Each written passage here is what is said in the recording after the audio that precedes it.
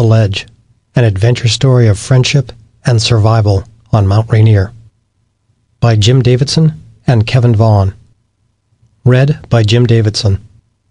Copyright 2011 by Jim Davidson and Kevin Vaughan. This unabridged audiobook is published by arrangement with Ballantine Books, an imprint of the Random House Publishing Group, a division of Random House Incorporated, and was produced in the year 2011 by Tantor Media Incorporated, which holds the copyright thereto. Dedicated to Mike Price. June 23rd, 1992. Dear Mike, Jesus, man, I'm sorry. I can't believe this happened to you and to us. I swear to God, Mike, I didn't mean to fall into that crevasse, and I certainly didn't want to pull you in behind me.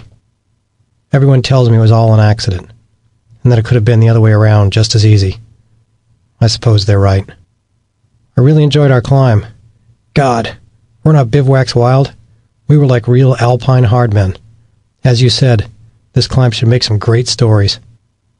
I apologize if my nervousness made you mad or frustrated. Perhaps it was a lack of courage. Perhaps it was foreboding. My crevasse fear did build and build, right up to the last few hours and minutes. Perhaps I knew. I assure you that had you gone in first, I too would have dug in for all I was worth, and then would have gone right in behind you. I think you know that, though. I truly felt we were friends and partners. I shall strive to take this second chance I've been given, and unfurl my wings and fly with it, not turn inward into a dark ball. I shall strive to live a strong, forward-moving, vivacious life in your honor. Take care, Mike. Your friend, Jim. Prologue. I peer off the ledge into blackness. Pressing my gloved hand against the ice wall for balance, I tilt my head to the right and stare past my boots, half buried in loose snow. Squeezing my left eye shut, I look straight down my right hip and leg, as if I'm sighting along a rifle barrel. I'm desperate to see the bottom of this dim cavern. Nothing. Empty space drops below us and vanishes. My stomach clamps tight, and I swallow hard. Even through my thick climbing gloves, cold seeps out of the ice wall and stings my fingertips. I pull my hand back and exhale a ragged breath. Fear forces me, for the moment, to block out the ominous space looming around and below. So instead I study the ledge we're on. It's been a few minutes since the collapse happened, and we crash-landed here. My eyes have now adjusted to the muted blue light filtering down from far above.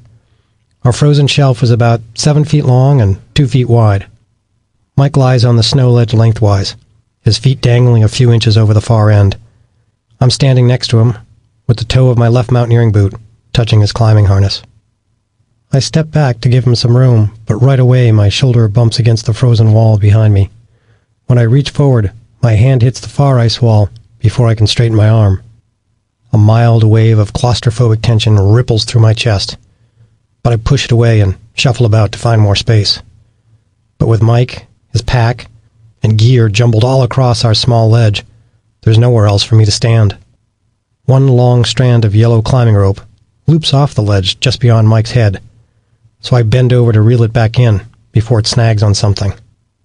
With my head down low, I feel wetness drip off my nose. I run my forearm across my face and see dark smears on my jacket sleeve. Blood. Retrieving the rope forces me to confront the dark space beneath our ledge. Fighting to stay calm, I focus on trying to figure out where we are inside the glacier and how much deeper the crevasse stretches beneath us. The rope droops down at least 20 feet without touching anything. Beyond that, I see nothing. Deep below me, the glacial sidewalls are nearly as black as the crevasse itself.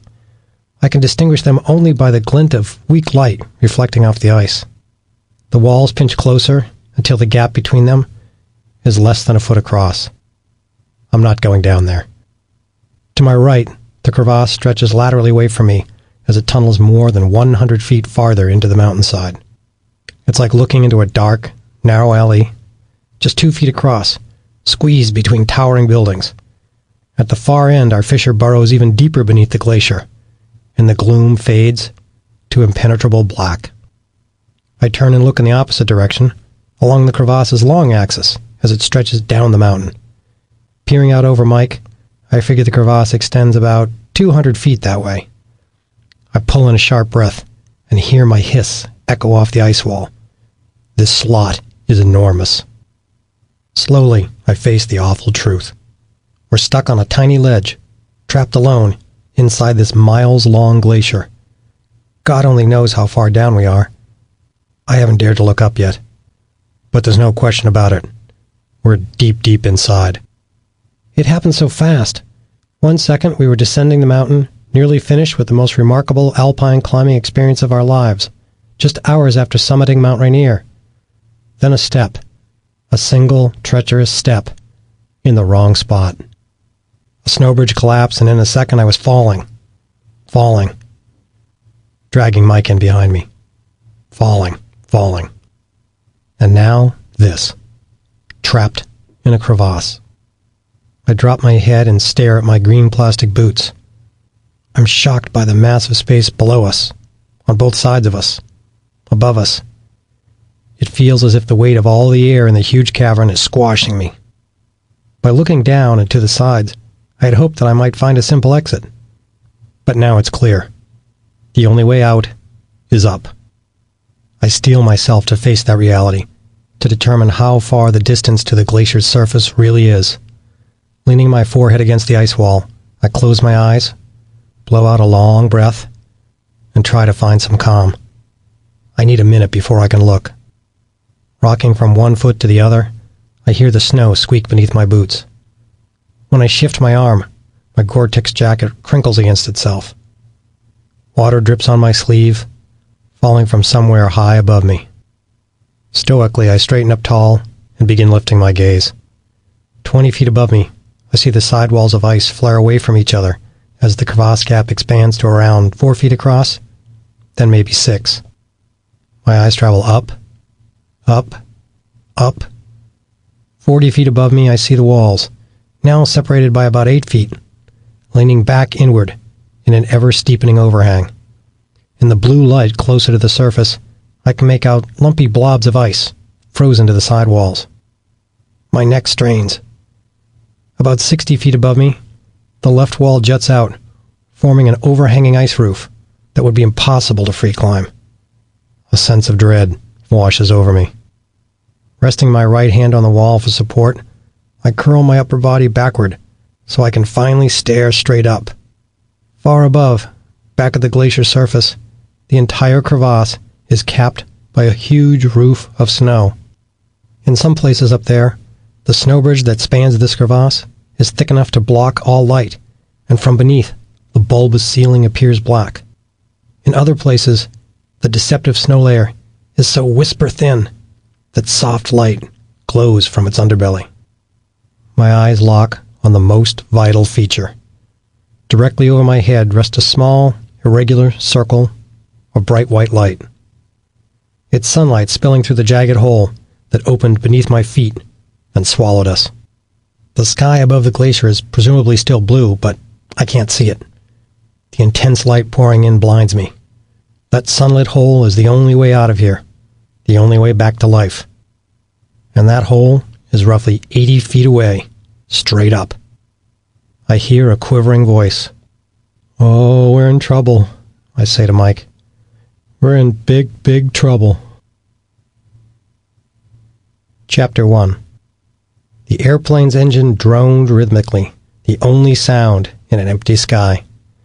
Mike Price peered out the window, taking in a snow-covered landscape that unfurled as far as he could see. He'd studied a map of this area for weeks, but even that hadn't prepared him for the reality of the Yukon. Glaciers wider than mighty rivers, ice-streaked peaks reaching into the evening sky, a brilliant white blanket undulating across a barren landscape.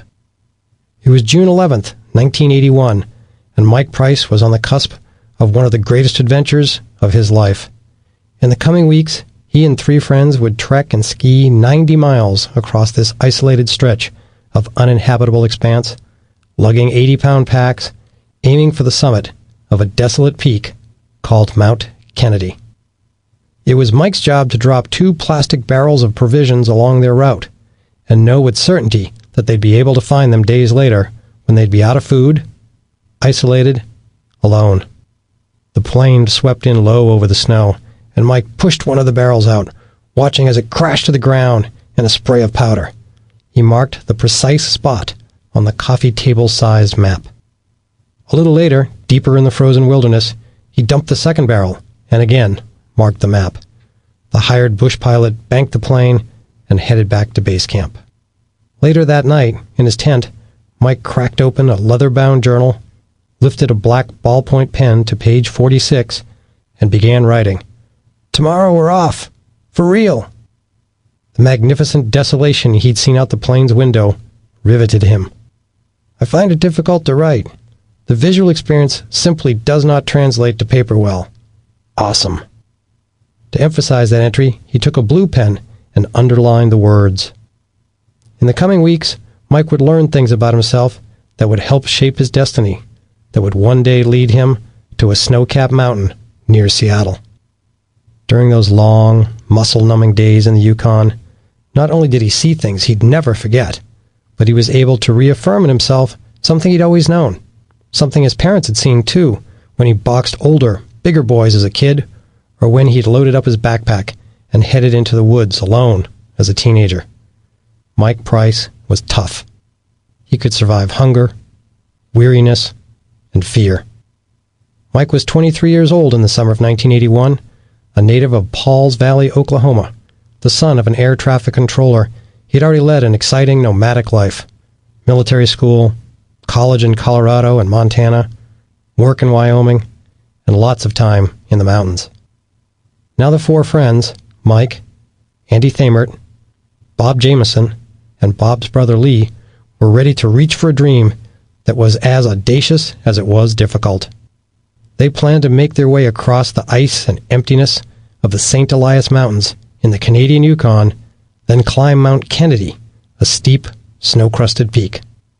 Named in memory of the late president after he was murdered in Dallas, it had first been climbed in 1965 by Robert F. Kennedy and a team of experienced mountaineers on a trip sponsored by the National Geographic Society. Mike and his buddies would spend 37 days in unforgiving country, beginning in the mud along the Slims River, and then, roped together in their climbing harnesses, trekking through endless fields of ice and snow. They would cross 7 major glaciers, go 34 days without seeing another human being, run short of food, fight off overpowering boredom and tension, and skirt yawning crevasses that threatened to consume them. I will always remember the trip as being equally difficult, beautiful, and desolate, Mike would write near the end of the journey. No one who'd known Mike Price as a kid would have been surprised to learn that he would one day possess the confidence to set out into the Yukon with 3 friends, and that they would rely on their wits and little else to get home alive. Small and skinny all his life, with a bowl cut of blonde hair, he was self-assured beyond his size and years. After he advanced in a junior high spelling bee, he told a reporter for the local paper that he wasn't surprised. "I've got momentum," he said. "The price is right." He was barely a teenager when he uttered those words, but they illustrated the combustible mix of mischievous joy and wit that would form the core of his personality. He drove his mother crazy at times, his curious preteen mind fueling a motor mouth that seemingly wouldn't quit. They'd be out in the station wagon, Donna Price up front, Mike leaning over from the back seat, yammering on about the army, about soldiers, making it up as he went, like a junior Dick Vitale, one sentence crashing into another and then another, no hint that an ending was coming. Sometimes he'd go on for so long that his mother would think silently about offering him $1 to just be quiet. Over the years, as he grew older, his parents and his younger brother Darrell saw a gentle transformation. Mike grew to be more introspective, and he would sit in a gathering and listen, rather than yammer. After his family moved to Colorado, an abiding love of the outdoors blossomed in Mike, and as it did, he developed an inner confidence. He was the son who, as a teenager, ventured up Poudre Canyon, west of Fort Collins, Colorado, camping out in weather so cold that, family legend would have it, he used a frozen stick of summer sausage to drive his tent pegs into the icy soil. He was the traveler who blew into town the day before his first class at the University of Montana, found an apartment, and got a part-time job in a ski shop. No worries. He did what he wanted to do, Donna would say years later. How many people can say that? How many people have the chance and the courage? There were times when Mike was out in the desert or up in the mountains that concern, even alarm, reverberated in the minds of his parents. But Don and Donna Price were determined that their boys would stand on their own, that they would make their own way in the world. Mike carried his bravado with him to the Yukon, where the four young men, unknowns and never-wases, as he described them beforehand, fought through at times horrific weather in their quest to climb a peak few had ever visited. Near the summit of Mount Kennedy, rocked by a blast of wind, blinded by sheets of snow, they found they could go no farther. Bitter cold froze their eyelashes together when they dared close their eyes for longer than a blink. In that no-man's land, only a few hours from the summit, Lee Jamison, then just 17 years old, stopped, his hands numb. Bob, 7 years his brother's senior, sidled up to Lee and slipped off his frozen mitts, replacing them with his own. Andy and I moved behind, Mike would write of the moment. At 12,500 feet, the climb is over. Simultaneously, all four of us know it, but stand dumbly in the blowing snow, waiting for Bob to speak. Less than 1,400 feet from the summit. No one wants to be the first to give in. We are so close. We have come so far. It was July 4th, 1981, their 23rd day in the mountains. As they started down and began the 90-mile trek back, a sense of dread swept over Mike. Thinking about the descent, I worry about falling on the steep slopes below, he would write. I picture myself sliding sideways, head downward, into an open crevasse, with snow pushing up the sleeve and collar of my jacket, packing into my clothes. As he skied, roped to one of his partners, it almost happened.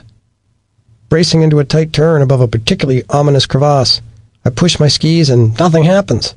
I try again, and am still unable to drive the tails around and into the slope. Picking up speed, I am shocked to hear the icy skitter continue. Already I can see into the depths of a dark hole vaguely ahead. I feel the blood pulse through my neck, grip my ski poles tightly, and give an all-out oomph into the mountain, slamming to a stop. Later, as he crawled across an 8-foot snow bridge spanning a giant glacial crack, one arm punched through. He scurried across, shaken, and then sweated it out as each of the others crossed. Everyone made it. A day later, Mike lay in the tent, tired, hungry, homesick. A kind of melancholy gripped him. He'd filled his journal, even writing inside the back cover. Now he unfolded his map of the Yukon and began writing of the experiences, people, his parents in Kansas City, and even Patches, the dog he missed. I longed for warm days in the woods, the aspen trees, the green pines, the blue lakes, dirt and rock under my feet, and very much for the hot sun deck in KC, listening to the ball game on the radio with Dad and Patches, Mom cooking supper, snacking on chips, having something real to drink, in anticipation of a large, tasty, brim-filling meal of solid food. I think I am the most pronounced in the group in missing these, though I don't bitch about it. Just say that I miss them, and let it go at that. Handwriting, some of it neatly printed, some of it wandering sloppily downhill, would eventually fill every inch of the map's milk-white backside. We are completely isolated, no contact whatsoever with the outside world, no radio. We have not seen another person in about 3 weeks. Psyched for the return only because each step is a step toward home. It cannot pass quickly enough, like waiting for Christmas when I was a kid. I'm so moody and sensitive both, and I'm finding out that while I have a lot of stamina, I don't have endurance on the same plane. Day in, day out, heavy-duty ski packing wears my body down badly. I look forward to this fall, and even before then, I look forward with unprecedented eagerness to see Mom, Dad, Patches, Daryl, and the relations at the family reunion. The cloud has passed from my son, and from this trip, I have restored my pride, fiercely, and even more so and unexpectedly so, have gained a sense of humility, of niche, I've never had before. Chapter 2. Holding the ice axe in my right hand, I probe the glacier ahead. The axe shaft sinks in 6 inches, and the snow feels solid, so I step forward. My boot settles into the soft, wet slop up to my ankle. Probing before each step is exhausting, but necessary as I check for hollow snow bridges that could conceal yawning glacial crevasses. I probe again, feel firm snow, and sink to my ankle as I take another step. The air is calm, and the midday sun is strong on this first day of summer, June 21st, 1992. We can't see or hear any other climbers. The snow before me lies smooth and flat and blindingly white as we descend from the summit of Mount Rainier. I flip aside the rope that leads back 50 feet to Mike. Looking at the glacier in front of me, I see no cracks, sags, or aberrations. I stab my ice axe shaft into the snow, and it sinks in the usual 6 inches before resisting. Stepping forward, I press down my right boot, I sink to my ankle, and then my shin. Snow seems deep here. Momentum pushes me forward, and more weight rocks onto my front foot. Oddly, my boot is still settling into the soft snow. It should feel firm by now. I sink almost to my knee. What the... The ground beneath my foot caves. Snow's collapsing. A burning electric shock of fear jolts my body. Before I can even say it or think it, my body knows what's happening.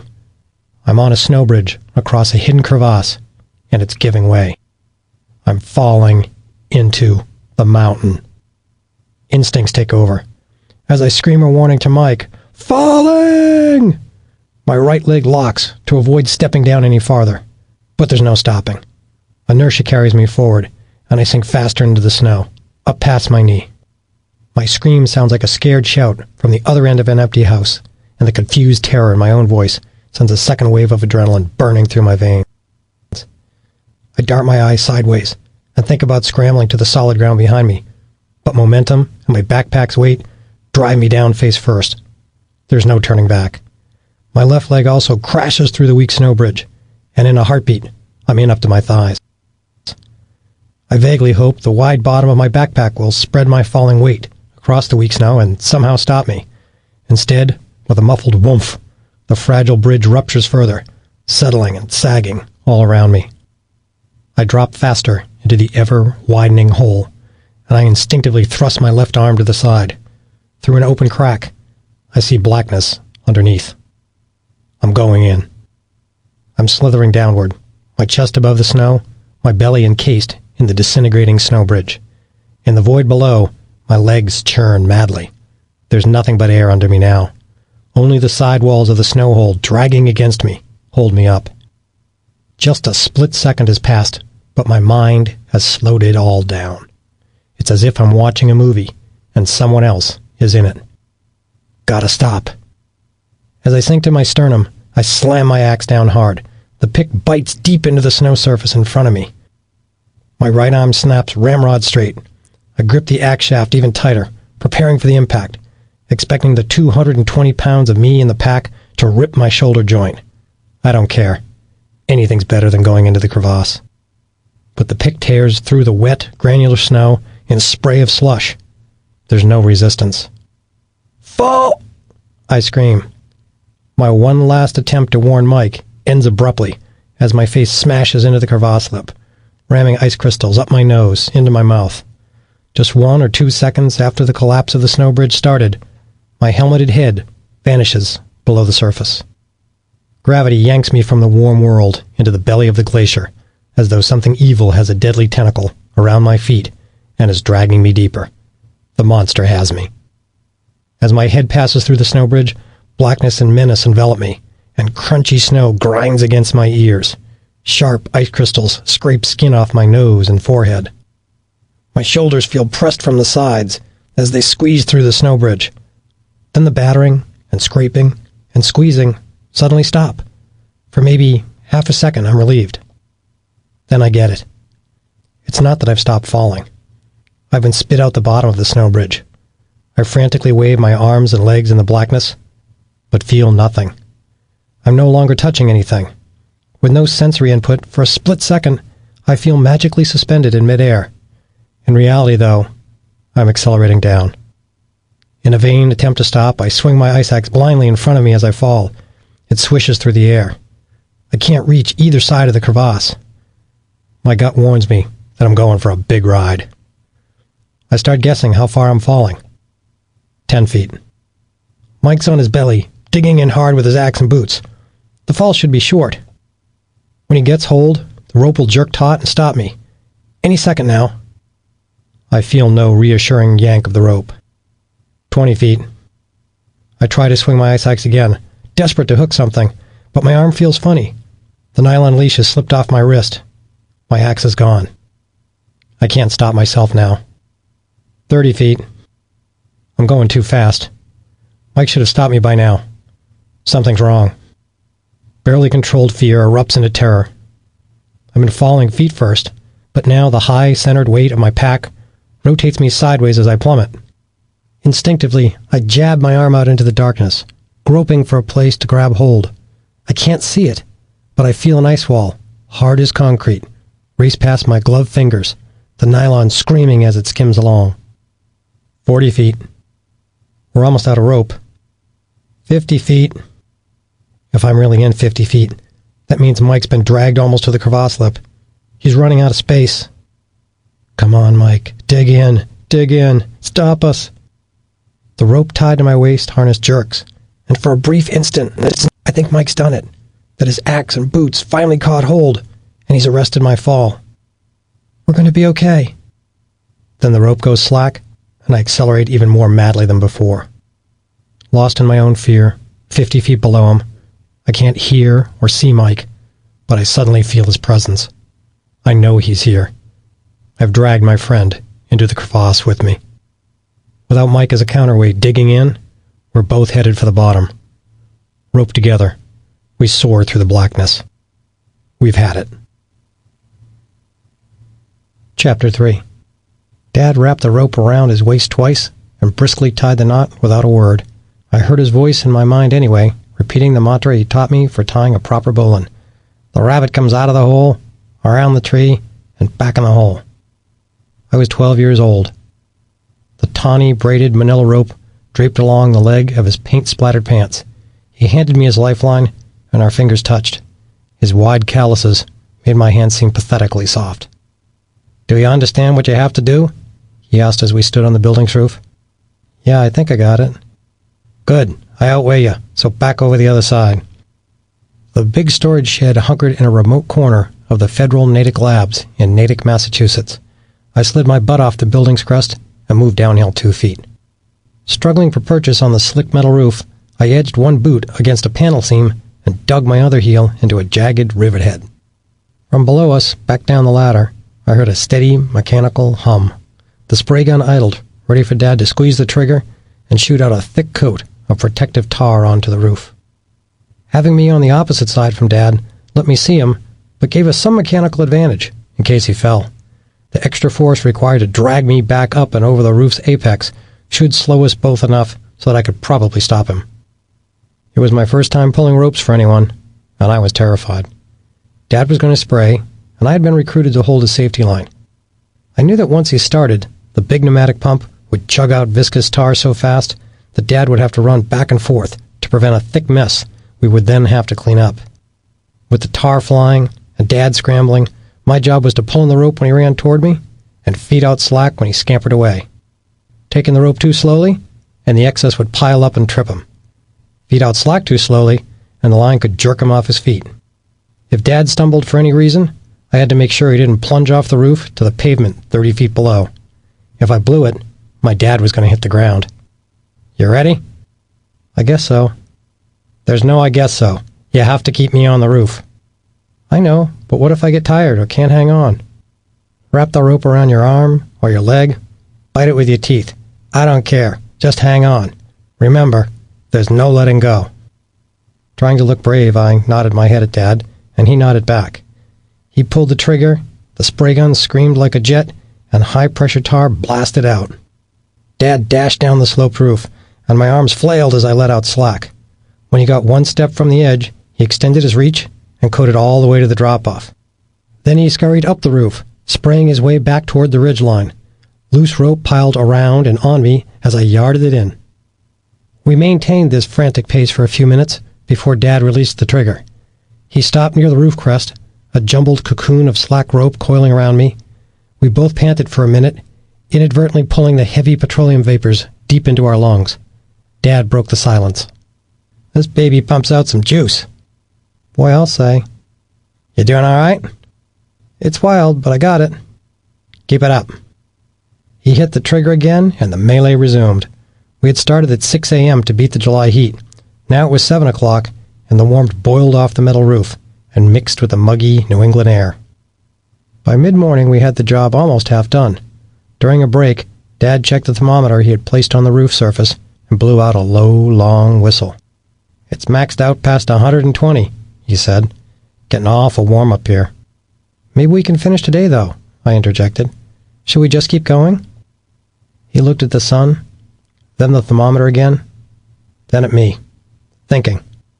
"Nope," he said after a 3-second pause. "Better quit before someone gets hurt." We returned to the job site the next morning in the dark and climbed onto the roof at first light. As the sun crept higher, the gun screamed, Dad scrambled, and my tired arms spooled the rope in and out once again. Coarse fibers protruding from the 3 twisted manila strands pricked at fresh blisters on my hands, but tacky tar blotches on the rope gave me a good grip. By 10 a.m., we had finished.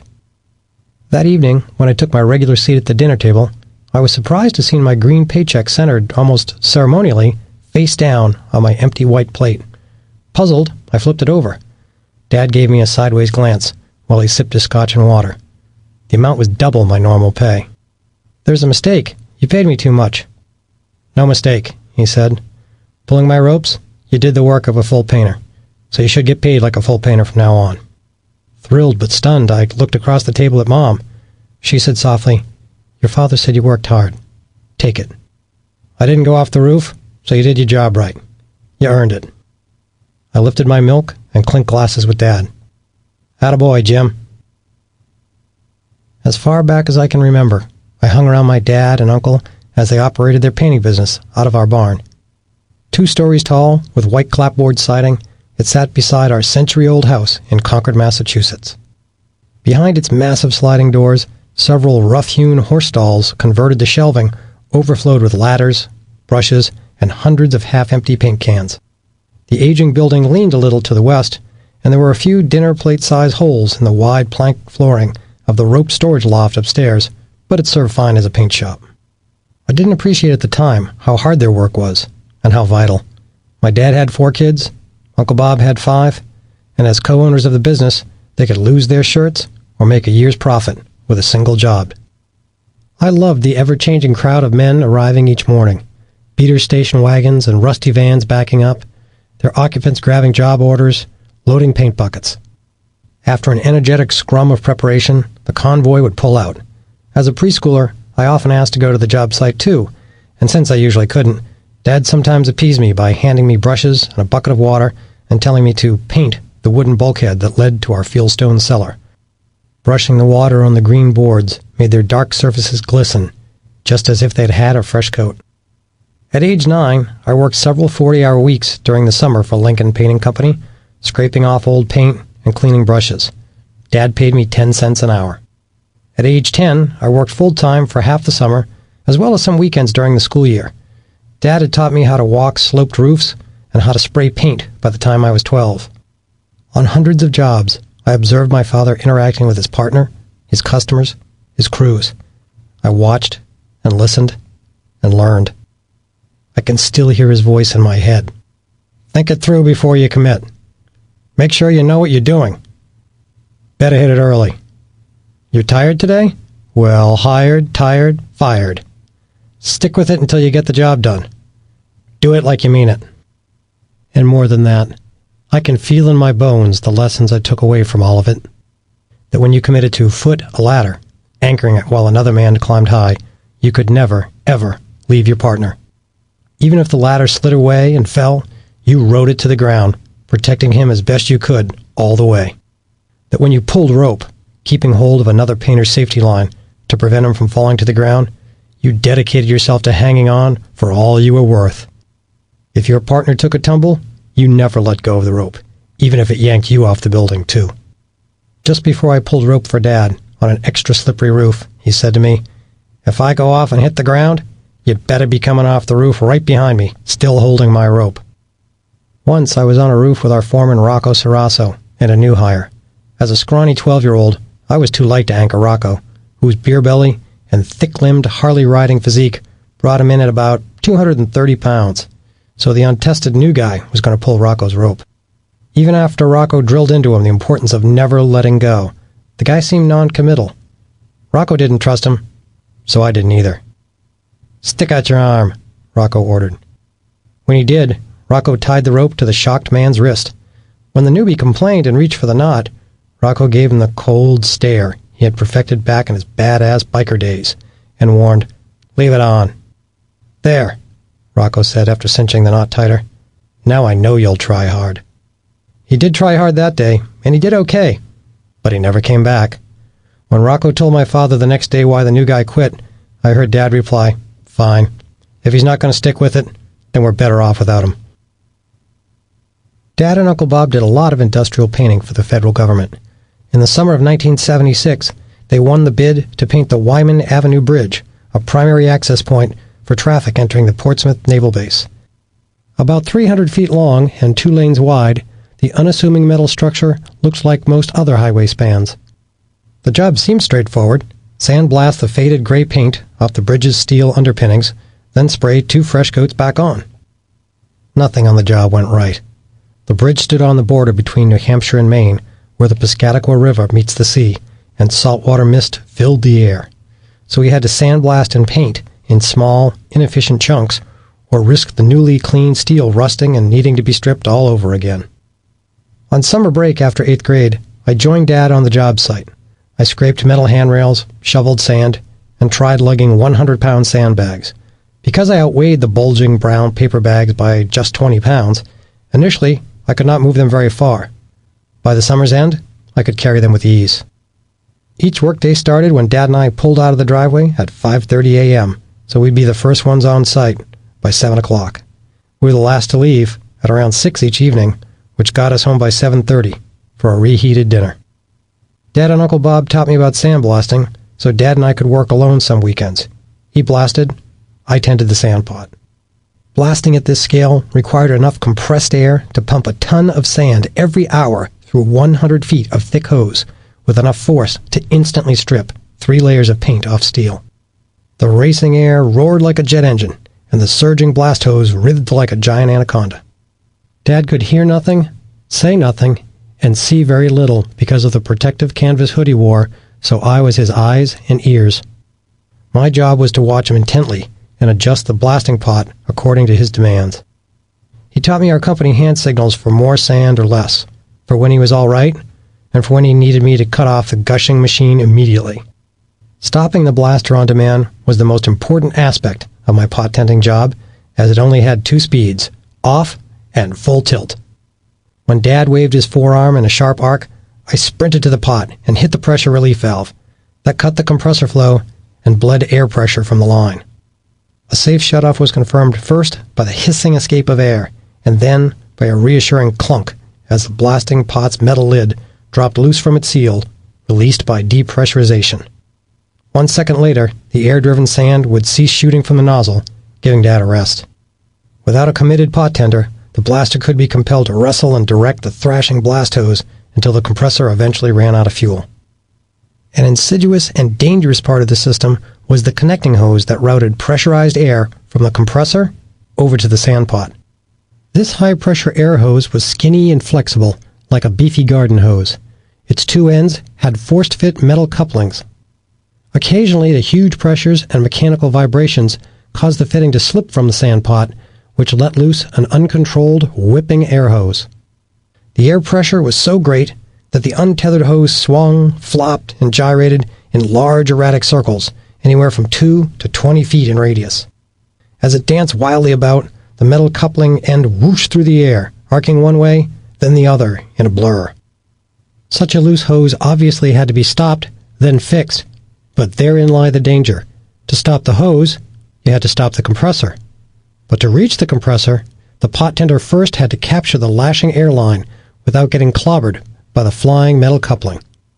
In essence, work would be at a standstill until we seized control of the aggressive, whirling airline. As pot tender, I needed a lesson in subduing a wild hose. Dad let the throttle-down compressor bring to life an intentionally disconnected air hose. Even at half pressure, the black rubber tubing stood up like a king cobra and skittered sideways. The gray metal coupling sliced and circled through the air like some giant bola. As the moving hose dragged on the ground or slipped across its own smooth coils, it would subtly change its swing radius, speed, or direction, or all three at the same time. Talking loudly over the compressor, Dad said, "Now don't just charge in there like a dummy. Study it. It looks crazy, but there's some patterns and limits. Watch." He was right. After 2 minutes of seemingly random thrashing, I saw a rhythm to the movement. The possessed hose made 3 or 4 clockwise rotations, then stalled out for 5 seconds. Then it slipped sideways a few feet and rotated back the other way, repeatedly coiling and uncoiling itself. "Yeah, I see it now," I said. "Good. So use that to make your move. Then race in there and grab that thing." "Okay." "Don't go in there half committed. Change your mind and stop. That'll get you whacked in the head. When you go after it, do it like you mean it." Not wanting to be chicken in front of my father, I got ready to make my first practice charge at a loose hose. Dad tapped my shoulder and gestured me close to him. He leaned in. "A few more things.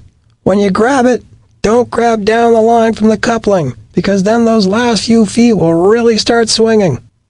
All the pressure and motion will get pushed to the loose end you don't have control over. That metal end will whip around twice as fast and get you. So always snag it right behind the coupling like you're grabbing a snake. If you control the danger, it can't get you." That made sense, and the logic comforted me. "Assess it, charge it, control it." "Okay," I said. "Anything else?" "Don't be surprised if it changes all of a sudden and the hose starts whipping around a new way." He turned his palms to the sky, shrugged, and half smiled. I scowled and said, "Great." The hose mostly danced the same steps, so it seemed doable. Hunched down, as if I was going to steal second base, I watched for the start of the lull. The next time it cycled around, I charged. The scariest part was when I was about 10 feet away, because I was close enough to get smacked by the coupling, but not close enough yet to grasp the hose. 3 more fast steps, and I grabbed the hose about 2 feet from the end. I knew that was not best, so I snapped my other hand up and seized the serpent 3 inches behind its coupling head. Got it. The pressure kicked back, and the hose thrashed like a snake trying to turn on me. I stepped on a moving coil to keep it trapped. A bit surprised and fairly pleased, I turned to look at Dad. He crinkled his face tight and stacked his fists together like he was clutching a baseball bat. It was the signal for me to hang on tight. I nodded and held up my prize to show him I had it captured. Then Dad whistled loud and gave me a throat-slashing signal to cut off the compressor. I walked the captive hose end back to the compressor and hit the kill switch. The revving compressor died, and the snake hose went limp in my hands.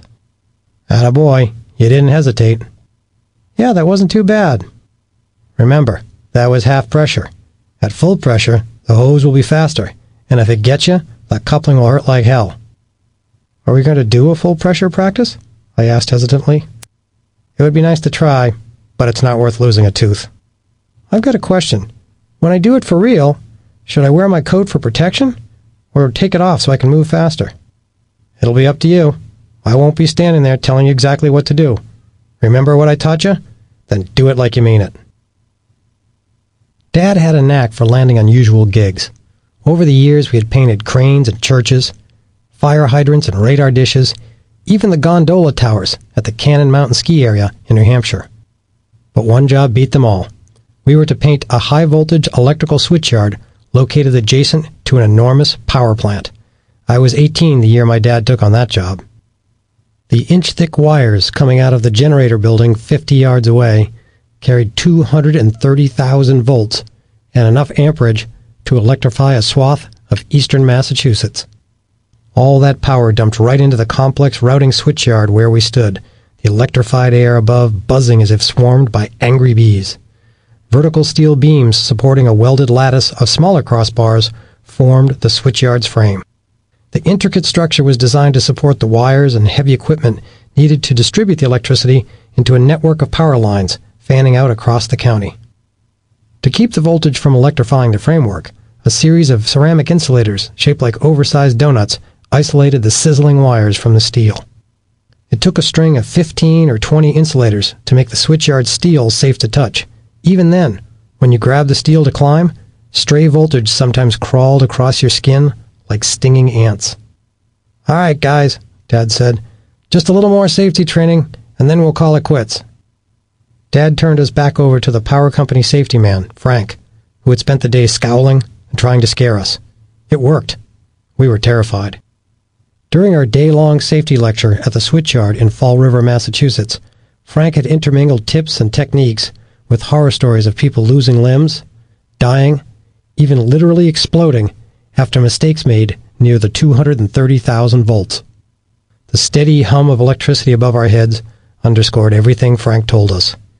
He said that the juice was so high that we could never actually touch the lines, even if we tried.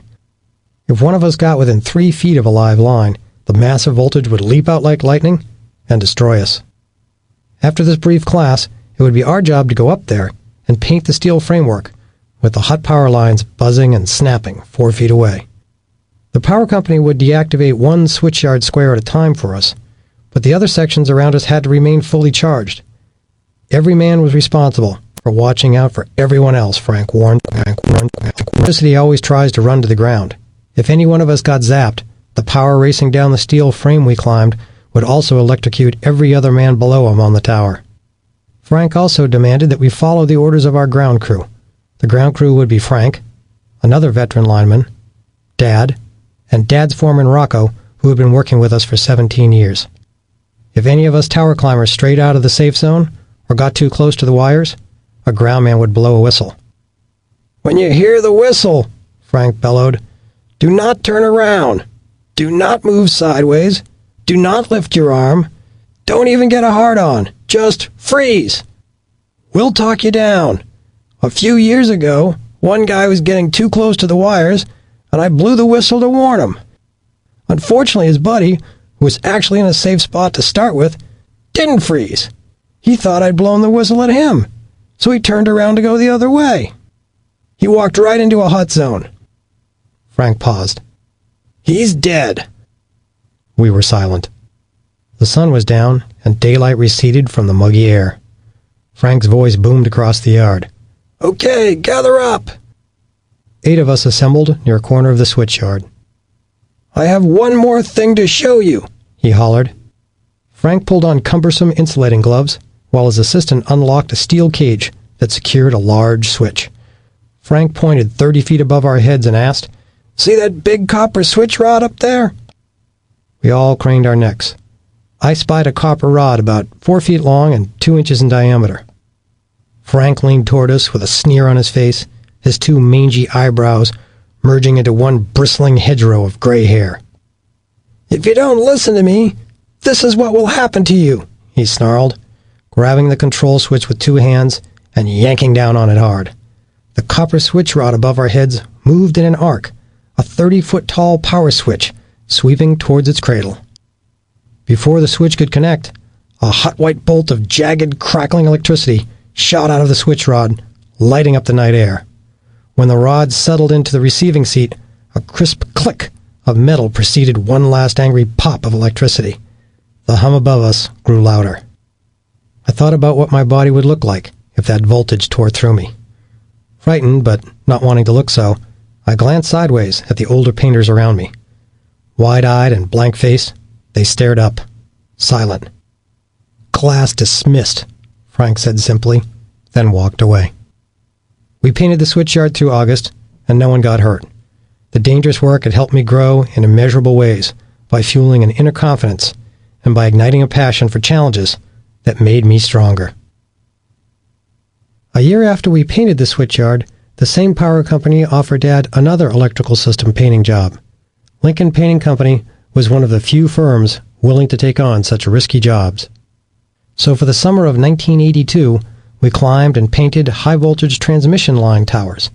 The open steel frameworks ranged from 80 to 200 feet tall, and they ambled across the fields and woods of eastern Massachusetts. Every tower had 6 lateral arms extending over open space. At the end of each arm was a snapping, humming metal power line carrying about 230,000 volts.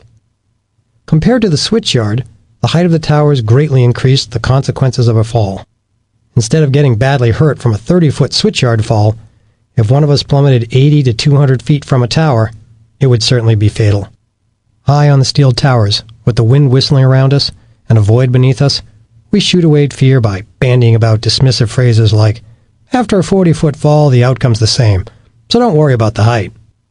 We wore safety belts at first, but the risk of a loose leash dangling down into a live wire outweighed the benefits, so we mostly climbed free, untethered to the tower, and hung on tight as we walked the paint-splattered steel beams. Although the voltage was about the same as it had been in the switchyard, the risk of electrocution was greater. Because we 4 tower painters were so high up, the ground men had a harder time judging how close the climbers were to the wires. The work was nerve-wracking at times, and to find the 4 of us who painted the towers that summer, Dad tried out more than 30 men. Some lasted less than a day, some less than an hour. One guy showed up, walked under a tower for 10 minutes, looking and listening to the voltage sizzle, and then just left. One night, we brought home photos of us on the towers, and Mom and my sisters freaked out. "You're going to get your son killed," Mom blurted out.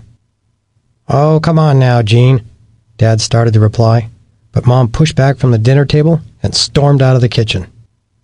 A moment of silence passed. "She doesn't get it, does she?" I asked. "No," said Dad wearily. "She doesn't." Even then, I felt I was part of something special, and I thought the company and Dad needed me. I was one of the 4-man crew that would scale each tower to the top, a disposable hospital hood tied over my head to cover my hair, a gallon bucket of olive drab paint clipped to my belt. Once we reached the highest point, we'd paint our way down, slathering the steel girders as we moved. We called it bringing down the tower, and the switchyard rules from the previous year still applied. Get within 3 feet of the power lines, or drop paint, or dangle a rope near the wires, and you would die, and probably kill the other 3 men on the tower too. Only now we were much higher off the ground, with the steel digging into our knees as we spread the paint, reaching out to coat bare spots we couldn't always see, while Dad or someone else on the ground followed our progress through binoculars. The diamond-shaped tips on the ends of the lateral arms were the worst. I would inch out on my belly as far as I dared, with electricity coursing above and below me, stretch one arm through an invisible, shrinking safety zone, and run the brush over those tips. I couldn't see what I was painting. I just blindly dabbed paint, while Dad steered me from the ground with hollered instructions. "To the right! More to the right!" he'd yell. "Creep out a little farther!" He'd also yell out if I missed a spot. "You left a skipper!" he'd holler, and I'd reach out again, swabbing the brush over the tip until it was covered and dripping with paint. Once I finished painting, I would crawl backward along the arm, with the steel edging bruising my limbs and power lines snapping above my head. All these years later, I can close my eyes and feel the tingly surge of that electricity pulsating through my body, as if ants are biting me everywhere. I can hear the incessant hum of power throbbing along those wires. At times I felt apprehension, even raw fear, but I learned to contain it. You couldn't be afraid the whole time, but if you weren't at least nervous or scared some of the time, I figured you had to be insane. Ignoring the risk was not an option. Succumbing to fright, however, would have made me a danger to myself and everyone on the crew. Staying controlled, pushing the fear down, and keeping a clear mind in the face of danger and difficulty, that's what I learned on those jobs with Dad. Chapter 4. I plunge into the mountain. Rocketing through the gloom, my arms and legs windmill desperately through the air. My eyes are open, I think, but I can't focus on the malicious ice walls rushing past me. Partway down, I slam sideways into a thin snow platform that spans the crevasse. An old snow bridge, maybe. I feel the hit across my body and sense myself slowing a bit, and briefly, I hope that the fall is over. But I tear right on through and sail deeper into the mountain. Gravity pulls me in quicker as I careen towards disaster. Just 3 seconds ago, I was on the snowy surface of the glacier, anxious to get off Mount Rainier, eager to toast our summit climb with Mike later tonight, antsy to get home to my wife Gloria. Now, I'm plunging down into a crevasse, and my mind seizes a new, more horrifying fear. Please, God, don't let us cork. The threat of corking is real. If you fall into a crevasse and your partner can stop you, you'll wind up hanging from the rope, maybe hurt, maybe not. Fall far into a crevasse along with your partner, with nothing to catch either of you, and there's every chance you'll both slam to a stop, wedged into the fisher's maw, like a cork in a bottle. Unable to move, unable to do anything but wait for death's slow, cold march. Corked. This can't be real, but the terror burning a hole in my chest says it is. We're going all the way to the bottom. Flopping like a rag doll, I sense I'm going to hit very hard, very soon. An image of myself as a loose-limbed falling man flashes in my brain. This takes my mind somewhere unexpected, to the old wide world of sports TV shows, iconic footage of a ski jumper tumbling out of control on a takeoff ramp and crashing limply to the ground below as announcer Jim McKay intoned something about the agony of defeat. In spite of his brutal landing, that skier had not been seriously hurt, I had read somewhere, because he had not tensed up during his wild fall. Voices erupt in my head, the same ones I'd heard in difficult situations for years, playing out my options. Go limp. You think that's going to make any difference? That's all I can do. Just then, the right side of my face grazes the icy wall, merely a kiss of a touch, but it's enough to deflect me the other way. I bash into the opposite wall hard, snapping my head sideways, and pain knifes through my left shoulder. I pinball back to the first wall, smashing against my right side, jamming my helmet down over my forehead and into the bridge of my nose. The blow stuns me, then I ricochet into the far wall again, faster and harder this time. Ah, my leg! I can't take much more. The ice walls are pinching closer together. I'm getting near the bottom of the crevasse. It'll all be over soon. My heavy pack is underneath me, dragging me down. Trailing behind me, my arms and legs flop wildly, smashing against the ice walls. I'm starting to go head first, a perfect setup to get corked. And then, wham! My back hits first, and it feels like someone has driven a 2x4 right between my shoulder blades. I hear the air forced from my lungs in one loud, grunting burst. My torso is stopped, but my limbs arrive a fraction of a second later. Both legs smack to a stop, splayed out. Then my arms bounce off hard walls and flop to a rest across my chest. My head snaps back violently, wrenching the tendons in the front of my neck, shooting a hot pain through my chest muscles. I blink and gasp and try and grab a staccato breath in that panicky moment that comes after the wind has been knocked from me. Gulping air, I touch a wall with my right hand, and my glove makes no noise. I reach out with my left hand and feel another wall right next to me. Again, silence. Since the sidewalls aren't moving, I'm not moving either. Slowly, my brain becomes convinced that I'm no longer falling. Joy briefly flickers through me. I'm alive. I just fell all that way. I'm alive, and I'm not too badly hurt. I suck in a smoother breath, wiggle, and feel pain stab down my neck.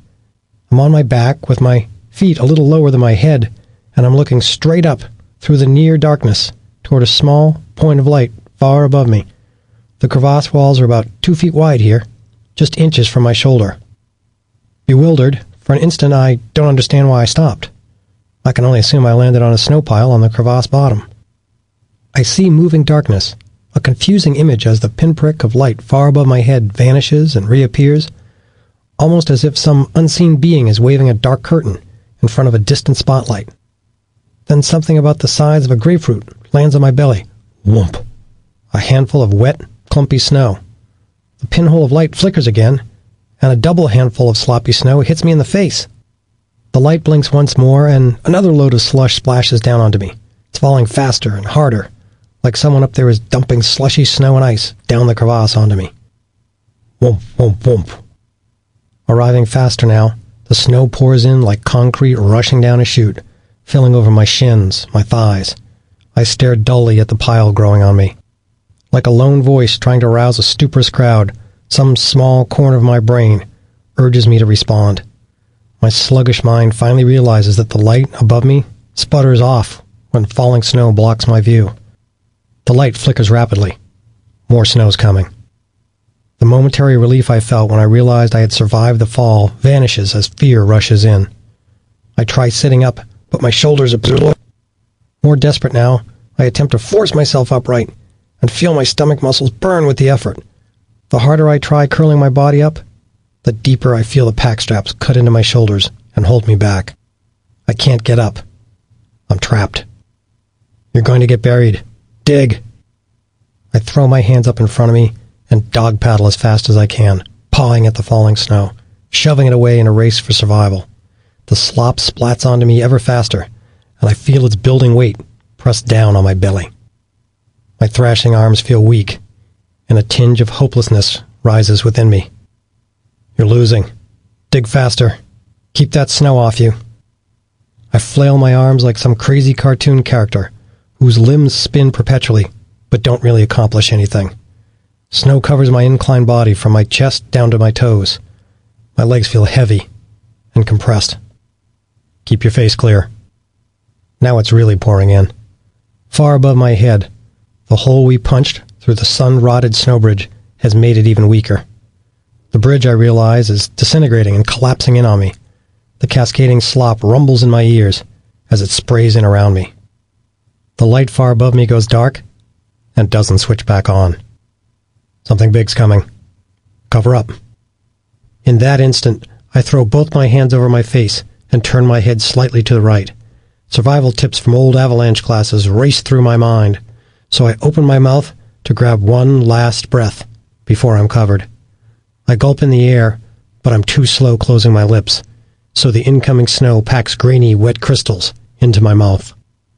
A huge load smothers me in a swirling crash, blowing my right arm away from my face. My head's buried now. I can't see. Rough ice crystals poke my cheeks.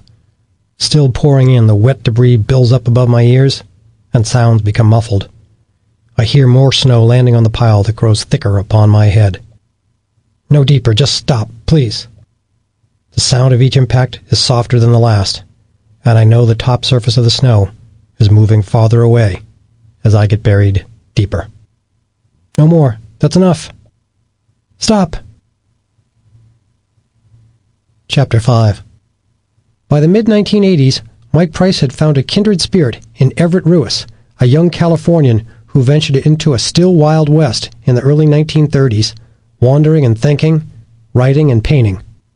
Setting out while just a teenager, Ruiz explored the California coast, the mountains of the High Sierra, and the desert and canyonlands of Arizona and Utah. He captured the stark beauty of the wilderness on his notepad and in his photographs and memories, and he carved those scenes onto linoleum blocks that were used to make prints. Ruiz's writings underscored his love for the outdoors, for the mystery waiting over the next hill, his words a poignant articulation of what drove him. I prefer the saddle to the streetcar, and star-sprinkled sky to a roof, the obscure and difficult trail leading into the unknown to any paved highway, and the deep peace of the wild to the discontent bred by cities. It is enough that I am surrounded by beauty. Ruiz scaled remote canyons, and he sometimes scrawled Nemo high on rocks, Latin for no man or no one, or possibly a reference to Captain Nemo, who fled civilization in his submarine in 20,000 leagues under the sea. Then, in November 1934, near Escalante, Utah, he inexplicably vanished into the wilderness, never to be seen or heard from again. He was just 20 when he disappeared, and over the ensuing decades, theories abounded. Perhaps Ruiz had been murdered, plunged to his death while climbing a canyon wall, set out on an adventure with no intention of returning to his old life. A half-century later, Mike Price became fascinated with Ruiz, ultimately deciding to write his master's thesis in English literature on a young man who, like himself, represented a confluence of intellectual ability and love of the outdoors. And as Mike set out to write that thesis, he didn't only research it, he lived it. Trying to understand the meaning in Ruiz's life, and maybe in his own, Mike struck out into the Red Rock Desert Canyonlands of southeast Utah, not only searching for answers to an enduring mystery, but pursuing the romantic ideals that inspired the young wanderer. Mike did not check into the Motel 6 in Moab and take a couple of day hikes. Instead, he slept alone in the sand, hiked under the blistering sun, hunkered down in torrential rains, and scaled canyon walls, all as he looked for clues about Ruiz, for those hand-scratched Nemo marks. Mike slept on the ground along a river turned silver in the moonlight, nothing covering him. He awakened at dawn, the call of canyon wrens the first sounds he heard. He sat in the rain reading, oblivious to his soaking clothes or the protection of his nearby truck. And he wandered the canyonlands, searching. He climbed into a cave where he found strange drawings of human hands on the wall. Later, he recounted the experience in his thesis. The hair on my arms stands on end. Goosebumps march down my skin. But the markings lure me on. My fingers tremble. I burn from inside. The closer I get, the more the burning increases. My hands are on fire when I reach the back wall of the cave. Ruiz was here. I feel it. I feel it. When I lift my hands to the strange green handprints, my fingers match the fingers on the wall. My palms match its palms. Overcome with weakness and nausea, Mike took a nasty spill, falling out of the cave and crashing to the sand in the canyon below, knocking himself out. As he awakened beneath the unrelenting desert sun, Mike soothed himself by writing of cooler places he had been. Waterfall ice under the coldest cold a Colorado winter can offer. The outlet streams, after a week of sub-zero nights, time and motion both stopped, frozen into a moment lasting days, weeks, months, until stirred into life again by the springtime sun. This is the end of the CD. The audiobook continues on the next CD. By 1990, Mike was an established instructor at the Colorado Outward Bound School. The program took young people out into the wilds for weeks or even a month. There, leaders like Mike taught them the outdoor skills needed to survive and led spiritual journeys of self-discovery that encouraged the students to contemplate the meaning of their lives. In late September 1990, Mike backed his battered pickup out of his brother Daryl's driveway in Colorado and headed west on Interstate 70, bound for Utah and a month-long Canyonlands course in the windswept country that called to him as it had to Everett Ruiz. Near Grand Junction, just a few miles from the Utah border, Mike pulled alongside a car and glanced over. He recognized the woman at the wheel, Deb Corin, a fellow Outward Bound instructor, also on her way to teach, and he held his speed steady with hers. For the longest time, she didn't glance over. She was a woman traveling alone on a lonely highway, but Mike just held his truck right there, a giant cowboy hat on his head. Eventually, she looked over, and when she did, Mike tipped his hat and winked. The gesture earned him the nickname Cowboy Bob. A year later, Joanne Donahue, a slender New Jersey girl with tumbling locks of golden hair, came west for a 30-day Outward Bound Canyonlands course. For much of it, Mike was the only guide for Joanne and 5 other crew members. An assistant instructor joined them late, then exited soon after to walk out an injured student. As her crew worked its way through the desolation that is Red Rock country, Mike's gentle guidance, goofy songs, and quiet confidence settled on her.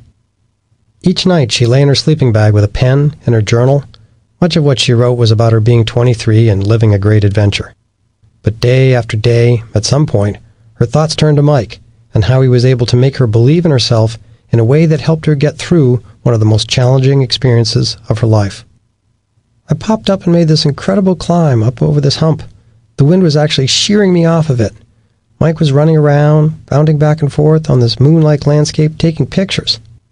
Then the most sweetest thing anybody has ever done. Mike starts singing that hickish cowboy song with the line, "You don't have to call me darlin', darlin'." I'm groaning over this unbelievable climb with no handholds, and I'm inching up with the wind screaming so hard that I can barely hold on, and Mike is off to my right singing as proudly as can be, singing this cowboy song. I know why he was singing it, so that maybe I wouldn't tense up and get frustrated on the rock. I just can't not laugh when he sings that song, and he knew it. I was laughing so hard that I almost couldn't make it up, but I did. You're in these life-death situations, and it's so reassuring to hear his voice because he guided you from the beginning. I'd trust Mike with my life. If there was anyone on Earth I'd trust it to, it would be Mike. On the 6th day of the adventure, Mike and his charges ascended a 300-foot sandstone face in Arch Canyon. Joanne struggled, slipping as she started up the rock, unsteady and unsure. "Relax, relax," Mike told her. She turned to him. "Mike, I don't think I can do this," she said. "You can," he told her, and grabbed the back of her pack and hoisted her and it up. A little later, she complained again, unable to steel herself. "You keep saying I can't, Joanne," he said. They were the last words he uttered to her. She climbed to the top. "He allowed you your own raw discoveries, and the rewards that come with it. They're the only ones you remember anyway," she would say later. "He knew that. We didn't. And in those terms, he was the ultimate guide." Mike Price's adventures in the desert working on his thesis were another step in the journey he'd begun during those 37 days he and 3 friends spent in the Yukon. In that frozen desolation, Mike had tested himself in extreme weather and examined his own being in an unforgiving landscape. Near the end of the trip, he opened a green spiral-bound notebook, his 3rd journal of the trek, and looked out on his surroundings. "Our 34th day almost over," he wrote. 3 more, and off the ice by tomorrow night. And then, somewhere over the rainbow in Kansas. Should be able to maintain a good psyche the rest of the way, especially as we get off this ice. Everything on the glacier is melting, shifting, cracking, avalanching. We are just now watching a 3/4-mile-long all-rock avalanche from a mile away, and making all kinds of noises, reinforcing the air of instability. Incredible. I would enjoy the wonder of it all a lot more if I did not have to camp on the ice again. Mike's blue ballpoint pen moved across the paper, and in the words that flowed from him, he found some answers, and maybe some insight into the biggest question of all. Why do people climb? He opened one passage by noting a friend's admonition to heed another writer's description of a mountain's beauty as something more than the tableau of its colors and shapes and textures. So he sat outside the team's crimson tent in the late afternoon light and poured out his thoughts. Seeing the long-shadowed brown furrows cut into the low, green, gentle slopes of Observation Mountain is a landmark symbol to me, perhaps the most important, inspiring one of the trip, to me. Overlooking the Slims Valley, the Kaskawulsh, and the South Arm's lower stretches, Observation Mountain is the last bend. Once around it, the homestretch 15 miles of dirt, grass, flowers, and trees is all that's left. Soothing, Observation Mountain, 5,300 feet. A low peak, a nothing mountain, but very beautiful, even more so than Mount Kennedy in its own right. Green and living, shadowed in the evening Arctic sun of mid-July. Nothing awesome, nothing forbidden. A simple, easy convergence of peace. The weary, way-worn sailor has nearly made it home. The worries of Odysseus are not over. I think I am on the road to being satisfied, and it is a road to peace. Mike turned a page and kept writing. Pure quiet, except for the making camp noises and the sound of water running on the ice. I'm in the best spirits now of the entire trip. Tears in the corners of my eyes. Of pure emotion, joy, happiness. I feel totally unburdened. The load has been lifted off my back, off my mind. I have to do nothing more to prove myself. This is not for the others, but for me, and to me. Observation Mountain is a beautiful place. A beautiful, rare mood. A few precious moments of ecstasy, somehow not meant for, or translatable, into words. Language fails where the tears begin. As Mike sat and wrote, a crystalline blue sky stretched over his head. The red tent the 4 shared was at his back, and in every direction he looked, snow-capped peaks reached for the sky. Sitting on his backpack, he kept pouring his thoughts down onto the pages of the spiral notebook. I think it was Thoreau, or Crutch, who said you must see a place 100 times before you've seen it. I've seen Observation Mountain 100 times, probably twice 2 times that, under a varying guise of names and places, but only now I've seen it. As far as peaks go, it is commonplace, nothing special, nothing that would attract a mountaineer, but it has touched me, the hopeless, helpless romantic, and I am filled with the energy of life. My spirit is restored, my wounds healed. From the most desolate ice desert I've ever been on. I don't have to prove myself to anyone. If I never climb a peak higher than Long's or harder than McHenry's, it'll be okay. I will have done well. And this pertains not only to mountains, but to everything I do. There are not ulterior motives, no lust, no wild drives to be satisfied like a junkie's habit. Just the seeing and the doing. Mystical, the sublime beneath the dust. A chill wind picks up from behind, blowing through my clothes and urging me to get up. Things to tend to, things to do, always. 34 days out, for a few brief moments of ecstasy no summit could ever possibly offer. The exchange rate is not equitable. Life isn't either. It isn't meant to be. But I have something here. I have something. I cannot accurately and easily express it, but I'm on to something for sure. The view from Observation Mountain, not from the summit, mind you, but from within, I saw for the first time. I saw a mountain. I saw into a mountain. That combination of introspection and wonder was well developed 5 years later as he ventured into those desolate canyonlands, looking for the secrets of Everett Ruiz and for insight into himself. On one of his many forays into a no-man's land, he found himself in a precarious predicament, isolated in a maze of narrow canyons as a storm-churned sky swirled over his head. He headed into a meandering slot, barely 3 feet wide, looking for a way to escape the powerful rains he sensed looming, realizing that this narrow canyon could be a death trap. A cloudburst could easily and quickly leave it teeming with rushing water. Finally, he reached a cavern with a slot 10 feet up that looked promising, but as he struggled to climb to it, his feet clawed ineffectively on the water-slickened rock. He yanked off his pack, fighting his nerves, looking for an answer. He found it within himself, deciding he could climb out of the cavern without his pack and drag it up after him with his rope. The ascent from the narrow slot pushed his mind back to the Yukon, back to a crevasse that nearly claimed him. A sharp crack like a gunshot rings in my ears, and suddenly I'm falling through a hole in the ice and snow that widens as I crash through it. My feet dangle and kick helplessly in the open air, but the top-heavy load on my pack forces me to fall forward, driving my face into the lip of the crevasse. Somehow I manage to plant my axe and arrest the downward momentum. For a moment, I teeter on the brink of the abyss, my body a lever against the icy mouth of the crevasse, my chest the fulcrum. Gingerly, I'm able to slither out of the hole without dislodging the axe. Chapter 6. When I told my parents that I was going camping in the dead of winter, Dad was skeptical, and Mom was distraught.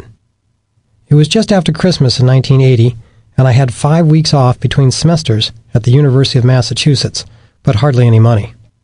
So I cross-country skied through the woods near our Concord house, and I read mountaineering books from the library, and in them I saw that most expedition chronicles contained horrific stories of surviving brutal snowstorms. Though I had backpacked in summertime, I wanted to find out if I was tough enough to sleep out in the snow. I did some research and gathered gear for my first winter campout. To minimize the risk, I decided to camp in an area I knew well, and one that offered a fast retreat in case things went awry, so I chose Boy Scout Island in Warner's Pond, just a quarter-mile from home. After having me explain the plan a second time, Mom leaned across the kitchen table toward me and said, "Honey, this doesn't make sense. Is there something wrong?" Confused, I asked, "Do you mean like, am I in trouble?" "No, with you." "You mean mentally? Why would you think that?" "Jimmy, it's not normal to want to leave your nice warm home and go suffer in the cold." I tried clarifying that this was a critical step on my path to adventure, but I failed to sway her. To prove that my plan was sound, I pointed out the built-in failsafe. Besides, it's so close that if my feet freeze, I can even crawl home from there. I was surprised that instead of making me seem wise, this perspective somehow confirmed to her my apparent instability.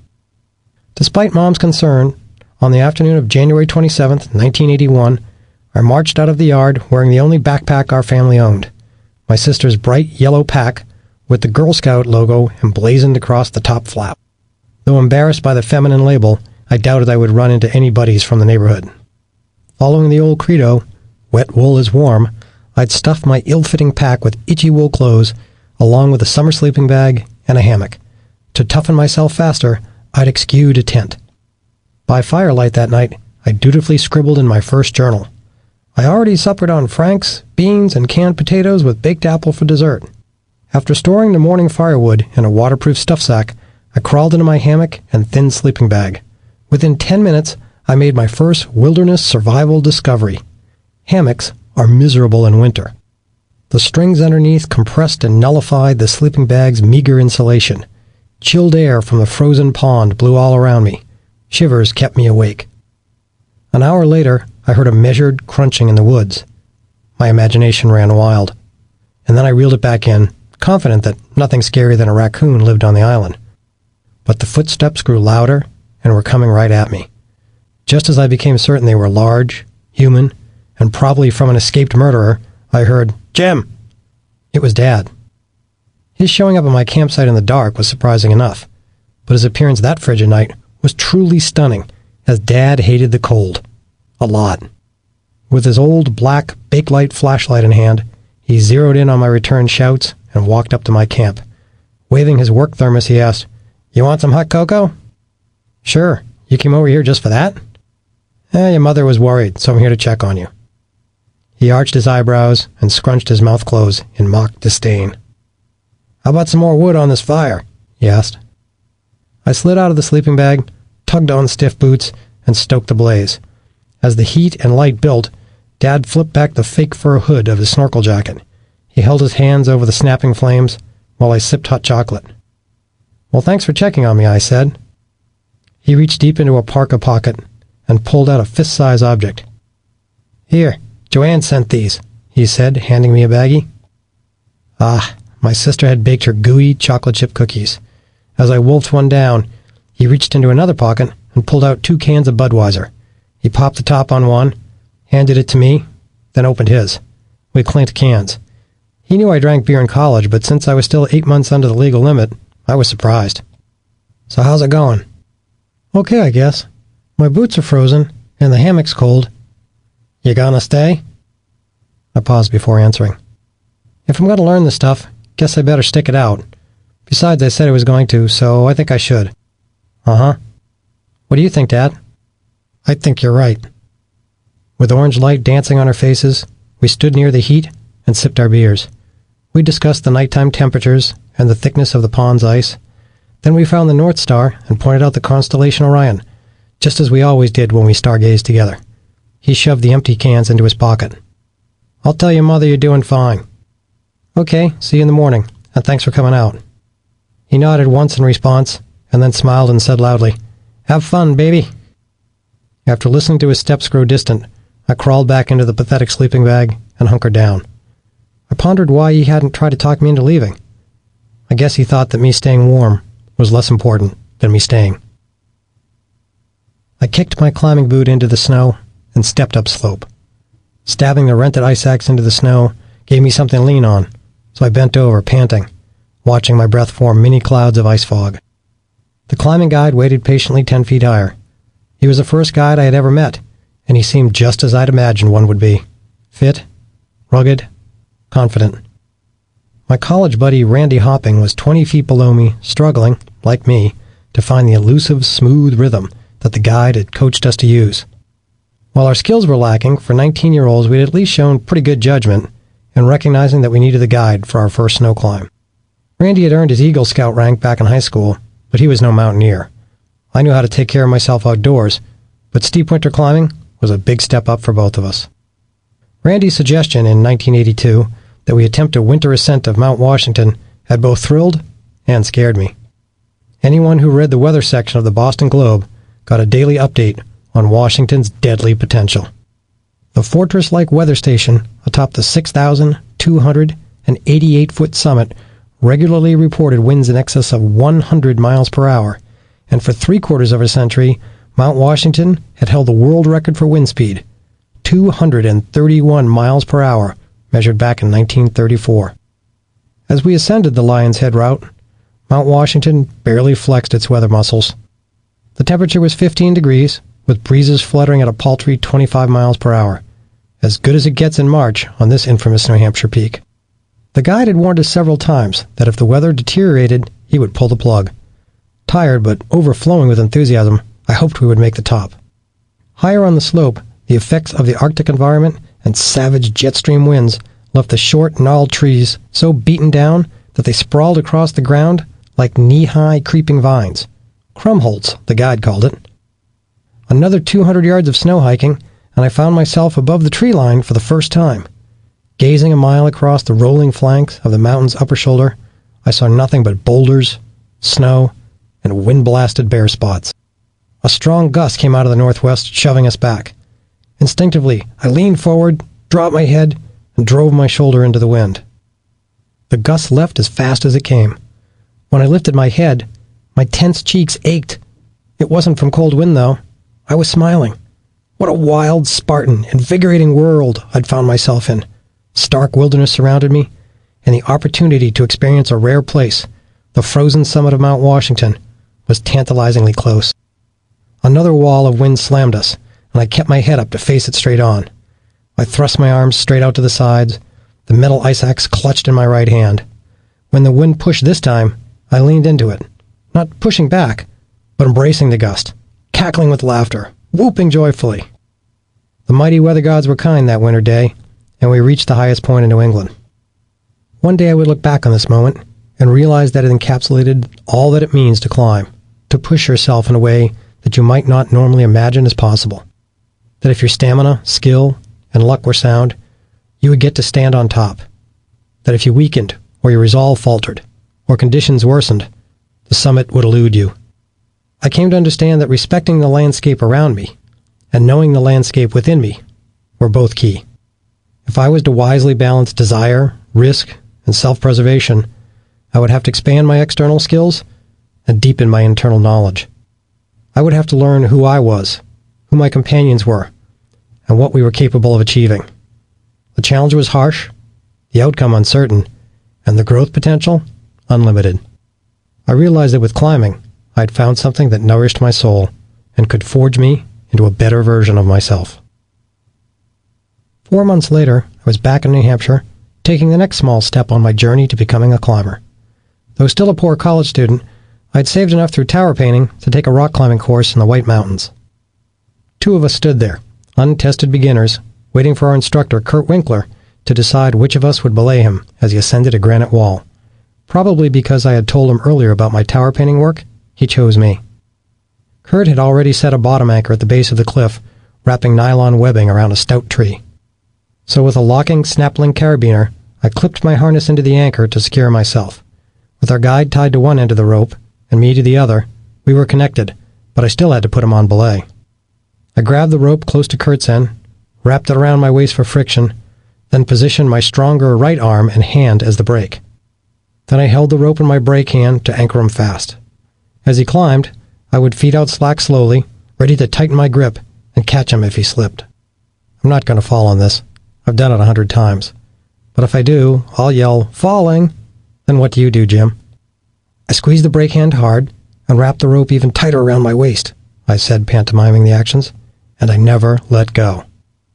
He smiled and gave me a thumbs up. Then he got serious and started the commands we had practiced. On belay? Belay is on, I answered. Climbing. Climb on. With that, Kurt left the ground and began descending the steep granite slab. His movements were smooth and graceful, not the rushed, jerky twitches of us students. He seemed to naturally grasp the best handholds on the first try, though he would sometimes refine his grip. When Kurt moved his feet up, he looked down and placed them deliberately on small rock nubbins. Kurt glided up about 15 feet and then found a comfortable stance. I wanted to do well when it was my turn to follow, so I tried memorizing the rest spot and his movement patterns. He selected a metal wedge from the sling of climbing gear he wore over his shoulder like a bandolier. Then he slid the piece of protection into a crack, moved it down into a narrower section of the crevice, gave it a sharp tug to set it, and snapped a carabiner through the thin purlon cord dangling from the piece. He added another nylon sling to extend the leash coming off the piece, and finally clipped the sling's end to his rope with a second carabiner. Knowing he was safe for now, I exhaled. With that gear clipped, if Kurt slipped, I would be able to tighten my grip on the belay rope and catch his fall, assuming, of course, that the protection piece did not pull out, or I did not stupidly let go of the rope. I was so determined to uphold my end of the safety bargain that the knuckles of my death-gripped belay hand turned white. As Kurt let out the 150-foot rope length, also known as a pitch, he placed more protection pieces, or pro, into the crack. Watching the mechanics of how the rope ran, with a little foresight, I could see how the danger increased the farther he climbed above his last piece. Because he was leading, if Kurt were positioned 10 feet above his last piece of pro and slipped, he would fall twice that distance before the rope began to catch him. Even then, the rope would stretch another foot or two before he stopped. While placing protection frequently might seem to decrease the chances of getting hurt, there is a counterpoint. Stopping to hang from one hand while setting gear with the other is strenuous. A balance has to be struck between placing gear often enough to be safe, but not so frequently that the leader wears himself out. Watching our guide switch between moving and protecting himself, I tried imagining the calculations, estimations, and gut feelings he had to blend to determine when to go and when to pro. I had a lot to learn. We were on Cathedral Ledge, a classic granite cliff just a few miles from downtown North Conway. Other climbers and tourists milled about on this sunny summer day, but I ignored them. Giving the belay my undivided attention was paramount. My brake hand grew tired, but I heard Dad in my head. There's no letting go. Kurt finished the easy pitch quickly. He stopped on a ledge and set a solid anchor so he could belay me up, and then the other student. Once secured to his anchor, he shouted down, "Off belay, Jim!" I replied, "Belay off, Kurt!" Then dropped the rope and held both hands palms up toward him to be clear. He waved and yelled back, "Thank you!" Since I had belayed him, I got to go first. I unclipped from the anchor tree and waited to exchange commands with Kurt. Once I heard, "Climb on!" I was ready to ascend. Before I even touched the rock, I relaxed by inhaling and exhaling 3 slow breaths. To psych myself up, I muttered aloud, "I can do this."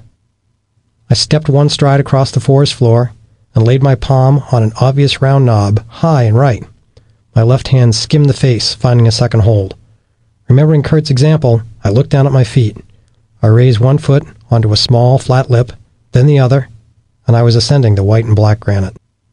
Haltingly, I moved up the rock face from one good set of holes to another. At each spot where Kurt had placed a piece of climbing protection, I worked to fiddle the metal hexes and wedges out of the cracks. I was following the pitch well and was feeling pretty good about it. Then, just below Kurt's belay ledge, I stalled at a section with no obvious holds. After 2 minutes of visual scanning and running my hands across the warm slab as if reading Braille, I realized that the first edges I had touched were probably the best. Clutching the 2 marginal seams, I smeared the bottom of my tennis shoes on steep crystalline rock. I was on the holds, but couldn't move up on them, so I stayed plastered in place, wasting energy and puffing like a steam locomotive. Kurt, aware of my predicament, leaned off his belay stance above me and in a firm voice advised, "Trust your feet. Stand on them." I pushed down off my feet, willing them to stay put. As I straightened my knees, I rose higher, but my balance grew precarious. I was committed to the upward movement, so I kept going, but I sensed that something good had better happen soon, or I might fall. As I reached full height, a deep-cut pocket, the size of a soap dish, appeared above my left shoulder. Grabbing that surprise "thank God" hold made it easy to keep my weight directly over my feet.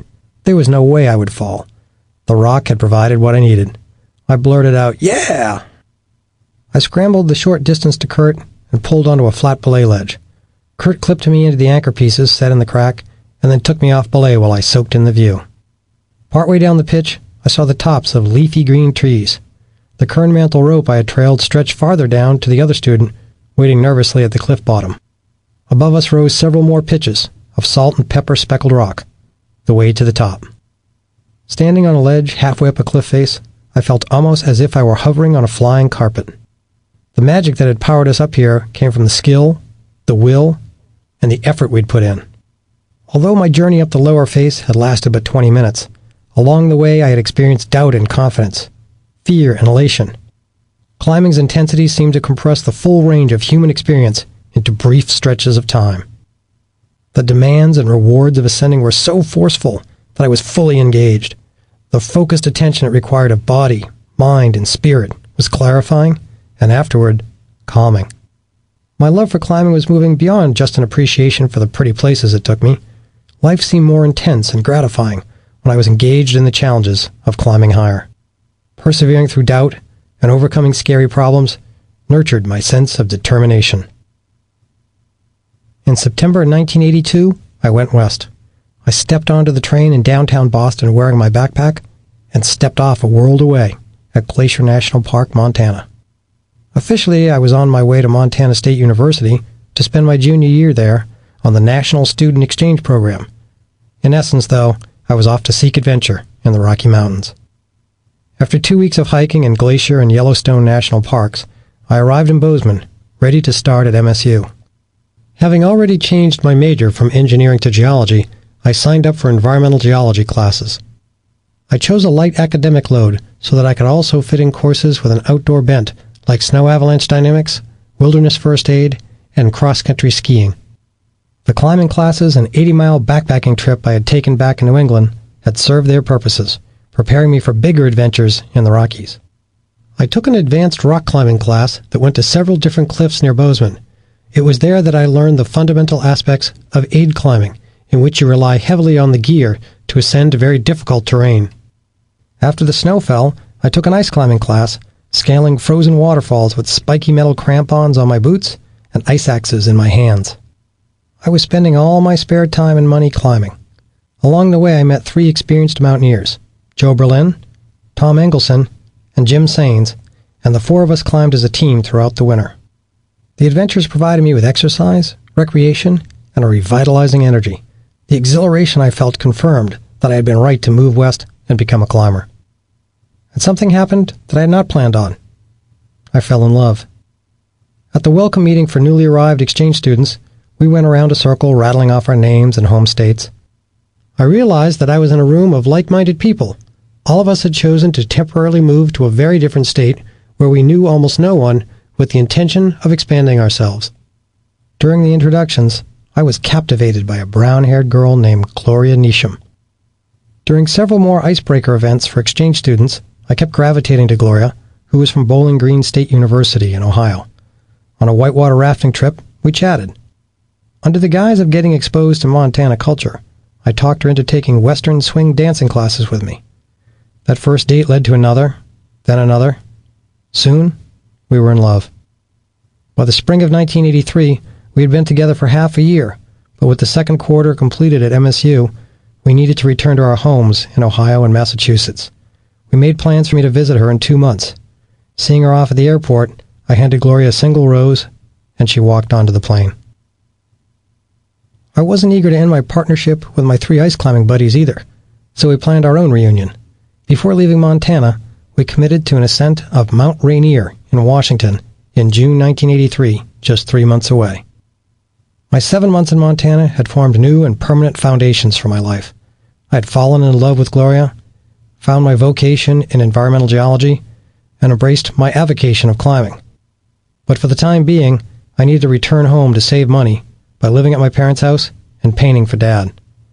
We sandblasted and painted 4-story buildings at Hanscom Air Force Base, just 10 miles from home. Moving 100-pound sandbags kept me in shape, and hanging the swing staging off the buildings honed my rope and rigging skills. Every time we moved the staging, Dad drilled into me the same rules I'd heard from him 1,000 times. Double-check the system. Make sure you always have a backup. Some weekends I went to UMass to visit college friends, but mostly I climbed. Since I had not been a mountaineer before my Montana trip, I did not know any climbers in Massachusetts. Thus I followed the time-honored tradition of buying some gear and dragging along innocent friends. A buddy of mine from 6th grade, Mark Pianadosi, was athletic and strong from years of working for his father's landscaping company. Even though our jobs were physically demanding, Mark and I would climb 1 night a week right after work, skipping dinner and staying on the rock until dark. I had followed veteran climbers up routes in New Hampshire and Montana, but by default, I was now the more experienced team member. That meant I had to learn to lead. Leading demands more strength, judgment, and bravery than following. With about a year of climbing under my belt and no one to teach me, I learned to lead the old-fashioned, risky way. I read up on it, then taught myself. I devoured climbing books and magazines. The reading helped, but I learned protection placement mostly through trial and error. I finally got the courage to lead my first route, a short, simple climb at Crow Hill in central Massachusetts. I sweated and groveled my way up the crack, but I made it through without any blunders. The scheduled snow and ice climb of Mount Rainier was just 2 months off, so I began serious physical conditioning for the first time in my life, running laps up and down the creaky stairs of my parents' 100-year-old farmhouse. I sprinted up, creating a racket, and the pounding descents were even noisier. As I got stronger, I carried my backpack with weights in it and wore my plastic ice climbing boots. This magnified the racket twofold, and Mom struggled to tolerate the clomping, asking if all this was really necessary. Shouting downstairs over my noisy steps, I assured her that this was how the famous climbers trained. With a month to go before Rainier, I spent a precious $200 on airfare to visit Gloria in Ohio. Over lunch, she questioned me about the upcoming climb of Mount Rainier. She knew that at 14,410 feet tall, Rainier was about 4,000 feet higher than I had ever been before, and that the crevassed glaciers were also new to me. I assured her that I was fit, that my 3 Montana climbing partners had experience, and that one of them had been on Rainier before, so I was in good hands. On our last day together before I flew home to Boston, Gloria surprised me. She pulled out a medallion on a tarnished silver chain and said, "This medal was blessed by the Pope. I used to hang it from the rearview mirror of my Volkswagen Bug for protection. I want you to wear it on Rainier." "I can't take this, Gloria," I said. "It's too special. What if I lose it?" "I want you to take it. It'll protect you." She put the chain over my neck, kissed the medal for luck, then kissed me. "During the climb, don't take this off.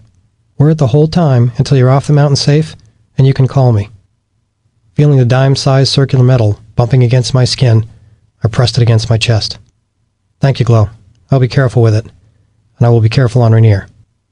"Promise?" she asked. "Promise," I said firmly. She stared at me for 2 seconds, and then we embraced.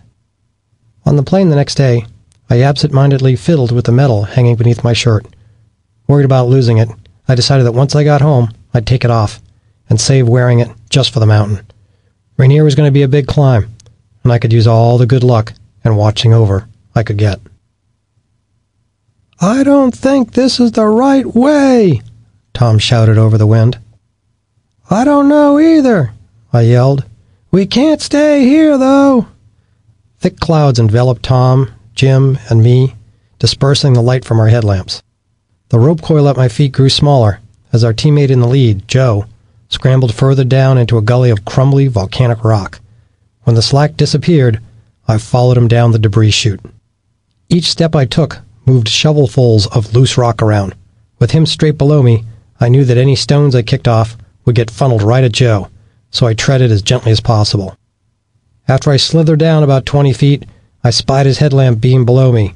I shouted down, "Joe, are we en route?" "Can't tell, but I don't think so." "We don't think so either. You better come back." There was a pause while Joe accepted that his efforts had been a waste and that he had to struggle back up the manky gully. Then he yelled, "Coming up." We were at about 9,500 feet, somewhere above the interglacier on Mount Rainier's northeast slope. It couldn't be far to the safety of Camp Sherman, but we didn't know which way to go. Although this would have been straightforward in daylight, our late start and the extra few miles of approach hiking along a closed road had left us short of camp 3 hours after sunset. Near the top of the rock chute, we huddled to make a quick decision. We had been on the move for nearly 8 hours, and were tired. We were not really lost, but in the darkness and gathering clouds, we might stumble around for hours before we found the ranger's hut at Camp Sherman. This could readily turn into a mess, or even a major debacle if someone got injured. Dad's words echoed in my mind. "Better quit before someone gets hurt." We made the call to stop for the night, retreating to a flat spot we had seen earlier. After struggling to pitch the tent in rising winds, we crammed ourselves inside to eat candy bars and drink hot chocolate. Disappointment showed on everyone's faces. The day had been filled with compromises already, and now we found ourselves unable to reach Camp Sherman. Our original plan had been to try the steep and technical Liberty Ridge, a classic arête that cleaves Rainier's avalanche-swept north face. But after arriving at the park earlier that morning, we had learned that the weather was predicted to sour in a day or two. Even with good weather, the Liberty Ridge was a severe challenge. Although only moderately experienced, me least of all, we were smart enough to know that heading onto serious terrain like the Liberty was a bad idea when the weather was expected to deteriorate. So we had switched to the more modest goal of trying the Emmons Glacier, a crevasse but technically easier way to Rainier summit.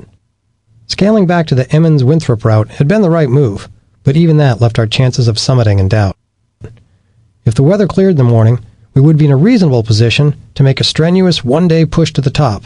If it didn't, we might not even see the summit, let alone reach it. That night I fell asleep around 12:30, hoping for some decent rest. Just an hour later, I awakened to a flapping tent wall beating my face. The boys fumbled with lights, and someone was trying to get dressed. In a tired stupor, I asked, "What's up?" Tom, our most experienced climber, said, "Big winds from the south. A pole has snapped. We have to lash it down before it shreds the tent." The wind screamed around our dome shelter. If the tent came apart while we were half-dressed and surrounded by unsecured gear, we would instantly be in epic disarray. We stowed loose items and hurried to pull on our climbing clothes. Dawn was several hours away, so we hunkered in the tent, fully geared, and waited. With each big gust, I'd grab the nearest pole and hang on to support it. During lulls, we sat in the dark, waiting for time to pass. I kept pressing my fingertips against my jacket to check for Gloria's blessed metal. Feeling the round shape sink into my flesh calmed me. Around 4 a.m., we emerged from the tent and broke camp. As I wrote to Gloria in a letter after the trip, it was weird to be out and moving so early in the morning. The clouds were going crazy in the wind, doing things I've never seen them do before. The red sun gave the whole mountain a strange glow. We shuffled down the inner glacier, across scree slopes, and back to the snow-covered trail. Far above us, the winds continued roaring at about 90 miles per hour. Battered, blistered, and exhausted from hiking 20 miles round trip, we were back at the car less than 24 hours after we had left the White River entrance. Mount Rainier had merely swiped at us, and we had turned tail and retreated. I was chagrined at such sudden defeat, but knew we had made the right call. We licked our wounds in Seattle for 2 days, then rallied for a consolation mountain. We chose the more modest Mount Baker, a 10,778-foot glaciated peak in the North Cascades. Though Jim's aching knee prevented him from joining us on summit day, Joe, Tom, and I roped up and climbed the glacier to the summit under great weather. As I wrote to Gloria, "Yeah, my first big mountain. We made the top at 10:25 a.m. on June 16th, 1983. The view was incredible." I flew to Ohio on the 4th of July to see Gloria. We spent the holiday hanging out with her friends and watching the fireworks over Tanglewood Lake. The next day, I tried giving her back the borrowed medal. "This kept me safe, even when things got rough," I said. "Thank you so much." I held up the medal, etched with the profile of Pope Paul VI, but she didn't reach for it. "Are you going to climb more big mountains?" she asked. "Probably. Well, yeah, definitely." She gave me a slightly aggrieved look, but then the tension dropped from her face. "Then you should keep it. It will always protect you and always remind you of me." Chapter 7. In a hallway at the Laurie Student Center, I stood motionless, staring at a bright flyer tacked to a bulletin board, oblivious to the harried students racing to class around me.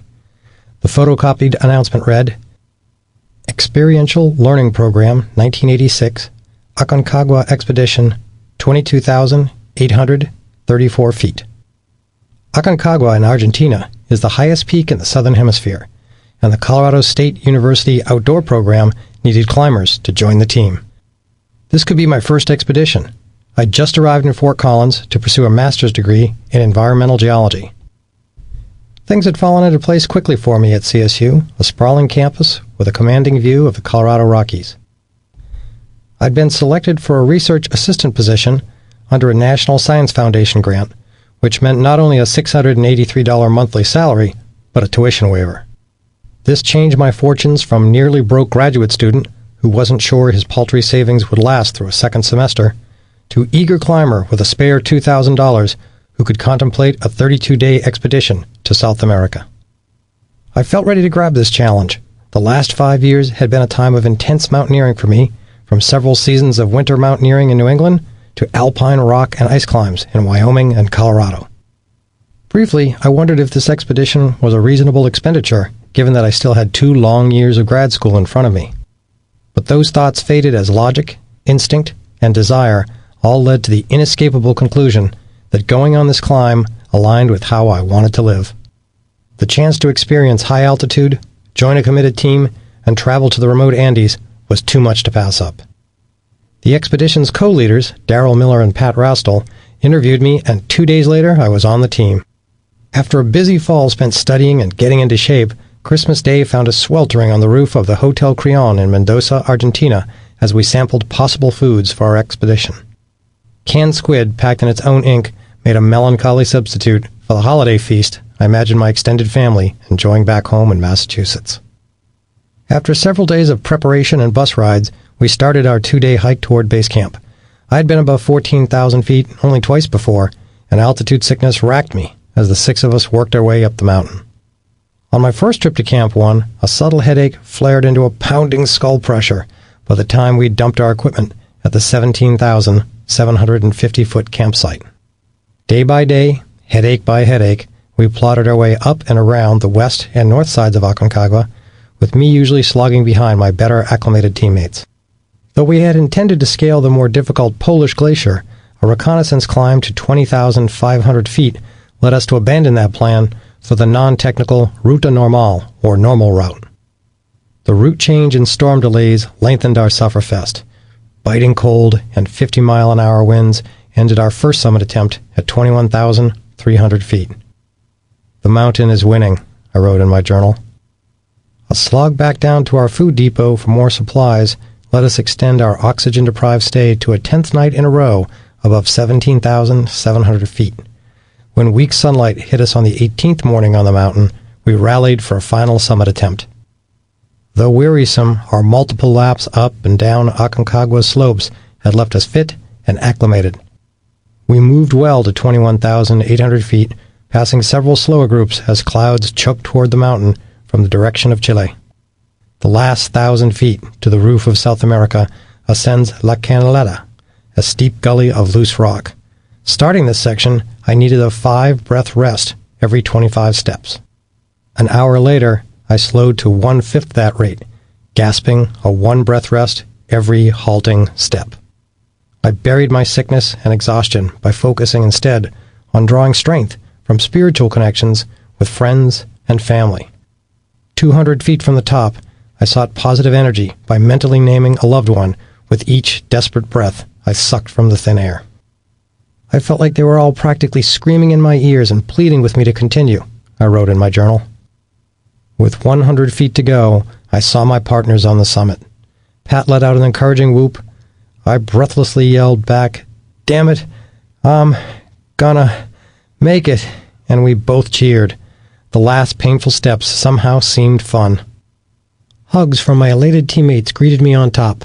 Our last team member joined us 10 minutes later, and after a summit photo, by the sticker-covered metal cross, we descended with light snow swirling about. I had broken my personal altitude record by over 8,000 feet.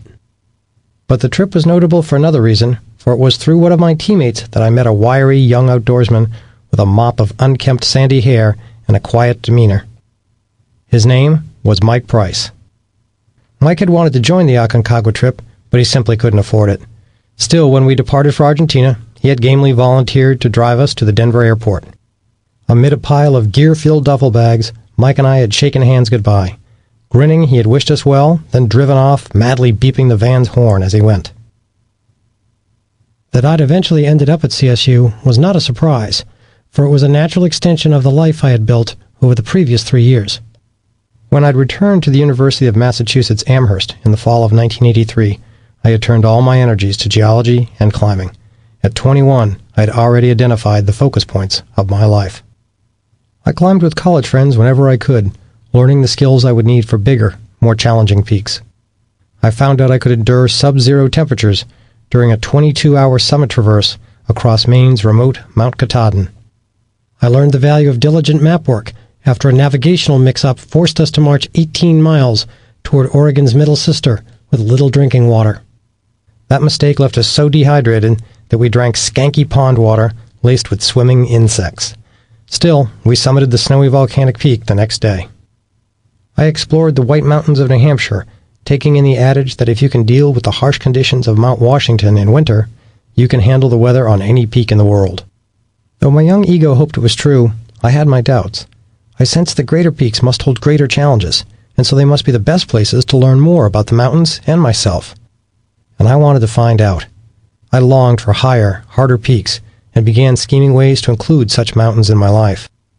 At an Appalachian Mountain Club course on winter outdoor leadership, I met a quiet and capable climber my age named Patrick Heaney. Together, we went on an ice climbing binge across New Hampshire. We started climbing short frozen slabs that allowed us to discover each other's skills, strengths, and weaknesses in low-risk situations. Later, we moved on to multi-pitch routes, where we took turns swapping leads. Soon, we were chasing classic alpine climbs across the White Mountains, and I gradually became a competent lead climber on both rock and ice. But I longed to return to a place where the mountains started at 10,000 feet and went up. After I graduated, in the spring of 1985, Patrick and I went climbing in Colorado. We hitchhiked and climbed our way through the Indian Peaks Wilderness and Rocky Mountain National Park, huddling under a green nylon tarp propped up by our ice axes at night, awakening at sunrise to the perfume of spring wildflowers and the gurgling of melting snowbanks. We scaled a half-dozen high summits, including Long's Peak, 14,255 feet, by the icy Notch Couloir. As we hobbled down the trail on our last day, Patrick said, "I hate to leave." "Yeah," I answered. "It would be great to live here and climb these peaks all the time." That Rockies trip strengthened my resolve to make a life in the mountains.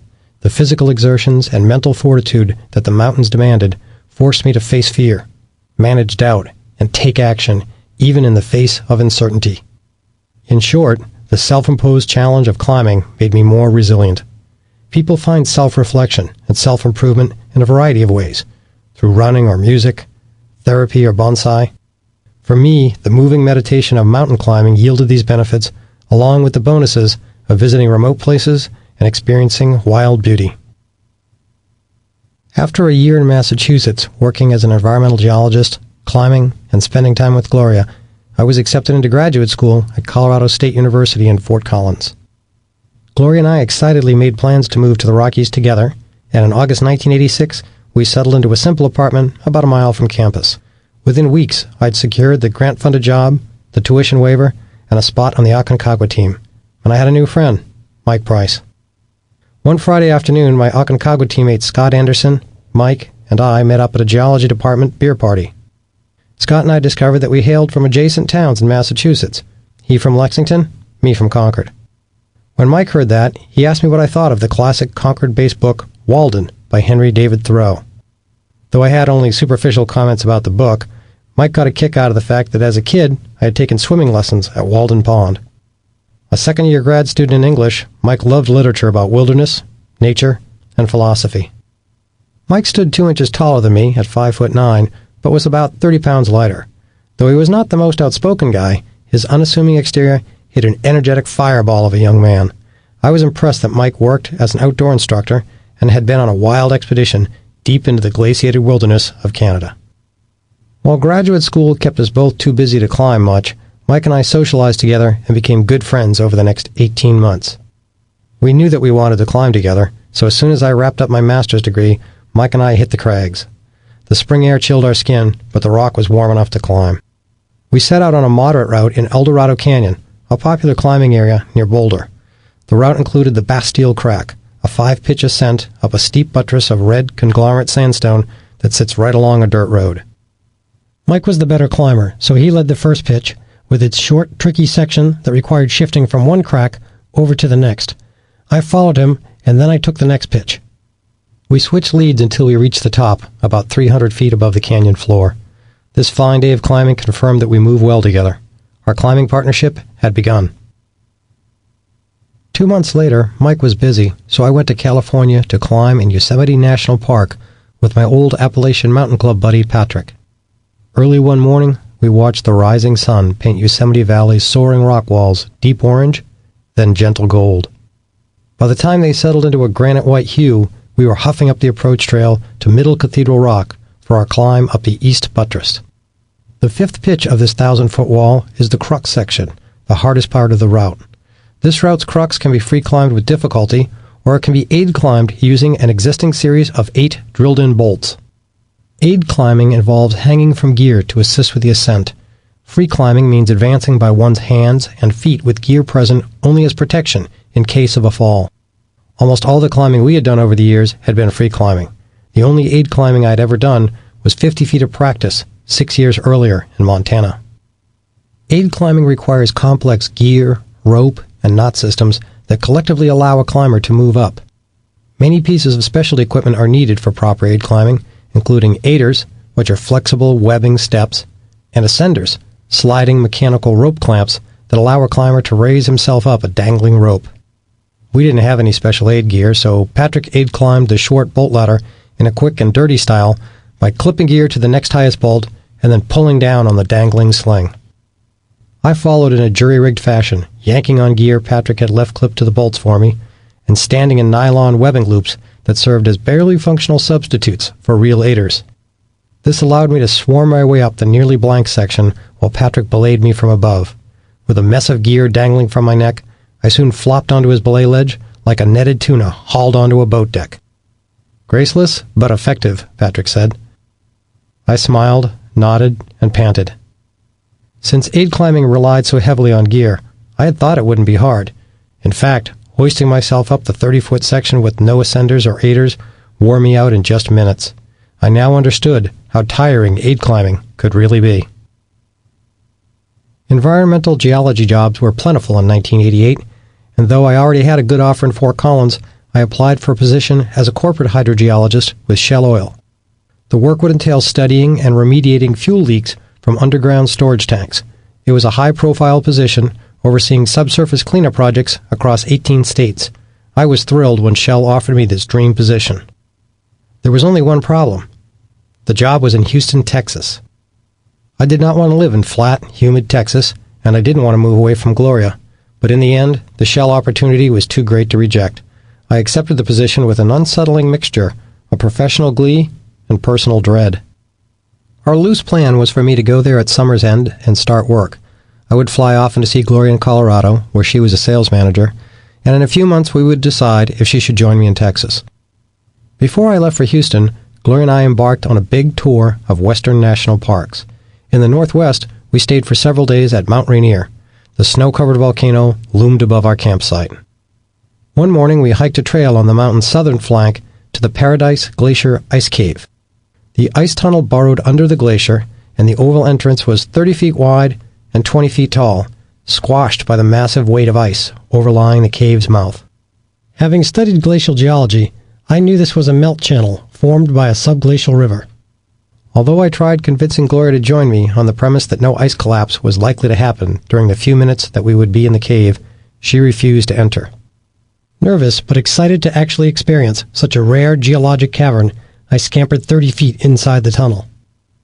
My eyes took a minute to adjust to the dark, but soon I could see smooth, scalloped ice walls, dripping with meltwater. I stuck my hand out and caught a few frigid drops. Squatting, I poked a finger at the contact line where the underside of the glacier met the bedrock beneath. This basal interface is precisely where glaciers grind solid rock into a fine grit called glacial flour. Imagining the weight of all that ice above me and the titanic power required to pulverize bedrock, I suddenly felt small before such unstoppable forces of nature. Crack! A stone clattered onto the floor somewhere deeper in the cave. My head snapped up, and I stared into the darkness, surrounded by the steady gurgle of water flowing among the broken cobbles littering the ice cave's floor. All this water had once been snow farther up the mountain. Growing unease urged me from the cavern. I tilted my head back and stared up at the dark ceiling. The ice surface undulated in water-smoothed waves, and a few glacier-entrained rocks remained frozen in the cave ceiling. 4 feet to my right, a pumpkin-sized boulder hung down. I should have a helmet on in here. "Jim, come out of there," Gloria called from outside the cave. When I turned toward her voice, light pouring through the rough-hewn entrance nearly blinded me, yet I could make out her silhouette. Direct sunlight angling in illuminated a patch of the rock floor, marking the way out. I blinked while my eyes adjusted, then emerged from the gloomy ice room, back to Gloria. "How was it?" she asked. "Very cool, but scary. It's dark and damp.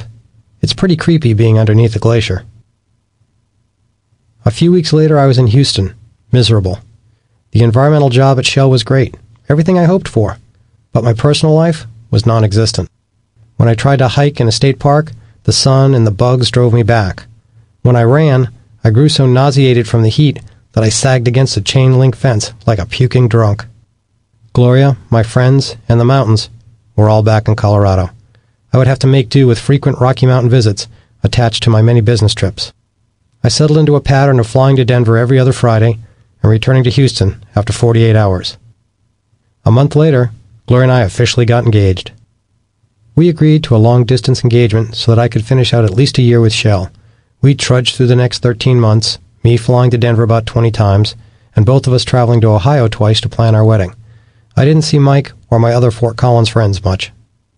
Finally, in October 1989, I drove my overloaded pickup out of the Houston sprawl, heading northwest, back to Gloria and the mountains. We got married 2 weeks later in front of 80 friends and family members near Gloria's Ohio hometown, and then settled into a new apartment in Fort Collins. Now that I was back in Colorado, working as an environmental consultant, I could climb once again with Mike. He would be away for weeks or months with Outward Bound. Then I'd come home to hear some variation of the same message on my answering machine. "Hello, Jim and Glow. This is Mike Price. I'm in town and over at my brother's. Just wanted to say howdy and see if you want to drink a beer." Hunched over frosted mugs a few hours later, we'd get caught up and then make plans for a climb. Over time, we journeyed together on rock, snow, and ice. Mike and I developed faith in each other's abilities to climb well, to move safely, and just as important, to extricate ourselves from trouble when it appeared. Each of us understood our own capabilities and those of the other, and we gently spurred each other to strive harder.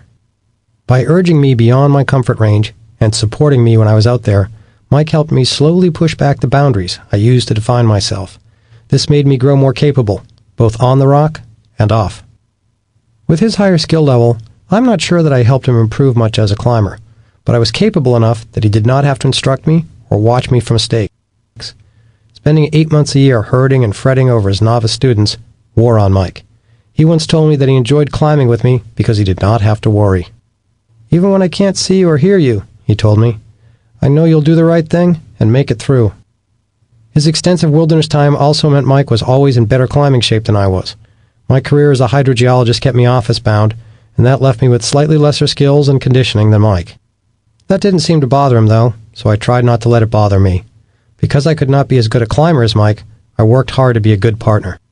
I carried my share of the weight, arrived prepared, and moved fast when my turn came. When things got scary or uncertain, I lightened the mood with silly comments or wisecracks. One day a rattlesnake surprised Mike on a trail west of Fort Collins, and he instinctively leapt off the path and bounded through scrub oaks to safety. "What do you call that move? The Oklahoma two-step?" I asked playfully. Later, though, he got even. When I jammed my fist into a 3-inch wide crack while I was leading on another climb, I sensed movement in the fissure, then peered in to see 2 onyx eyes and folded black wings near my hand. A bat. I let loose a startled yelp and scurried across the rock to get away. Mike laughed so hard, he had to sit on a boulder to compose himself. On the drives and trail approaches, we talked and joked. We always aimed for a full day of climbing, but delays and rainouts didn't really matter because we had a good time regardless.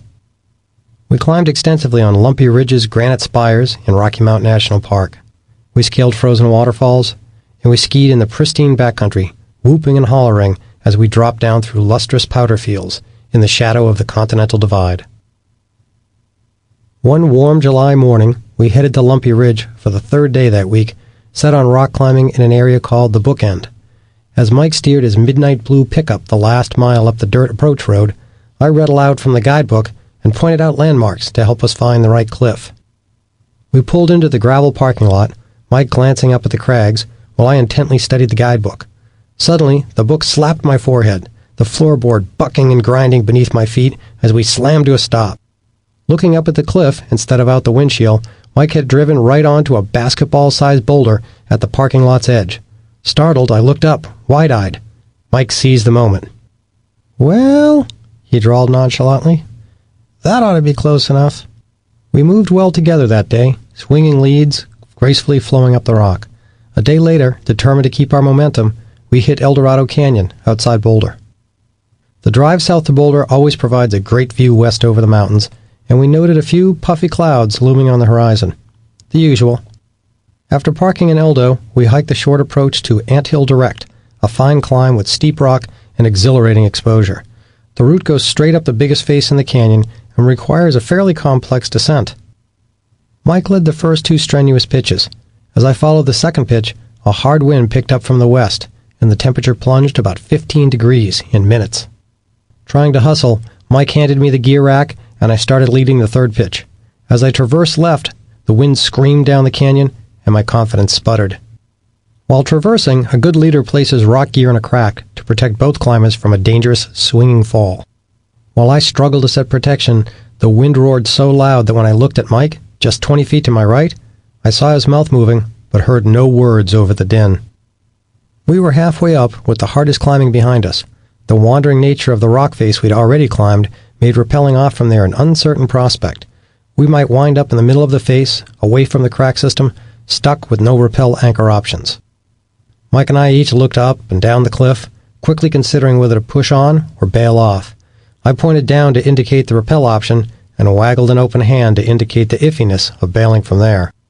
With pulled-down eyebrows, Mike shook his head, telling me he concurred that rappelling was a bad choice. I pointed my right forefinger up and lifted my eyebrows. With a firm nod, Mike agreed. The way down was up. The situation was deteriorating, so I wanted more rock protection before starting the next steep section. We couldn't afford any mistakes. I looked down at my right hip to select another piece. Just then, the wind shifted, and a huge gust blew straight up the cliff. The webbing slings around my neck floated as if lifted by invisible puppet strings, and the updraft flipped the full chalk bag on my right hip upside down. As gravity dumped out my climber's chalk, the wind racing up the cliff threw that white cloud into my face. Powder clogged my mouth, nose, and eyes. Clutching the handholds tighter, I spat and snorted and wiped my face on the shoulder of my t-shirt. I blinked, but couldn't see much, and my confidence vanished. Groping blindly below me, I downclimbed, leaving the gear in place. Mike fed me slack through the protection I had placed, and I worked my way back to him. I leaned in close and said, "If I keep leading, I might fall. You better take it." Mike looked annoyed. He understood that I'd been shaken, but he didn't like it that I'd turned back. The rope work necessary to swap the lead around wasted more precious time. In the minutes it took us to get reorganized, the sky darkened. With rock walls blocking our view westward, we had not been able to see the storm approaching, a fairly common situation on front range climbs. Now it was right on us. With my top piece protecting him, Mike flew across to my high point, then continued leading where I'd left off. I fed rope out, wiped chalk from my face, and watched the storm build overhead. In awe, I saw the sky get so dark that the streetlights in the lower canyon blinked on. Big, heavy raindrops splattered onto my arms. Not good. We were about to get clobbered. About half the rope had paid out, and Mike's pace slowed as the rain slickened the rock. The rope twitched out more slowly, then stopped. "Come on, Mike. Find a belay." Squinting up into the driving rain, trying vainly to spot Mike, I saw rivulets of water rushing down the rock face. Crap. How am I going to climb? The rope pulled, then began racing out. I hustled to maintain a belay until I was sure Mike was no longer climbing, but just yarding in rope. I fed Mike slack as fast as I could. As we neared the end, I worked the rope loop clear of my belay device. Then the rope yanked hard at my waist, and I held my breath, feeling the cord for more tugs. Yank, yank. That makes 3. He's got me on belay. I removed the anchor pieces, confident that though we could not speak to each other, Mike's pace and signals meant he was ready for me to climb. Though sure he could not hear me over the pounding rain, out of habit I yelled, "Climbing!" Already chagrined that I had relinquished the lead to Mike, I was determined not to come up short again. I had to climb fast and well, even though the route was growing more difficult with every raindrop. Slightly crazed with fear, I pulled hard on whatever I slapped my hand on. Mike knew that it was desperate on the face, so he kept the rope tight. This was no longer about clean or stylish climbing. This was a rushed race for safety, and maybe even survival. Taking out Mike's protection, I didn't waste the few seconds needed to clip it to my gear rack. I just let it pile up on the rope in a dangling jumble. When I cleared a steep section, the rock angle eased. But horror gripped me. Water was pouring down the rock slab in a broad sheet. It was as if someone 50 feet above were soaking the stone face with a full-force garden hose. To touch the rock, I had to put my hand into the moving veneer of runoff. My forearm presented a new pathway for the rushing water. Some of it rooster-tailed off my elbow, and the rest gushed into my armpit. I pawed at the biggest holds and pulled. My smooth-soled rock shoes sometimes skated off the shimmering face as I struggled for a foothold. Finally, I saw Mike 20 feet higher. Almost there. Don't blow it. I slowed a bit to reduce the chance of a mistake. By making it safely up the slippery pitch in the lashing rainstorm, I had redeemed myself. Stepping onto our sloping belay ledge, I longed to clip into a nice, strong anchor, but there wasn't one. Mike had been forced to belay from a sling draped over a mushroom-shaped rock protrusion the size of a saucepan. There were no good cracks, so he had to make do. When I realized how marginal an anchor we had, and how close I'd been to slipping off the wet face, a small wave of nausea hit me. A minor error by either of us could have been disastrous. We squatted on our haunches, trying to make ourselves a smaller target for lightning.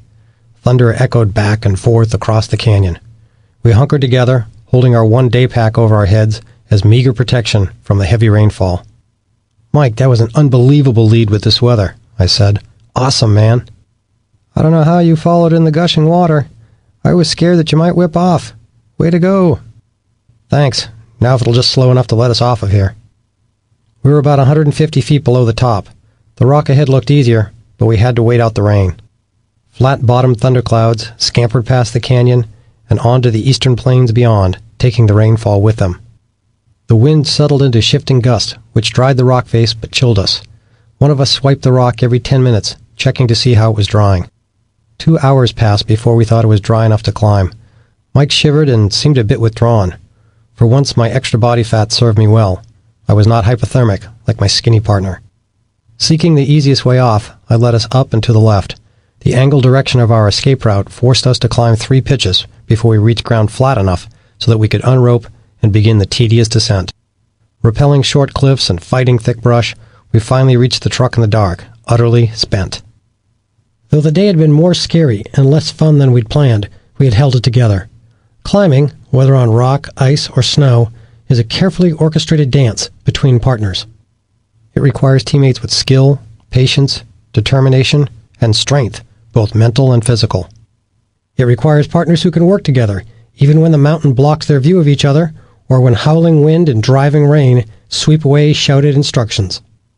That day in Eldo, we both had to be fully worthy of each other's trust.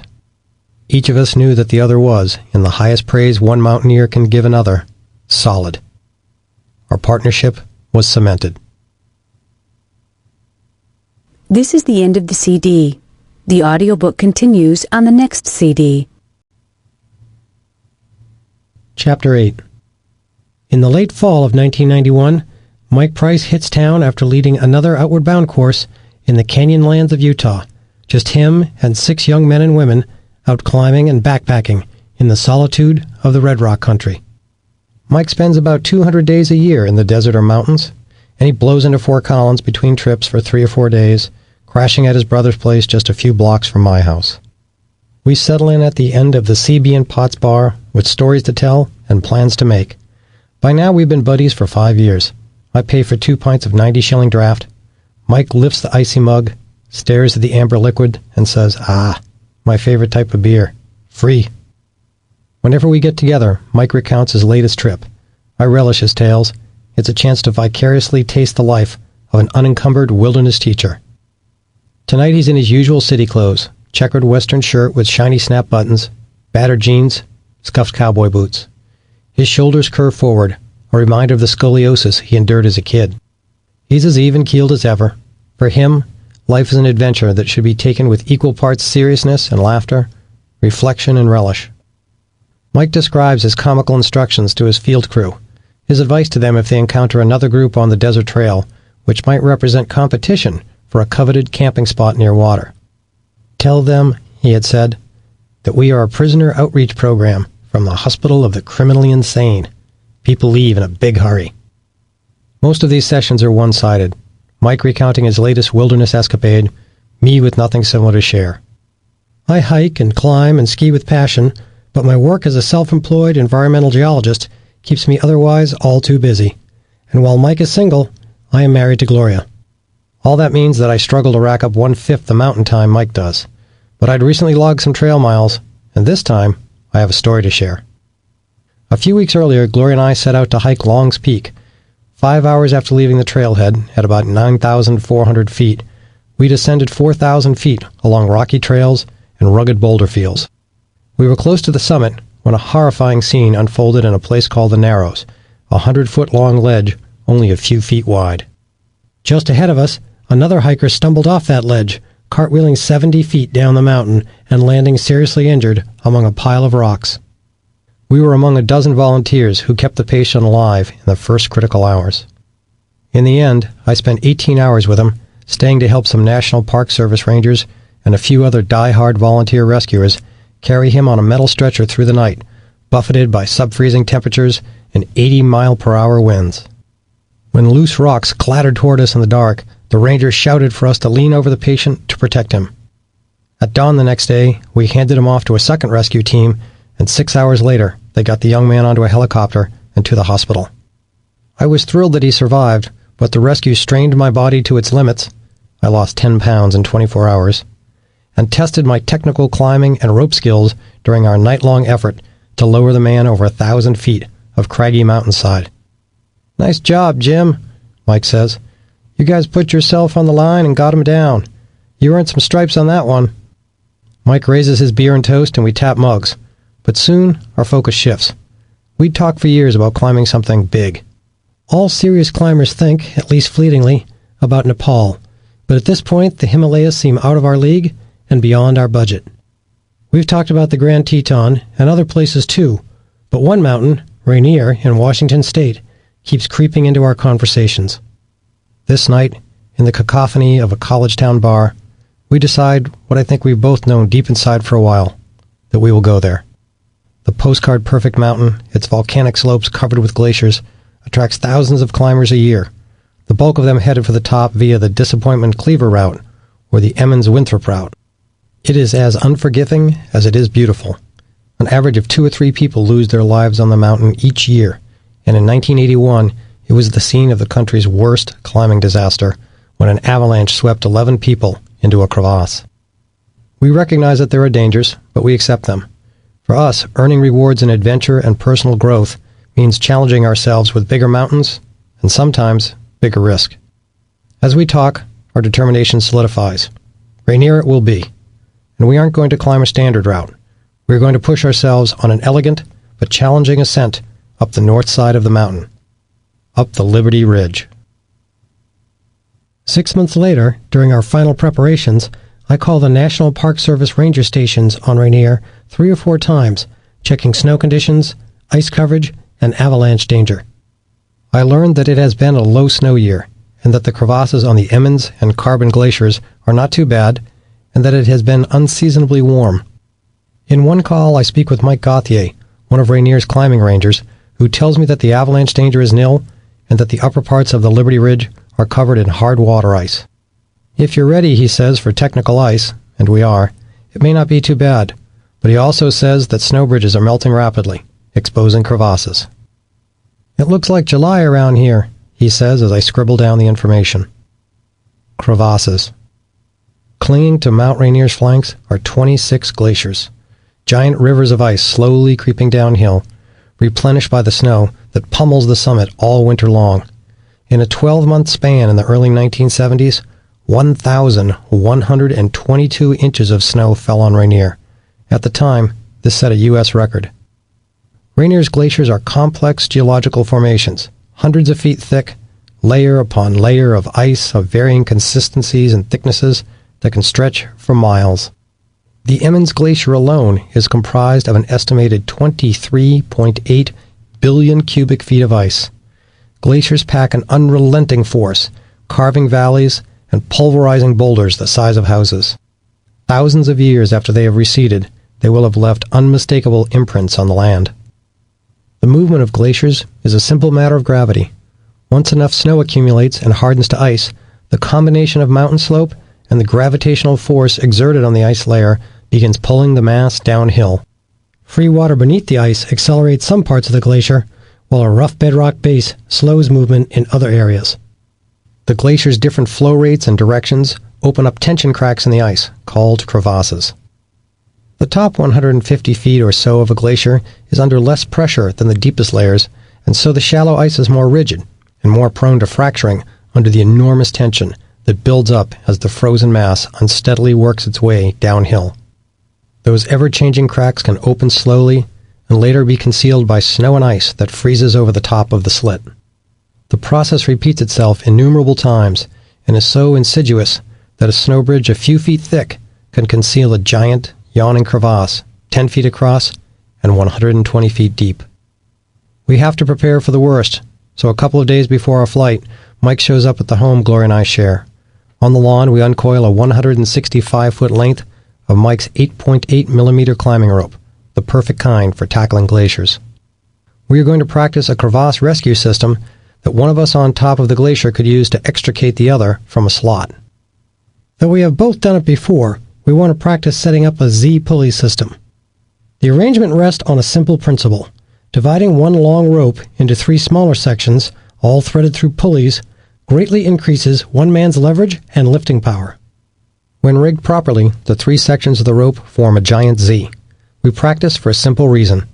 No matter what Hollywood movies suggest, no climber in the world can haul his partner back up a cliff or out of a crevasse without mechanical help. We each know that if one of us plunges into a crevasse, the other must flop onto the ground and dig in with an ice axe to stop the fall.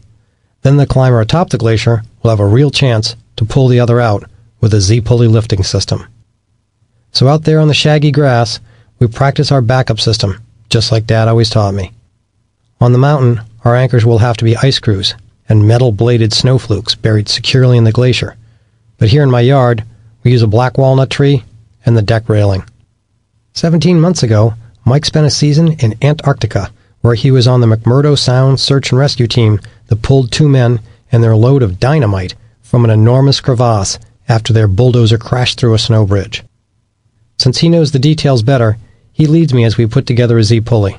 Then we take it all apart, and I do it on my own. Mike observes quietly as I feed the rope through carabiners and pulleys. Gloria stands behind him on the deck, grilling steaks for all of us. She watches and listens as we work with the rope, talking about different self-rescue scenarios. "You guys seem to be putting a lot of effort into this," she says, scowling. "How likely is a crevasse fall?" I'm quiet for a second. She is mountain savvy and knows that there must be some risk, otherwise we wouldn't be doing all this. But I don't want her to worry, so I say casually, "Well, not very likely. We're just being careful." "Besides," Mike adds, "if anyone busts through a snow bridge, they usually go in only 10 feet at most. Then the other guy can just haul on the rope to help them scramble back out." Gloria looks at me, then Mike, seemingly unconvinced. Then she turns back to the grill. I glance at Mike, eyebrows raised, feeling a bit guilty that we've minimized the danger. Still, her worrying the whole time we're on the mountain won't help anyone. In the past, she has expressed her concerns about me getting hurt or killed in the mountains, but Gloria's climbed some rock and ice with me over the last decade, and she's seen how safety-conscious I am. She also knows how highly skilled a climber Mike is, and how well he and I climb together. So although she's a bit nervous about Rainier, she doesn't press the issue. I finished packing on June 16th, 1992.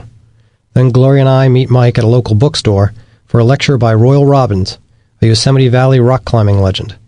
In his talk, he urges the audience to follow less-known paths in life. Dreaming of our departure the next day, I feel we are following Royal's advice. At 6 in the morning, Gloria sleepily drags herself downstairs to see me off. As is our custom before all my big climbs, she kisses my protective metal, slips it over my head, and gives me a goodbye kiss to send me on my way. When I drive up to the home of Mike's brother, Daryl, Mike's bags are stacked in the driveway. 3 hours later, our Continental jet is in the air. The adventure has begun.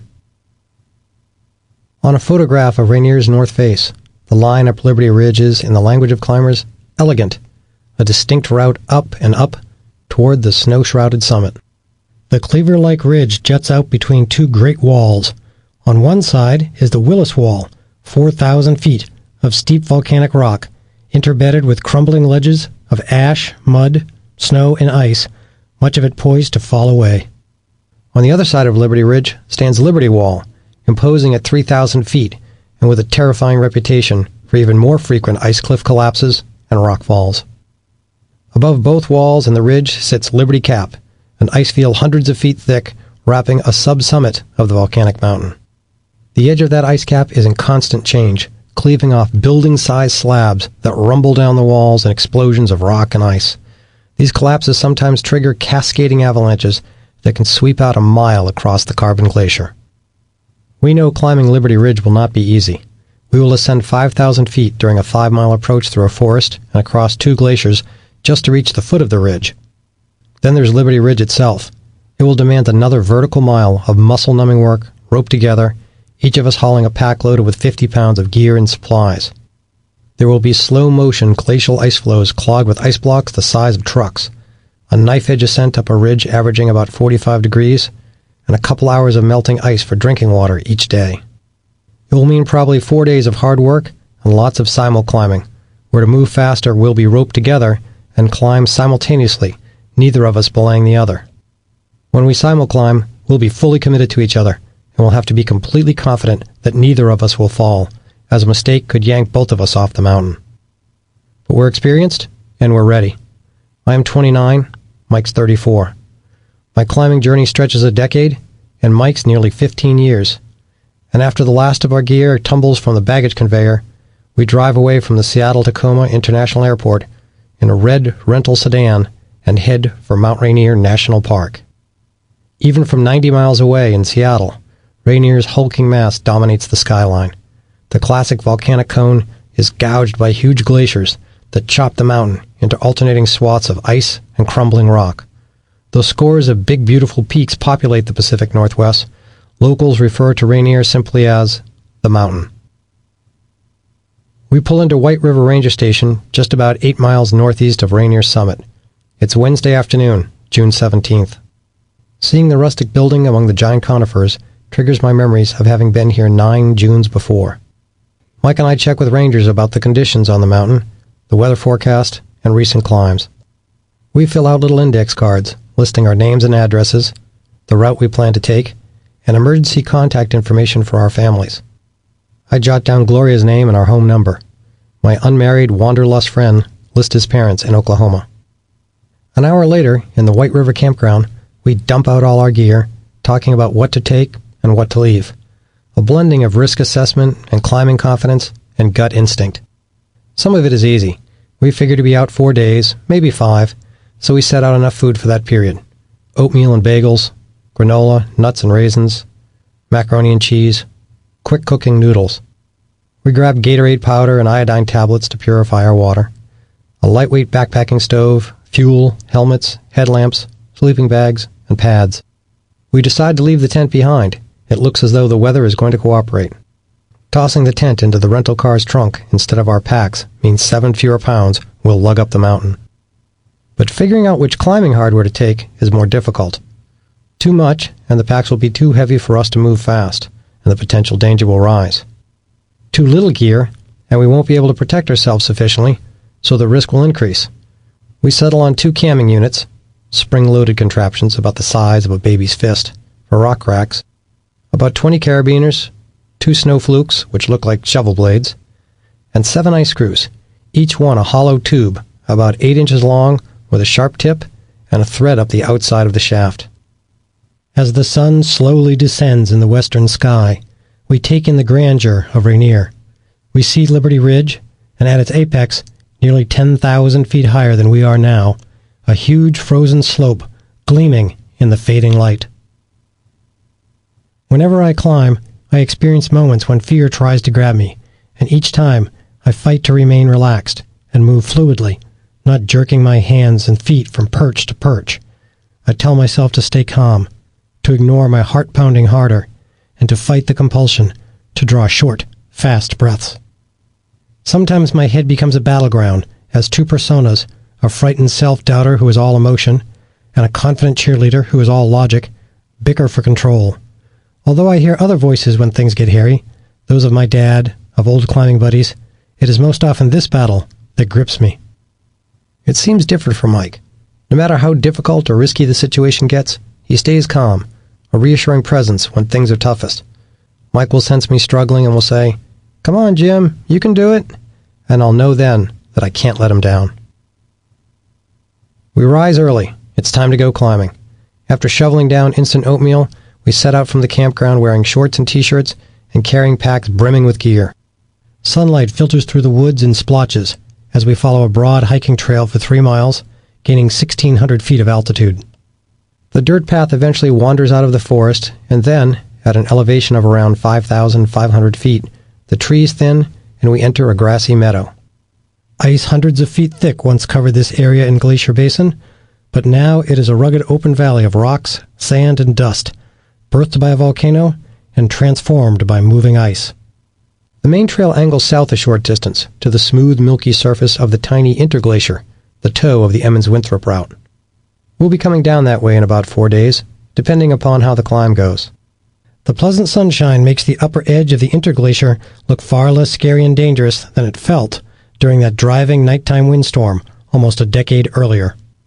It's a lesson on how dramatically things can change on Rainier. We cut west on a faint climber's trail that ascends a snow-covered scree field of broken rocks, and continue on to an open saddle called St. Elmo's Pass, named for the electrical discharge known as St. Elmo's Fire, observed here in 1887. Weighted down by my heavy pack, I pant and sweat my way up the slope. When we reach the pass, we gaze to the southwest, awestruck. A massive, heaving sea of ice stretches for miles. Building-sized frozen blocks with ragged edges are thrust up in some areas, while other sections drop in a jumbled series of collapsing ice ledges. Mixed in are smooth ice fields the size of mountain lakes, neatly patterned with regularly spaced crevasses. Farther up the glacier sit swollen ice domes, irregular and unpredictable crevasses, slashing about their edges. Even more stunning is the looming hulk of the mountain, rising 7,000 feet above us now, in a sweeping slope of unstable rock buttresses and shifting ice cliffs. Continuous erosion of the weak volcanic rock leaves long drools of dark debris on the glacier that look like mascara running down white cheeks. We drop our packs, snap a few photographs, and bathe in the morning sun's warmth. About 200 feet below us rests the massive Winthrop Glacier, the beginning of serious climbing. It's time to gear up. We wiggle into more clothing, then pull on our helmets and harnesses, one around the waist, one across the chest. We force our way into snug plastic climbing boots and put on our crampons, metal brackets ringed with 12 sharp steel spikes, 2 of them angled forward for climbing steep ice. We pull out our ice tools. Mike and I each carry 2, an ice axe and an ice hammer, and they are nearly identical. Each looks sort of like a small miner's pick, a long, straight handle with a steel blade sticking out of one side of the head. We use the sharp toothpicks to dig into ice and pull ourselves up as we climb. On the backside of one tool's head is a hammer, which we'll use to drive in ice screws. On the backside of the other tool is an adze, sort of a curving sideways axe designed for chopping out ice to make a flat spot or to cut through slop on the surface to reach hard ice underneath. At the base of each tool's handle is a spike, a spear-like metal tip with a carabiner hole in it. We pull out 165 feet of rope, divide it roughly in thirds, and both tie into opposite ends of the middle third. About 50 feet of rope separates us, and each of us carries a 50-foot coil across his shoulders. This coiled spare rope is reserved for hauling one or the other of us out of a crevasse. Finally, we step off dirt and onto ice, walking across a relatively flat section of Winthrop Glacier, slit again and again by crevasses. After zigging and zagging around obvious slots, an hour later we reach rocky ground on the far side of the glacier. We climb onto a rock outcropping called Curtis Ridge, a high point where we can survey the massive Carbon Glacier. Nearly 6 miles long and 700 feet thick, it is a stunning sight. Tilted ice blocks crammed against one another up and down the valley. From the high spot, we try to pick a route across the mottled, whitish-blue surface of the glacier, one that will keep us away from obvious crevasses and avoid the dead ends we'll never see once we're down among the towering ice blocks. It is about 3 in the afternoon. Roughly 6 hours of light remain. We are tired but not exhausted, and we want to get as far as we can before dark. Slithering down unstable slopes of rock debris, we leave Curtis Ridge and try accessing the Carbon Glacier. I try forging away first, but get cut off by an uncrossable gap in the ice. Mike then takes the lead in a new direction, picking his way across teetering ice boulders before retreating after concluding that they're too unstable. Then he moves over 30 feet to a new set of glacial blocks, and I feed out rope, watching him forge away across the tumbled mess. Sensing a weak section ahead, Mike sinks an ice screw and clips his rope into it with a carabiner. Then I put him on belay. After he makes it across, I let my breath out. He pulls in the rope, and I follow his footprints across, treading lightly. Now we move up the low-angle glacier simultaneously, without placing ice screws as anchors. The 50 feet of rope between us stretches taut as we keep our distance from one another, each of us trying to match the other's pace, mindful that when crossing a glacier, a tight rope will minimize the length of a crevasse fall. Mike leads the way until fatigue, eye strain, and tension wear him down. Then I move out front. Over the next few hours, we swap the lead back and forth. A couple of times, we find ourselves in a dead-end alley between house-sized chunks of ice, and we must retreat to find a new route. It's like picking our way through a frozen three-dimensional maze. As we move toward Liberty Ridge, we consciously veer away from the dangerous Willis Wall. The sun sinks low in the sky, and although we are almost across the glacier, we know we need to shut it down for the day. On a relatively flat spot between two crevasses, one slot 10 feet away on the right, one slot 30 feet on the left, we probe the glacier's surface with our tools, decide it's safe to bivouac here, spread our foam pads and sleeping bags, and light the stove. After dinner, we lie in our bags in the twilight, looking north past our toes as the glacier stretches down valley below us for 5 miles, satisfied with our progress. Darkness comes, stars explode across the sky, and every so often, distant rocks and ice rumble down the Willis Wall. Our muscles ache and our shoulders throb where the pack straps dug in, but we feel pretty good, even as the cold seeps up from the glacier and through our sleeping pads, chilling us. Before sleep overtakes me, I tap my fingertips against my chest, making sure my lucky medal is there. I fidget through the night. I never sleep well on rough ground. And at first light we are up. Melting snow for water consumes an hour as our stove, no bigger than a beer mug, hums beneath a battered 2-quart pan. We sip tea and eat oatmeal and cram our sleeping bags back into their nylon stuff sacks, invigorated by the crisp morning air, by thoughts of what's ahead. Around 7 a.m., we pull our packs onto our sore shoulders and head off, crossing the last section of the Carbon Glacier. Then we reach the flank of Liberty Ridge, and we start climbing up onto the ridge crest from the eastern side. A hillside covered with dirty ice, volcanic dust and pebbles embedded in the frozen muck, rises above us.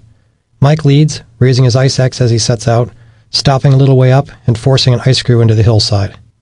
He moves a few more feet and then stops, lifting his second ice tool off his belt.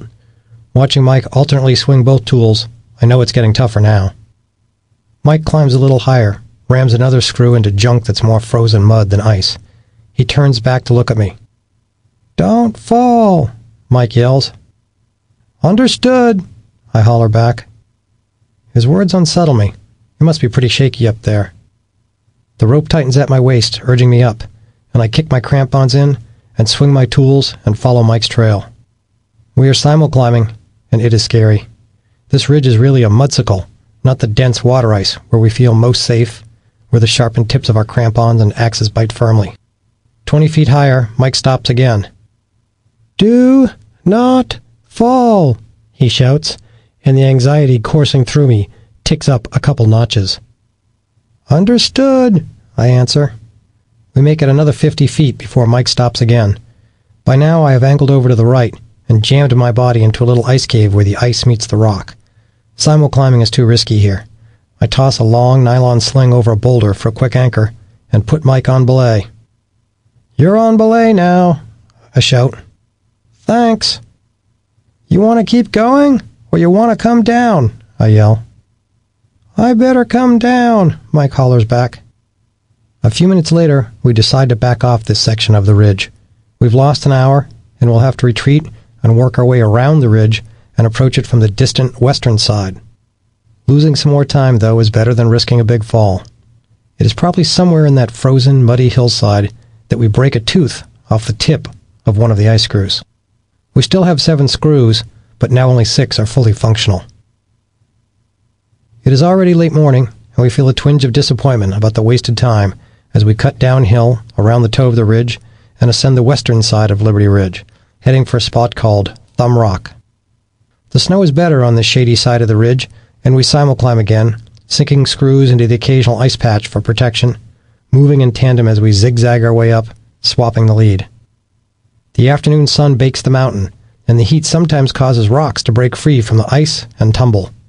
I am out front when I hear a clatter above me. Climbers normally keep their helmets pointed uphill, rather than risk a rock in the face, but I sense it is still far away, so I raise my forehead and see a basketball-sized rock hurtling down the mountainside. "Rock!" I shout, and then as it bounds crazily toward Mike, "Scramble right! Scramble right!" Mike scampers sideways, and the rock bounces over the rope between us, then crashes out of sight. We start climbing again. A little later, Mike, out front, stops suddenly. "My foot's in a small crevasse," he says. I take 2 steps downhill to stretch the slack out of the rope, drop onto my belly, dig my ice axe into the glacier surface to anchor us, and yell, "Go ahead!" Mike pulls his foot free. The crevasse isn't big, maybe 2 feet across and 30 feet deep, hidden beneath a snow bridge. Mike steps across it easily, and I follow. But it's a reminder that we are crossing ice sheets, pocked with thousands of cracks, some obvious and open, some covered by snow bridges that conceal the danger.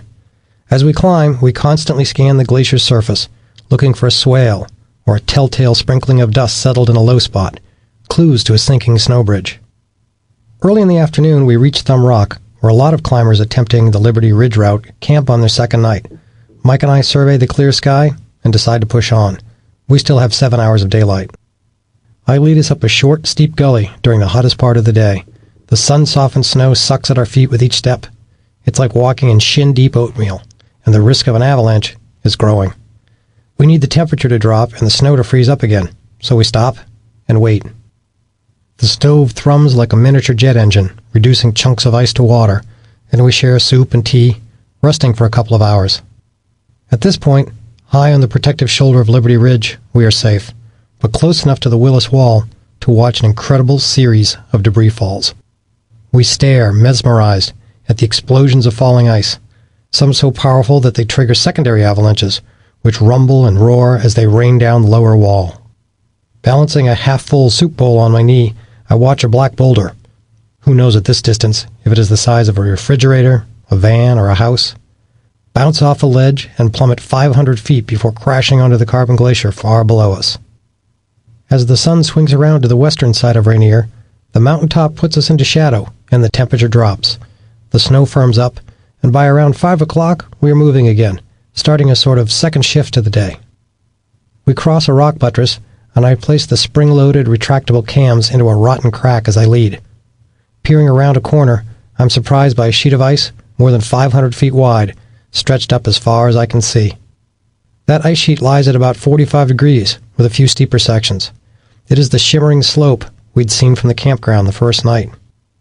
"Holy smokes," I say, staring up. "What?" Mike asks from below me. "You'll see when you get here," I say. A few minutes later, Mike reaches me, and his eyebrows arch up above his big round sunglasses. "Whoa," he says, surveying the ice field. "Maybe 3 pitches?" 4 to 5, I guess, as we consider the number of rope lengths it'll take us to get to the top. "You're crazy," Mike says. "It isn't that long." It's about 7 o'clock, and there's not a flat spot anywhere to camp on, so we keep going, fighting the heavy packs, which shift back and forth. There'll be no simul-climbing here. A fall could mean a sickening slide before a deadly 2,500-foot plunge over the shoulder of the Willis Wall, like those boulders we watched earlier. I shake the unsettling image from my mind and double-check my belay station. 2 ice screws on an equalized sling, backed up by a deeply driven ice axe. We have no choice but to belay every pitch, a time-consuming endeavor. I feed the rope as Mike heads up the ice slab, a tool in each hand, placing the occasional ice screw for protection.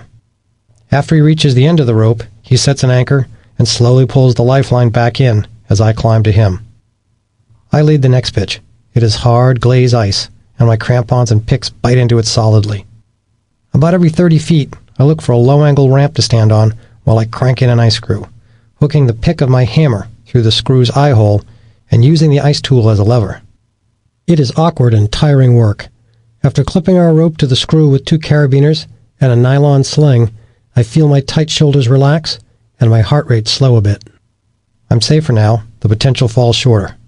I catch my breath, then resume leading. Around 8:30, I look up and for an instant don't believe what I'm seeing.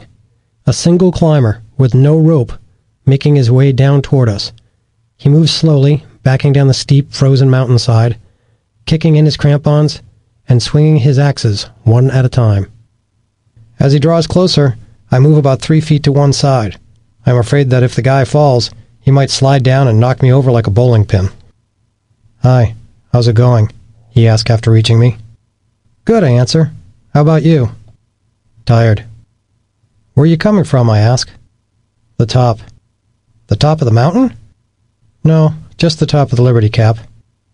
"Where's your partner?" I ask. "Well, I don't have one," he says in a scratchy voice. "He was going to come with me, but he got sick, and he couldn't, so I'm soloing." "How much more of this water ice?" I ask, pointing at the slope above us. 1,000 feet, he replies. I don't believe him. "I soloed up from Thumb Rock this morning, and I'm going back tonight. If you fall on this, you go all the way to the bottom of the ice slab, and you'd go right over the Willis Wall," he says, giggling. "Yeah," I answer, "I guess you would. This guy seems wacko." "You'll never reach the top before dark," he says. He must be wrong, I think. But what if he's right, and we're still on this ice slope when night catches us? I feel a surge of anxiety. He heads down, and I continue the pitch. That's the thing about meeting someone going in the other direction. It can be invigorating. You're almost there. Or depressing. You've got a long way to go. As he passes Mike below me, they exchange a few words, but there's no time for chit-chat. Darkness is coming fast, and we are in a race. As I climb, I continually scout the terrain, trying to memorize it before we lose the light, searching for a place to sleep. Over to my right, I see the tops of some big rocks, suggesting the edge of the ice and maybe a flat area, our best chance to find a spot for the night. Otherwise, we'll have to lead more ice in the dark, a bad option. I set a quick anchor and belay Mike up. "Why'd you stop?" Mike asks as he reaches me, seemingly perturbed. "We still had slack." "I think there's a flat spot over there," I tell him. It's so dark by now that we dig into our packs for our headlamps. "Well, where is it?" Mike asks. "It's off to the right," I say, "about 75 feet out." I settle into belay, using ice screws and my tools as anchors. "Let's hope you're right," Mike says, flicking on his headlamp and heading into the darkness. As I feed out the rope, the light bounces off the ice. He moves in the middle of the glow, a ghostly image in a world of ice, cold, and blackness. I turn off my headlamp to save the batteries, and when the darkness closes in on me, fear rises in my gut. As Mike angles farther away, it gets harder to see his light. Then it disappears behind an ice bulge. 2 minutes go by, then 5, then 10. The rope twitches a few inches, then stops. I mutter aloud, "Come on, Michael. Find us something." Now I know I'm anxious. I call him Michael only when the situation gets really serious. "I got it!" Mike finally shouts down from somewhere off in the dark, and I breathe easier. We're going to be all right. After Mike pulls the rope tight, I traverse across the ice toward him, pulling out the screws as I move. Finally there, I see that the spot isn't great. The ice and rock shelf, about the size of a picnic table, tilts downhill. There's no flat spot to set up the stove, and we'll have to sleep on our harnesses, roped to ice screws. But it will do. It is 11 p.m., and exhaustion overwhelms us as we crawl uncomfortably into our sleeping bags, our rope ends leading out of the bags, back to the anchor screws. Through the night we fight a constant battle, creeping down the sloped ice ledge to the ends of our anchor slings, awakening, then worming back up the hill in our sleeping bags and resting, fitfully, a little more. I open my eyes in the early morning light. Below me, to my right, is the ice field we'd come up. Sunrise colors reflect off the slick surface for 500 feet below me until the ice slab plunges off over the shoulder of the Willis Wall. It is a precarious place to awaken. "Whoa," Mike says just then, and for a moment I assume we're both looking at the same stunning thing. Then I turn and see that Mike is actually staring in the opposite direction. I wiggle over to him, the nylon of my sleeping bag scratching on the rocks, and suck in a sharp breath. We are looking right down the Liberty Wall, with 2,500 vertical feet between us and the glacier we stood on yesterday afternoon. Holy smokes, I say. In the dark of last night, we'd stumbled upon this almost flat spot, just a few feet from the sheer drop-off down the wall. We are just below the Black Pyramid rock formation. Man, I say, I've bivouacked out a little bit, but I've never bivvied anything like this. "I've bivvied out 100 nights," Mike answers. and I've never bivvied like this. I don't even know anyone who has. Our nerves jingle and our muscles ache. Even in the daylight, there is still no good place to put the stove, so we carefully pack up and resume the climb, head achy and dehydrated, our water bottles nearly empty. Mike leads first, then me. We swap the lead a couple more times, moving like molasses, hunger racking us. By 10 a.m., we are out of water. We battle altitude and thirst, feeling as if we have hangovers, as if our legs and packs have doubled in weight. Late in the morning, after crossing a badly crevassed area, we reach easier ground, light the stove, and melt ice. We eat, replenishing our bodies, and fill our water bottles. We're at about 13,300 feet, roughly 800 feet below the Liberty Cap. We rest a while, and then start up again. Mike takes the lead, kicking steps in the knee-deep snow. I lead for a short while, but I'm so weakened by the altitude that I'm painfully slow. Mike volunteers to take the front again. Out of guilt, I protest, but Mike correctly points out that we'll be faster if he just keeps leading. Chagrined, I bring up the rear, promising myself that whatever it takes, I will not make Mike wait on me. I force myself to match his pace. Finally, we approach the last steep section, topped by a dead vertical ice wall that is 40 feet high in places. Mike finds a section where the wall is maybe 20 feet high, swings his tools, and kicks his crampons, and starts up, moving smoothly. He reaches the top, pulls himself up and over onto solid ground. Still belaying him from below, I see handfuls of ice chips fly over the edge as Mike chops out the next belay spot. The rope snaps tight, and I climb, my nose pressed against the steep ice as I struggle up. I reach the top, sink one of my picks, then the other, pull myself up, get a leg on top, and muscle my way over the lip. "Welcome to the Liberty Cap," Mike says, a big grin breaking across his tanned face. Too tired to respond, I bend over my axe and pant like a dog on a 100-degree day. All the rough terrain is behind us. Ahead is easy snow climbing to the summit. I am finally feeling better, and at the same time, Mike starts deteriorating, the toll of leading for so long wearing on him. "Sorry, man," Mike says as we're getting ready to head across the next section. "I just can't kick steps anymore." "No problem, amigo," I say. "You carried the ball for a while. Now it's my turn." I'm glad that I'm able to rally and lead again. We grind our way to the highest point on the Liberty Cap at 14,112 feet. We snap a few pictures, eat a little, then start moving down the east side of the cap. Mike says he feels really cruddy, lightheaded, ready to puke, so we move slowly. He grows quieter than usual, and when I don't hear a witty comment out of him for over an hour, I know he's hurting. Finally, we reach the flat saddle between Liberty Cap and the summit and knock off for the day. We briefly consider going to summit and sleeping on top. The weather is so beautiful, but Mike just doesn't have it in him right now. He sits on his pack while I jab the handle of my ice axe into the snow around us, feeling, making sure we aren't over a hidden crevasse. I pound 2 shovel-shaped snow flukes into the glacier, tie us to them, and settle in even as the sun still lingers in the western sky. Mike crawls into his sleeping bag and immediately crashes, wiped out.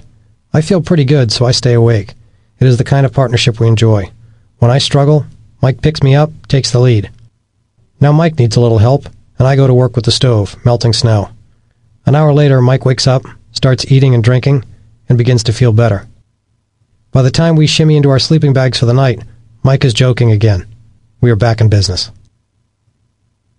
As the last rays of sun slip away, the lights of Seattle shimmer in the distance, 13,600 feet below us. Hours pass as I drift in and out of sleep, feeling the glacier's cold through my foam pad, through my bag, through my clothes. Around 4 a.m., I open my eyes. Stars twinkle above us. The first wisps of pink brush the eastern horizon, and a trickle of relief courses through my achy muscles. The sky is still clear. It is Sunday morning, June 21st, Father's Day, the summer solstice, the day the tilt of the Earth's axis will mean the sun is as far north as it will get, the longest, sunniest day of the year. I doze for another 2 hours, my rest broken by one overriding thought. Man, 12 more hours of good weather. That's all we need. Then we'll be off the mountain. Chapter 9. Pink-orange alpenglow from the rising sun marches across the summit snowfield of Mount Rainier, illuminating Mike's smiling face. "Morning. Feeling better?" I ask. "Yeah, lots," Mike says. "Guess I just needed some sleep and water." "Good, because the day looks awesome." Mike coaxes the stove to life. At 13,600 feet, it grudgingly sputters, but soon throws out heat. As the stove slowly melts ice to water, we busy ourselves getting ready for the summit and our last day on the mountain. While we sip weak tea and force down the last of the granola, we watch two rope teams trudge up the last few hundred feet to Rainier's 14,410-foot summit. They are on the standard northeastern route. We are a quarter-mile west of them in the glacial saddle between the true summit and the Liberty Cap. Stuffing my blue sleeping bag into my pack compresses the air out, and I catch a whiff of rank body odor. Mine. We've been climbing, sweating, and sleeping in the same clothes for 3 full days. A hot shower is going to feel awful good. Mike says, "Hey, let's make this easier and summit without the packs." I'd rather just bring them with us," I reply uneasily. "Why lug them?" Mike asks. "Just leave them here, and then we can get them on our way down." I look again at the climbers on the Emmons Winthrop route. After 3 long days of blazing our own path across glaciers, slit by countless crevasses, I envy those climbers following the relative safety of the well-trodden snow trail. What Mike's proposing means cutting across additional unknown ground later this morning to reach the trail. Exhausted and wary, I'm apprehensive of traversing more untested glacier. Studying the most direct route between us and the summit, the northwest snowfield, I see rocks around the edges and dirt sticking through the thin snow. No crevasses. I point at the snowfield. "Let's go up this way and bring our packs with us," I suggest. "We'll summit and then just follow the main track down with everyone else." "Why waste all that energy?" Mike responds. "After we summit, we can pick up our gear here and then contour across to the trail." I roll it over in my mind. Mike had been ill last night, probably from exhaustion and moderate altitude sickness, so we don't want to push it too hard. I don't want to make an issue of a minor strategic difference, especially when we're almost done. The summit sits just 800 vertical feet above us, so reaching the top should not take very long. The packs can stay. After we finish stowing our gear, we each shove an ice hammer into the snow handle first and clip our pack to it. Spaced our usual 50 feet apart, we tie back into the thin glacier rope that tethers us together. Grabbing the map, cameras, and 1 water bottle, we start up the final snowfield to the summit. Mike heads out wearing his crampons, holding an ice axe in his right hand. As he climbs, Mike probes the ground in front of him to check for possible crevasses hidden beneath the snow. Before each step, he plunges his axe handle in, feeling for resistance. When he pushes and the axe won't go any farther, he figures the ground ahead is strong enough to hold him. Our 50-centimeter technical ice axes were perfect for the steep terrain we ascended the last few days. But here on the low-angled snow slope, an ice axe that measures less than 20 inches is way too short. Touching the spike to the ground requires bending over and reaching out. It's annoying, but we have no choice. It won't last long, so we hunch over and keep probing the snow as we go. We climb this last simple section without helmets, switching the lead, taking turns out front as we share the joy of topping out on a clear, bluebird day. We should be moving more quickly. We're not carrying any weight, and we both slept okay. But the air is thin, the strenuous alpine climbing wore us down, and the fire of exhaustion burns in our legs, so it's still a trudge. I pause briefly between steps to let my thigh muscles rest a bit. Between panting breaths, I look west toward the Liberty Cap, which we climbed across yesterday. By comparing it to our current position, I estimate our elevation to be about 14,200 feet. We're getting real close. Mike's out front. Atop a small, rocky ridge, he stops, turns to face me, and casually takes in the rope as I approach. He's not belaying me, so I know the climbing is easy, and that he's waiting for me to reach him so we can summit together. I crest the small rise and see that we are on the highest portion of the summit crater rim. Below us in the giant circular bowl are a dozen climbers, some resting and some creeping across the inner crater floor toward us and Rainier's true summit, the Columbia Crust. Savoring our sweet moment of success, we walk together 100 feet westward to the summit. Mike drops the coiled rope, throws both hands into the air, and says, "Hey!" I step toward Mike, and we execute a manly handshake, hug, backslap. We have the top to ourselves. Totally safe here on the dirt, we untie from the rope. After 3 long days and nights being tied to each other, it feels strange not to be tethered to Mike. but we relish strolling around independently about the flat summit. Looking south, I see the lesser Cascade volcanoes. Mount Adams is closest, and the exploded shell of Mount St. Helens sits farther away. In the distance rests the white, blurry triangle of Mount Hood in Oregon. Mike opens up our water bottle and passes it to me without taking a sip. Only 40 minutes out of camp, we aren't dehydrated, and there's plenty of water, but I still appreciate Mike letting me drink first. I slug down 2 gulps of melted glacier and feel residual volcanic grit settle on my gums. "We did it, man," I say as I hand the bottle to Mike. "We sure did. You know, there are very few people I could have done that route with, even other instructors." I'm stunned to be compared favorably to Mike's outward-bound colleagues, and I'm pleased by his compliment and his confidence. I reply, "Well, there's no one else that I could have done a route that serious with." We grin at each other from behind our dark glasses. Breaking out the cameras, we take summit photos of each other with the southern Cascades in the background. Soon another climber arrives, alone. I wonder if he ascended the whole mountain solo, or maybe his partners are resting down on the crater floor, unable to muster the energy for the last leg to the summit. He bubbles with energy and spits out that this is his 100th summit of Mount Rainier. Impressed, I offer my congratulations, then turn to Mike and drop my jaw silently. Mike nods his head in approval and says, "His 100th summit? Our first. Only 99 more to go and we tie him." The climber then talks into a radio, describing the summit view to someone. Confused at first, we soon understand that he is talking to people in a small plane circling overhead. His friends in the airplane are there to celebrate with him and probably take photos.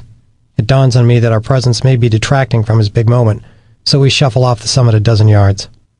Gripping his ice axe in his right hand and the radio in his left, he throws his arms wide above his head and holds them there while the plane makes a low pass. About then, a party of 4 climbers arrives at the summit. After they celebrate, I ask one of them to take our picture. The easterly wind puffs up my hood and whips around the drawstrings of Mike's wool hat. We toss an arm over each other's shoulders, and the climber snaps a photo of Mike and me on the summit of Mount Rainier. It's now after 9 a.m., and more climbers are arriving.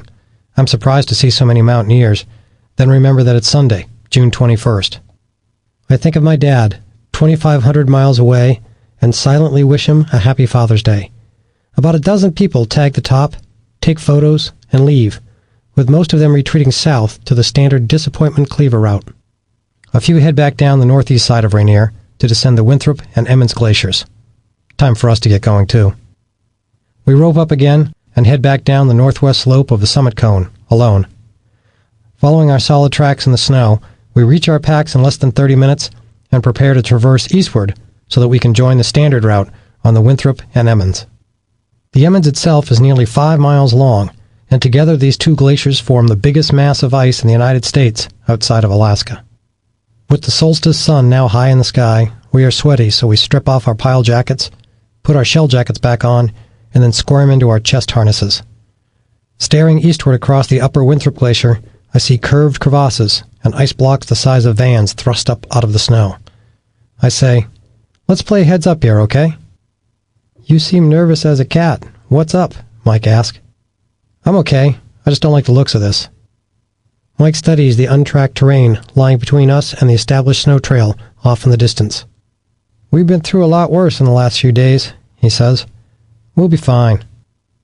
By 10 a.m. we are moving, with Mike leading the way. Cool breezes roll across the glacier as we navigate around some obvious crevasses. Seeing the cracks so close, I constantly scan right and left, looking for trouble, and I feel my confidence ebbing. The warming snow balls up beneath our metal crampons. Quickly, the snow trapped beneath my boots grows several inches thick, and it's like walking with a tennis ball stuck to the bottom of each foot. I pause, lift one boot, and bang the side of my crampon sharply with the shaft of my axe, knocking the snow off. I switch legs and clean the other boot. Mike and I soon synchronize our crampon cleaning breaks to reduce the number of stops. We cut above some linear crevasses. I find myself nervously measuring our progress to the established trail ahead. We're halfway across, 2/3, almost there. A short rest would be nice, but with tilting ice chunks poised just above us, we push on. Another 100 feet, and we finally reach the snow trail stomped out by all the passing climbers. I exhale deeply and let my chest loosen up. Now we are on the main descent route, and we are no longer alone. There are probably 20 people on the route, most above us, a few below. We drop our packs onto the snow, taking a break. Mike picks through our food bag. There's very little left, but that's okay, because we should be off the mountain in another 4 or 5 hours. You want the greasy cheese or the granola crumbs? He asked. Sounds great. I'll take the cheese. I gnaw indifferently on the slimy yellow cheddar and grin as I watch Mike chase granola bits around a clear plastic bag. He licks a finger, stuffs it into a corner of the crumpled sack, and like an anteater feeding, pulls out a few morsels. After he sees that I'm amused, he makes a big show of licking each crumb off his dirty finger. I shake my head and we both laugh. Steady wind from the east chills us, so we don't linger long. Mike heads right down the trail at a good clip, and when the rope between us tightens, I follow. The morning sun casts sparkles and shadows across the glacier. Going straight down means that to stay centered over my feet, I have to bend at the knees and lower my butt. We're descending fast. After 20 minutes, my thighs are on fire. When the snow softens a bit, I start plunging my heels into the glacier's surface. Driving my heels down dents a firm, flat platform for my foot. Mike is heel plunging now too. This takes more effort, but our pace doesn't slacken much. I feel a bit rushed and nauseous. Maybe I'm altitude sick from sleeping so high last night. I shout ahead to Mike, "Hold up!" Mike halts, then turns to face me. "I don't think I've got the oomph right now to heel plunge. Let's sidestep." "That'll be slow." "Yeah, but I don't want to trip." Mike's right that we should keep moving downhill as best we can, but I can see he knows I'm fried, so he relents without making me feel bad. "Okay, we'll try it for a while." Turning sideways, I stretch my downhill leg below me and press the uphill edge of that boot into the snow. Next, I shuffle my higher foot down to join the lower boot, and then reset my ice axe down slope. This jerky motion is slower, but the pauses give me the half-second rest I need. I settle into a rhythm, as does Mike, and we steadily descend the glacier.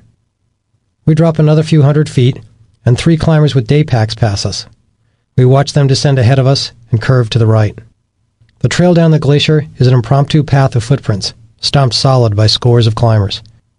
It has been over a week since the last snowstorm, so all the repetitive footsteps have consolidated a track in the snow at least 10 feet wide.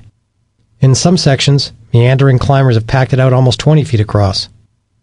The path is reassuring. Dozens of others have trod here without trouble.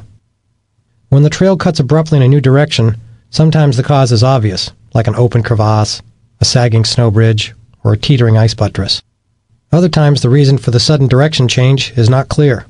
Whatever the case, we follow the proven footprints before us. The next 100 yards of climber's trail is easily seen, but farther ahead, it intermittently disappears as it drops behind snow hills, swings below small ice cliffs, and meanders laterally across the glacier. We stomp along for a while, passing ascending climbing teams. Some climbers notice our short ice axes and helmets and ask where we've been. One guy even correctly surmises that we climbed the Liberty. We are still wearing our helmets, which puts us in the minority on the Emmons Winthrop route. An hour earlier we had talked about taking the helmets off and strapping them on our packs, but since we'd have to lug the weight anyway, we figured we might as well keep them on our heads. This downhill trudge gets monotonous. Mike must be feeling it too, because he suddenly turns around to talk. With a mischievous lilt in his voice, he draws out, "Hey, Jim!" "Yeah," I answer. "Whatever you do, don't think about a hot fudge sundae." "Ah, crap! Why did you bring that up?" I say in mock disgust and anger. "Don't think about the chocolate," Mike goes on. "Don't think about the nuts. I don't want you thinking about that." "Thanks. Thanks a lot, Mike," I say. We walk in silence for a minute while I scheme. Then I shout, "I promise not to do that, as long as you don't think about a cold, frosty beer with foam on it about 2 inches tall, running down the side." Mike groans in happy longing. "Ha! We're even." Motoring downhill, I give some serious thought to dinner. We should easily make it to the campground tonight. I know Mike's self-discipline and meager budget means he'll vote for generic pasta in the campground, but maybe I'll insist on treating us to steaks and beers. The summit crater far above us now blocks the wind, so it feels warmer, and the surface of the glacier is like wet oatmeal, 3 inches deep. As we descend, we pass a few climbers moving downhill more slowly than us. We zig and zag our way downhill, traversing on to the Emmons Glacier proper, and reach an elevation of about 12,000 feet. Mike asked. Feeling better now that the air is thicker? Yep, I feel pretty good. Well, let's try and glissade. Glissading is basically sliding downhill on the snow. You sit down on your butt, or more rarely, stand up and ski on your boots. When the slopes angle and the snow's consistency are just right, glissading can be a fast way to descend and pretty fun too. We know that if we glissade, we must pay strict attention to avoid losing control, going over cliffs, smashing into rocks, or plunging into crevasses. Glissading would give our weary legs a break, so it sounds tempting, but we are still on the glacier. We should probably just walk the Emmons and then glissade later on the interglacier, where there are almost no crevasses. But I don't want to sound weak or be the naysayer by bringing this up. I'm afraid Mike will think less of me if I keep presenting risk. So I don't say anything direct. Instead, I waffle. Well, I say, do you think we should? Yeah, we'll make better time. So we sit down and get ready. We remove our crampons. Leaving them on would be asking for them to snag and break an ankle, and tuck them inside our packs where they can't grab the snow. We strap our ice hammers to our packs, move about 40 feet away from each other, and sit down in the snow. I stay on the known climber's path, while Mike places himself off the trail to my right, so we can glissade almost parallel to each other. We each hold an ice axe like a canoe paddle to steer ourselves and to use as a brake. With a mutual nod, we scoot our butts forward and begin sliding downhill on the wet snow. My nylon climbing pants hiss as they glide across the glacier's surface. After a few minutes, Mike halts. Since we're roped together, I skid to a stop too. I stand and scan the next section of glacier below us. Look safe ahead, Mike. No drop-offs or anything. You're moving slower. Take your pack off and drag it behind like me. So I slip off my pack and clip it with a carabiner and sling to my waist harness. We push off at the same time and resume the glissade. Mike was right. Having my pack off makes me faster, but my tethered pack keeps flipping, flopping, and crashing into me from behind. A pain. The descent path has been mostly straight so far, but now it angles left, so we stop, stand up, and brush off the clingy snow. We pull our packs on and walk laterally on the snow trail until we are above the next linear section. Then we plop down and glissade again. Soon the snowpath has so many meandering portions that we have to walk more, and our overall progress is about the same as two other climbers who are hiking downhill.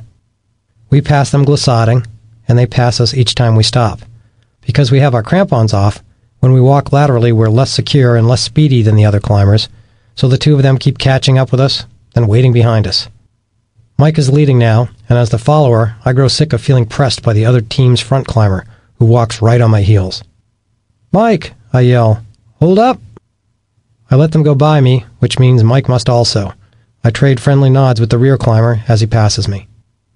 At about 11,500 feet, Mike and I see the trail below us head into a long, linear section of the glacier. This semi-permanent feature is called the corridor, and its smooth, gentle slopes are known to have few crevasses. The corridor is in the middle of the glacier, and the unrelenting ice pressure from the two sides probably closes many of the tension cracks.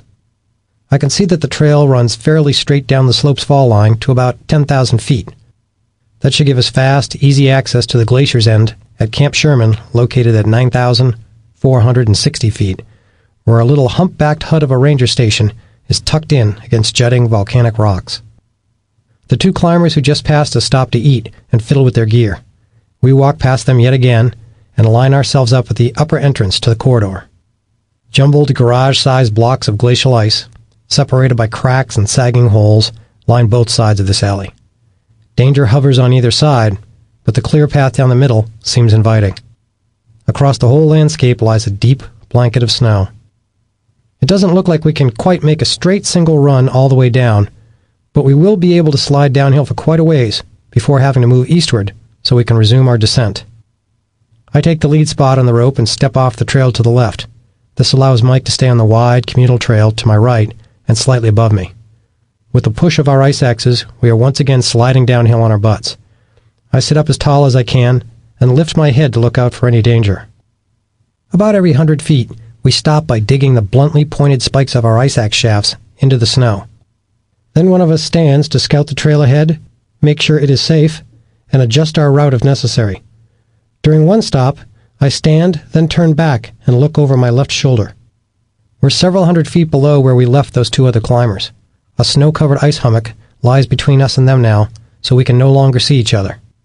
Mike and I resume sliding downhill. The smooth snow slope in front of me looks fine, but as we descend, I sense the terrain changing off to my left. I can't see a section of the ground over there, which suggests that a drop-off lies ahead. I snap my left arm high above my shoulder with an open hand, the signal for Mike to stop. I grab my axe with both hands and brake hard. I stand up and peer to my left. I still can't see the actual problem, but it doesn't feel right. When I look up at Mike, he is rolled onto his left side, ice axe held in both hands, poised to drive it into the snow for an anchor. Not knowing why I signal for a stop, he is ready to belay me if necessary. He lifts his head a bit, glances the 50 feet down slope at me and yells, "What is it?" "Not sure. I think there are crevasses in front of us." "Go take a look," Mike says. I pull on my pack, shimmying into the shoulder straps, and make sure the rope isn't snagged on any ice protrusions. Looking upslope, I watch Mike stab the sharp pick of his axe firmly and kick his boot toes deep into the snow as an anchor. Satisfied with his secured position, he gives me a nod. I return the nod and turn down slope. Probing ahead of myself with my ice axe, I walk cautiously forward 2 steps, tightening slack from the rope. My internal danger meter kicks up a notch. I instinctively pump my left hand into a fist, the signal for Mike to watch me and hold on tight. I raise my voice. "Tension!" My attention is focused ahead, but I feel the rope tug reassuringly at my waist. Mike has me. Holding my axe at the ready, I creep forward another half step and see the ground drop off below me. I stare into a dark hole. My stomach clenches, and I suck in a short burst of air. It's not a singular cliff, but rather a series of descending vertical steps, each one formed by loose, leaning ice blocks the size of tractor trailers. Each step drops off about 10 feet more than the last, and between each tilted ice block is a gaping crevasse, mostly camouflaged by snow. It looks like an ice serac has collapsed from below and sucked the broken glacier pieces 70 feet deeper into the earth. Beyond the collapsed hole, I see transverse crevasses, all stretching east-west, contouring across the slope. I look over my right shoulder and see the rope stretched tightly back to Mike. Still pinning himself to the ground, he is on his stomach, ice axe muscle diagonally across his chest in a classic self-arrest position. He stares at the snow an inch from his face, focused on being our team's anchor. I ease back a step, and the piano wire of a rope relaxes. Mike feels our lifeline slacken and looks over his right shoulder at me, but keeps us anchored. I exhale hard to force myself to calm down. "Whoa, big crevasse down here, Mike. We're not going this way." I back off a few feet to a safe spot. The slack rope flops to the ground, so Mike sits up. "Okay," he hollers back, pointing. "Why don't you cross beneath me to the right to get away from it?" I walk a few steps back east and stand on the broad trail of footprints. The late morning sun beats down on us. Even though we are only wearing Gore-Tex shells over a single layer of polypro long underwear, sweat soaks my skin. I look uphill at Mike resting on the snow trail above me and say, "Water up!" I drop my pack, and Mike slides out of his. As we drink, I survey our surroundings. We're at about 11,000 feet. Another hour and we'll be off the glacier. A few more hours of hiking over glacial scree, then through old-growth forest, and we should make it to the rental car tonight. And maybe those steaks and beers. Time to get going. I pull my pack back on and study the communal trail ahead. By contouring to the right across the slope, I can traverse over 5 yards and align myself directly above the next straight downhill section of the climber's path. I turn upslope to Mike, 50 feet away. He is on the stomped-out snow trail, watching me. "Ready?" "Ready," Mike says, nodding. "I'm going to cut right." "Sounds good," Mike answers. I'm facing directly east, perpendicular to the slope's fall line. I'll go about 15 feet or so, which will tighten the rope between us. This will leave Mike still on the snow path and put me on the right-hand side of the trail, where we can again glissade straight down. I scan the snow-covered glacier surface before me, but I don't see any signs of trouble. No accumulated dust in a low spot, no cracks, no sags. This is the end of the CD. The audiobook continues on the next CD. Chapter 10. The snow feels dense and firm as I shove the handle of my ice axe into the glacier's surface. Satisfied, I take a step and sink ankle-deep into wet snow before settling onto solid ice beneath. I probe the snow again, and it feels strong, so I step forward. But in an instant, my boot pushes deeper into the glacier than before. My mind tries to comprehend what's going on. The next few seconds unfold in what feels like an eternity. As I tip forward and start sinking into the snow, I realize what is happening. I've walked onto a snow bridge spanning a hidden crevasse, a plank of snow crystals, terribly weakened by the sun-baked days, and it's crumbling beneath my feet. "Falling!" I scream as loud as I can, trying to warn Mike. I can't see him behind me, but I know he's flopping onto his belly and ramming the pick of his axe into the ice, digging in, fighting to save me and maybe himself. In the next fraction of a second, the snow consumes my legs as if it's quicksand. By now, I've sunk into the snow bridge to my abdomen. A hope shoots through my mind. Maybe my pack will jam and stop me. It doesn't, and I slam through the ever-widening hole. I react instinctively, swinging the axe in my right hand, hoping to catch solid ice with the sharpened tip and stop my plunge. The pick of the axe cuts into the mush in a spray of ice and snow. While shouting to Mike again, I feel my face crash against the crevasse lip. A finger of pain shoots up between my eyes, and my feet flap in nothingness. The fall is sudden, shocking. I slip through the snow bridge, and the icy black crevasse swallows me. The most terrifying nightmare of glacier climbers has arrived. For a moment, I hope it's just a small crevasse, 10 feet deep. A hard landing, then a quick climb out. I feel fear, but not terror. I know Mike heard me and saw me. I know he's solid. I know any moment the rope will jerk me to a stop. But I don't slow down. I pick up speed. My body explodes with adrenaline, and my mind furiously calculates as I plunge ever deeper. 10 feet. 20 feet. 30 feet. I'm going too fast. Something's wrong. I rocket through the gloom, crashing back and forth between the ice walls, squeezed ever more tightly in the grip of an enormous slot. The rope jerks hard, and for the briefest moment, I hope Mike has stopped the disaster. But just as quickly the tension is gone, and I accelerate wildly. I know now I have dragged Mike in behind me. I careen off the walls, get knocked sideways, and smash to a stop on my back. I hit so hard the air bursts from my lungs. Blinking and gasping, I fight to get a breath. I touch the wall with my gloved hand, and there is no noise. I just fell all that way, and I'm not too badly hurt. I wiggle and pain stabs my neck. Then something lands on my belly. Whoomp. It is a handful of wet, sloppy snow. A pinhole of light high above me flickers, and more wet snow hits me in the face. The light blinks again, and more slushy snow pours onto me. The snow falls faster and harder and bigger. Whoomp. Whoomp. Whoomp, whoomp, whoomp. The slurry pours in like a wet avalanche racing down a mountain, burying my shins, my thighs, my belly. Oh my God, I'm being buried. I toss my arms above myself, then the wet slop buries my head. After a few more distant impacts, there is silence and darkness beneath this cocoon of snow.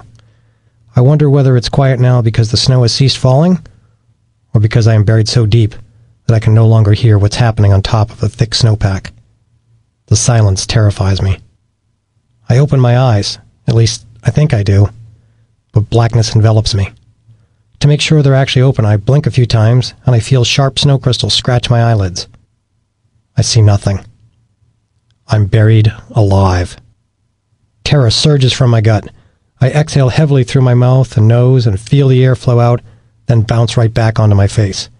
My left forearm remains draped across my face. It has preserved a small open space. I need air. I bash my forehead against the snow, trying to enlarge the small pocket around my face. The void around my head is half the size of a basketball. I suck in hard, trying to grab a breath, but my mouth is half filled with crunchy snow, so I pull in only a small gulp of air. I try chewing the snow to clear it away, but it is too much, as if someone has stuffed a popsicle into my mouth. I work my jaw and tongue, struggling to push out the rapidly hardening snow clump, but it turns into a dense lump the size of a plum. When I rest for a second, the snowball settles in the back of my throat and gags me. Afraid that the obstruction will choke me, I push it forward and off to the one side with my tongue. I can breathe a bit more easily, so I pant in a few strained gasps from my air pocket.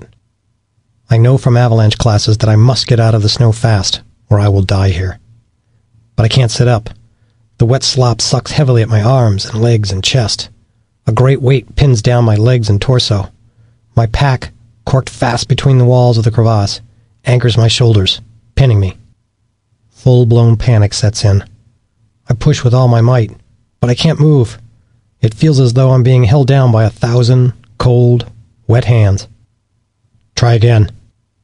When I attempt to curl my torso up, my pelvic muscles feel like they're ripping. Sensing that the effort is futile, I stop, and my heart hammers in my chest. Avalanches tumble their victims wildly, and buried survivors sometimes don't even know which way is up. I worry that maybe I'm not even facing upward, and that I'm trying to go the wrong way. Using another avalanche survival tip, I intentionally drool saliva out over my lips. Gravity pulls the spittle back down my cheek, and I feel it ooze towards my right ear. The technique works. I know I'm still facing up. I struggle to wiggle anything, a hand, a foot. Nothing. Suddenly, a wetness warms my crotch, and I realize I'm peeing. In total fear, I'm peeing. A flash of shame passes over me because I think it means I'm weak. But a survival voice in my head screams like a drill sergeant. It doesn't matter. It's just your body getting ready to fight. So fight, damn it! I try pushing my chest up again, until my torn abs protest. My God, I'm really stuck. I'm covered and I'm stuck. I don't feel wounded. No broken bones, no crippling pain, no gushing blood. How, I wonder, could I have fallen that far and not be wrecked? My God, I think sadly. Gloria was right. I'm going to die on a mountain. I figure I have enough air to last maybe 10 minutes. But what if it's longer? Just gasping away and waiting for the end. The reality of it all is overpowering. I'm not badly injured. I feel like I could stand up and walk away, but I'm going to die anyway. There's some air in the void around my face, but it won't last. I almost wish I were more hurt so that I would go faster. I can think clearly. I can feel my whole body, but I'm going to suffocate slowly. This is a bad way to go.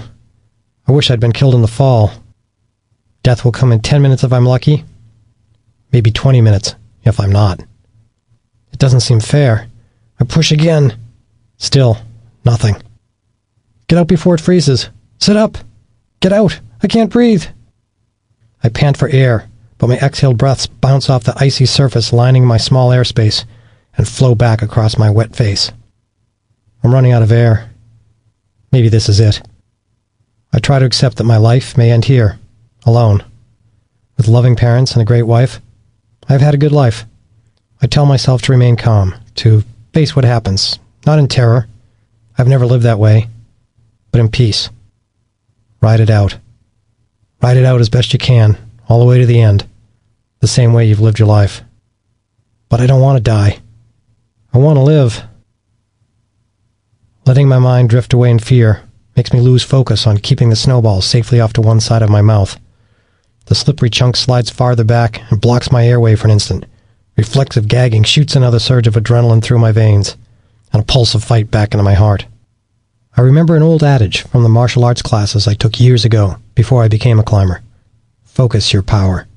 So instead of trying to push all over, I concentrate on my strong arm, the right one. I imagine all my power flowing to my right arm, and I shove. I feel something heavy, an ice chunk the size of a cinder block, shift off my forearm, and my right hand bursts out of the snow above me. Waving my hand about in the air, I sense openness and freedom.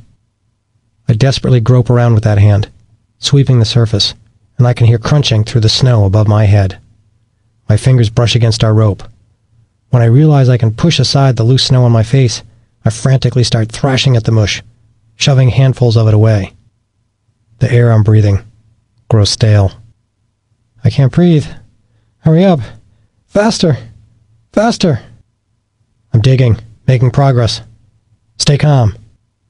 I feel like I'm the third person in the conversation, the mediator who has to balance the emotional and logical voices, who has to decide who is right each second. It is a strange thing, this battle of the wills between the voices. I am buoyed by their resilient tone, and a spark of hope flickers in my heart. Maybe I can make it. My gloved fingers scratch furiously at the frozen debris around my face. As I dig deeper toward my head, the crunching sound grows louder. I feel the slop above my right eye move. I paw and grasp, and my hand sweeps across my eye. And then it is clear. I can see up a little tunnel through the snow and make out a hand in the gloom. I am so disoriented that at first I don't realize it's my own hand in my own purple glove. Dense, cool air flows down the foot-long snow tunnel and settles on the wet skin of my right cheek. I dig the hole wider, reaching my nose, and then clearing off my mouth. Desperate to breathe freely, I make a one-finger sweep of my own mouth and pluck out the cursed ice ball. Finally, I can take an unconstrained breath. I suck in a bunch of rushed gasp, blood ringing in my ears.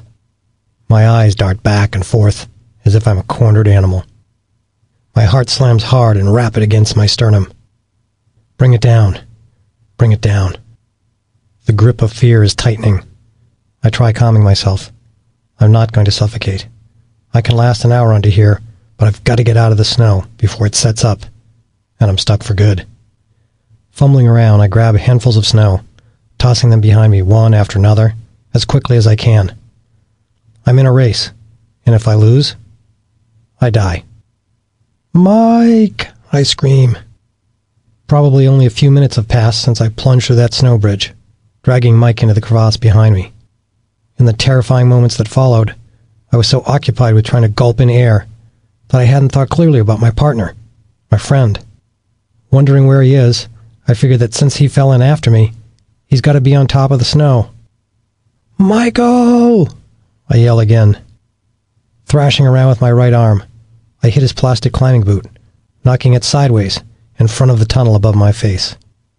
He's on top. Thank God. My eyes feel very wide open, as if someone is pulling back the lids, and a flurry of screams erupt from my mouth. Michael, get up! We've landed and we're covered with snow. Jesus, get up and dig us out. Get up quick! My words reverberate between the frozen walls, but I hear no other sound. Michael, we fell in! We fell in! I'm buried! I shout. Dig me out! I hear a muffled moan.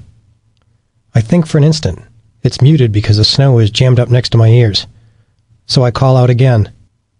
You gotta get up! I yell as I shake Mike's foot to rouse him. I hear another moan. Maybe he doesn't know where I am.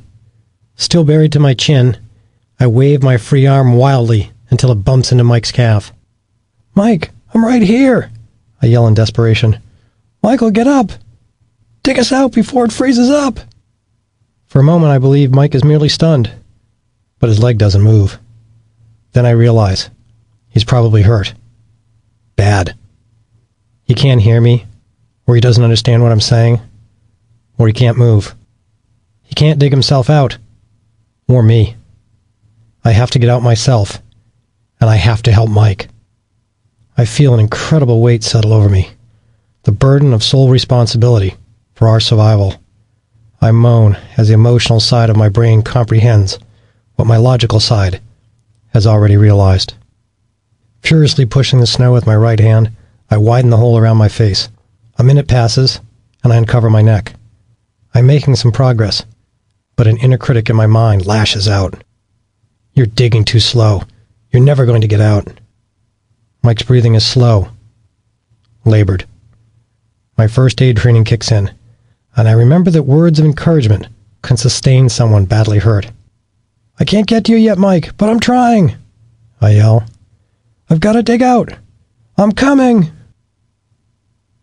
Tossing a handful of snow over my shoulder, I realize it is falling down behind me, but I don't know where or how far. Clearing away more snow from around me, I'm still buried from the chest down. My head and right arm protrude from the snowy floor of the shallow depression I've dug around myself. It's been 5 or 10 minutes since we fell in, so my eyes now focus better in the near darkness. I can make out Mike's other boot on the opposite side of my snow basin. His feet are pointed toes down on either side of my head, and I assume he's face down, with his head positioned way down by my feet. Staring at the sole of his boot, I grab his ankle and shake it. "Michael, wake up!" I plead. I hear a single moan. Then, Mike's breathing grows raspy. I've never heard this sound before, but it horrifies me to my very core. "Michael! Michael!" I scream. I know now that he is on the edge, and I try to keep him going. "Breathe, Michael! Breathe!" I shout. It occurs to me that if I dig out my left arm, I'll be able to uncover myself and more quickly get to Mike. Fumbling around in the near darkness, grabbing handfuls of snow, I find an ice axe. I use the scoop-shape adze on the axe's head to dig faster. As the basin around me gets wider, Mike's feet flop down near my face, so I have to move my head to dodge his boots, as well as my own swiping ice axe. All the while, I try connecting with Mike, to keep him sucking breaths. "Come on, Michael! Breathe!" I shout. "Breathe! Hang in there!" Finally, I extricate my left arm from the snow. Frantic, I try to sit up, but can't. I hear his sputtering breath. Then, an exhaling sigh. Then silence. I freeze, staring straight ahead. Eyes wide, I remain motionless, listening. Clutching the ice axe in mid-swing, I realize I'm holding my breath. Maybe he's just between breaths. Maybe I can't hear him with all the snow crunching around my ears. Quiet! I wait 3, 4, 5 seconds, and I know he's really not breathing. "Mike!" I scream in a rising pitch. I grab his calf and shake the hell out of it. Through his climbing pants, I pinch his calf hard, trying to get a reaction. Nothing. Panic clutches me, and I thrash violently at the snow, trying to break free, trying to get to my partner. In frustration, I punch the snow pile. "Mike!" I screech again, my shrill voice cracking. I open my hand and let the ice axe go. I sense it slipping past my right ear and disappearing into the blackness behind me, far from reach. A critical voice in my mind hisses, "Stupid move." I try again to sit up, but something's holding me back. My helmet. It's caught on something behind me. Probably my pack. I pull hard on the chin strap buckle to loosen it. I yank the nylon strap up over my nose, and as it drags across my face, I feel stinging pain. I must be cut up. When I let go of the strap, my helmet falls behind me, and I hear it bounce away. Clunk. Clunk. Silence. Clunk. I sweep aside mounds of wet snow with both arms, digging my way laterally towards Mike's head, which is still out of sight and out of reach. I can now see along the backs of his legs, up past his knees. My fingers hook on something as I dig, and when I pull, I snag the brim of Mike's helmet. Touching his helmet confuses me, because it should be on his head, which is way down near my feet, not up here, next to my chest. I dig again, and on the next scoop, I hit Mike's sunglasses. Mike's head seems to be here near my chest, facing upward. But that can't be, as his feet are here too, but facing downward. I brush aside loose snow next to his sunglasses and see Mike's cheek. Relieved to have found him, I clear more snow off his face, but I'm still confused as to how both his head and his feet were up near my chest. Then, I understand. Mike is on his back, facing up. His legs have been bent way too far up toward his head, so far that his feet are just behind his ears. He's folded over. I brush more snow from his face, and his head flops gently to the left side, toward me. I reach into his mouth, pulling out a bunch of snow. I start to do it again, but I fear that I will make him vomit and choke, so I make a baby sweep with one finger. "Mike! Mike!" I scream. I grab his cheek, pinching and twisting the flesh as hard as I can, giving it everything I have. Pain is a powerful thing, and humans, even ones knocked out or on the edge of death, respond to it. Nothing happens. I rip a wet purple glove off my right hand and reach to his neck, checking for a pulse. But I feel nothing. My fingers shake against my friend's neck. This can't be real. This can't be real. Chapter 11. Every second that ticks by, the chances that I can save Mike, or myself, drop perceptibly. A little light filters through the gloom, and I can see some details. Mike, doubled over on top of me, is in big trouble.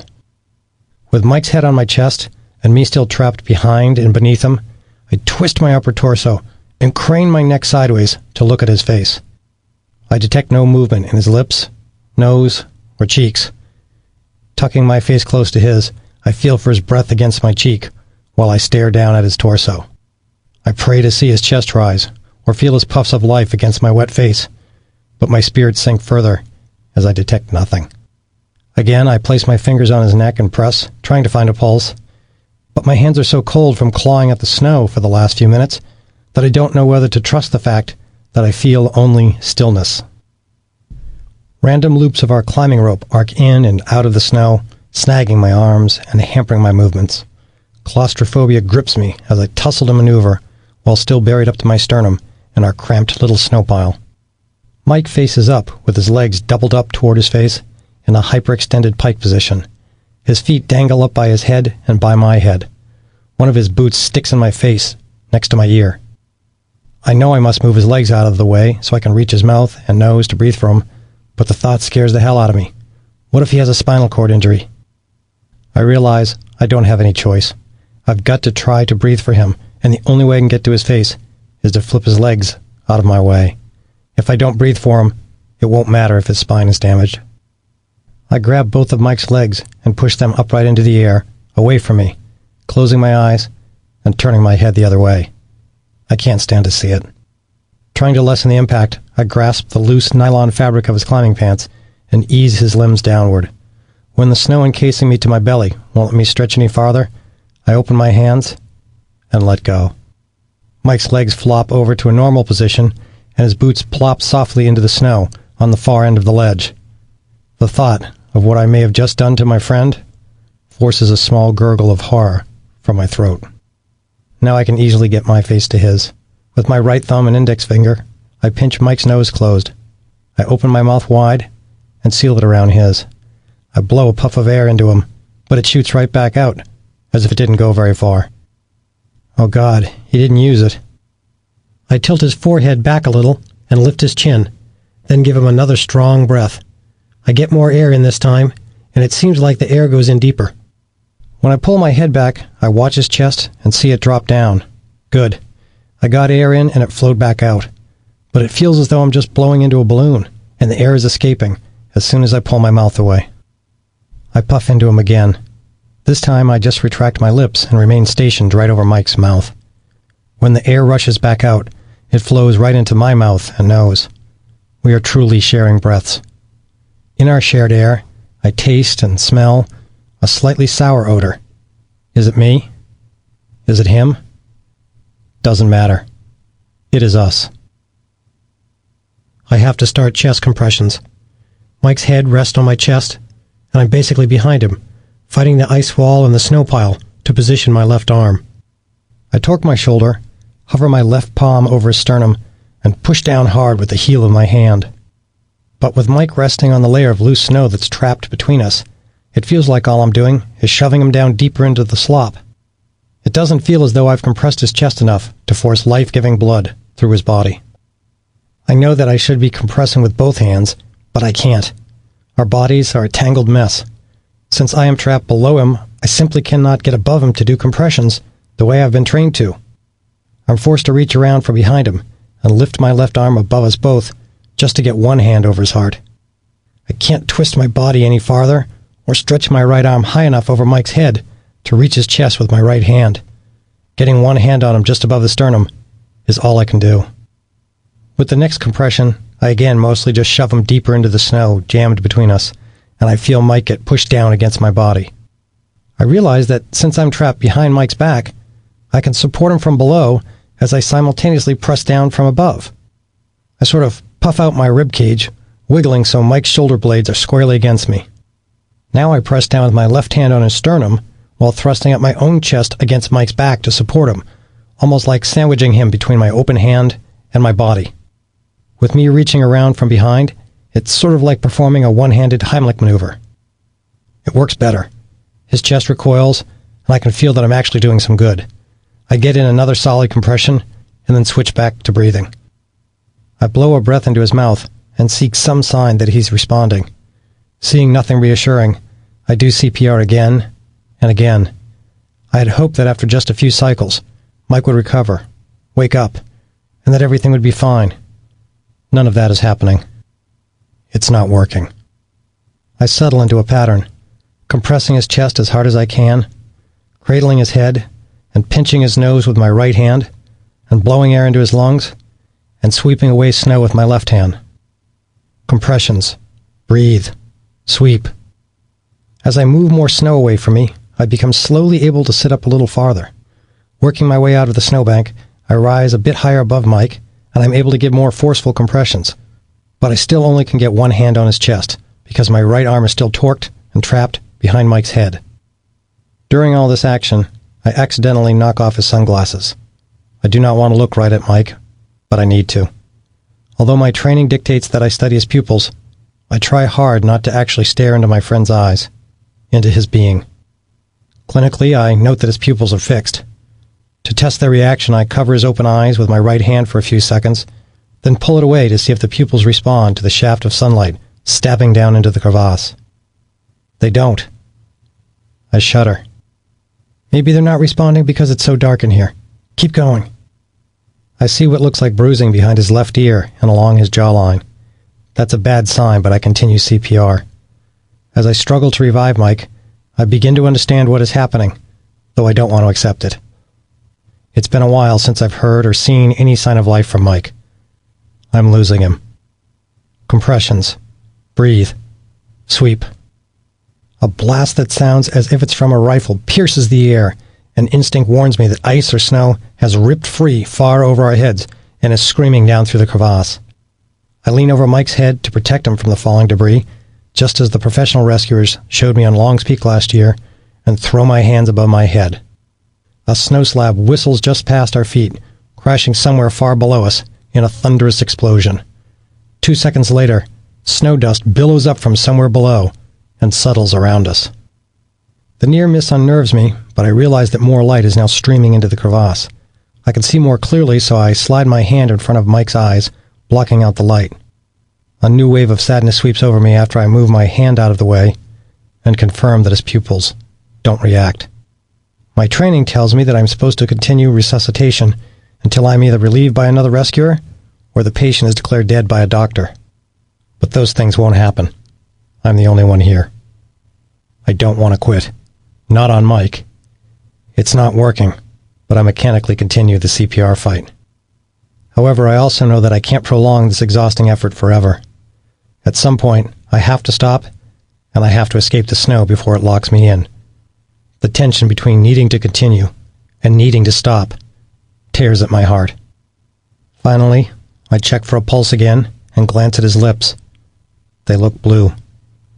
I move my hand in front of his eyes, and again I get no response. I think he's gone, I say to myself quietly. I stop CPR, staring at Mike for about 10 seconds. Nothing changes. I hope, illogically, that he'll take a breath. He doesn't. Dumbfounded, I lift Mike's gloved hand off the snow. When I let it go, it flops limply back down. I gently lay my head down on his chest and rest my arms across him, shaking with fear. Tears well up at the corner of my eyes. If you let that come up, you're going to die down here. I fight to force emotion back. I stare ahead, numb on every level, unable to move. A voice inside my head pulls me back, shaking me from the shock. A desperate voice of survival, half emotional, half logical. Dig. Dig out of the snow. Get out before it freezes up. I pull my right arm out from behind Mike's head and furiously paw at the snow with both hands. I don't have the ice axe. I dropped it, and I'm momentarily angry at myself for that. A jolt of alarm hits me as I realize the consequences if I don't get out before this slurry freezes. My breath bursts out in heavy wheezes. I dig madly and manage to get down to about my waist, Finally, I can move enough to loosen my packed shoulder straps and waist belt and wiggle free. Logically, rationally, I know I should keep digging to gradually free myself from the grip of this icy debris. My gut reaction, however, is to just wrench myself loose. I panic and try to push out of the snow all at once. But I'm stuck fast. It's like being buried in the sand at the beach. Slow down and dig, I say in sort of a lecture to myself. I scratch away some more and get down to my thighs. Mike is crammed in next to me. Rope and gear are tangled all around us, and I am so oppressively confined, I feel like I might completely lose it. I try to push free again. Nothing. I try yanking my left foot free, but all I manage to do is hyperextend my knee, causing a grotesque stab of pain. I resume digging, and as I move the snow around, I realize that Mike has slid away from me a little. I don't want him to slip off our snow pile, so I grab the back of his jacket with one hand. His chest is squishing me against the left ice wall, and I know that digging myself out would be easier if I could sit him up for a minute. I stop and think about it. Part of me is worried about aggravating what I'm sure is a serious spinal injury. Another part of me admits that any such worry is moot now. He's gone, and it's not going to hurt anymore, I mutter to myself sadly. So I push him upright, which takes a lot of his weight off me and gives me more room to move. I clutch a handful of his jacket in my right hand while I dig with my left, and after a couple minutes, I manage to get my left foot free. The increased freedom is intoxicating, and in a rush, I try yanking my right foot out. I feel my knee strain, so I stop pulling and dig some more. I switch hands and hold Mike up with my left hand and dig with my right. Once I excavate to my calf, the weight on my lower leg lessens, and suddenly I can pull my right foot out of the hole. Elated, I watch my boot emerge from the hole, and relief washes over me.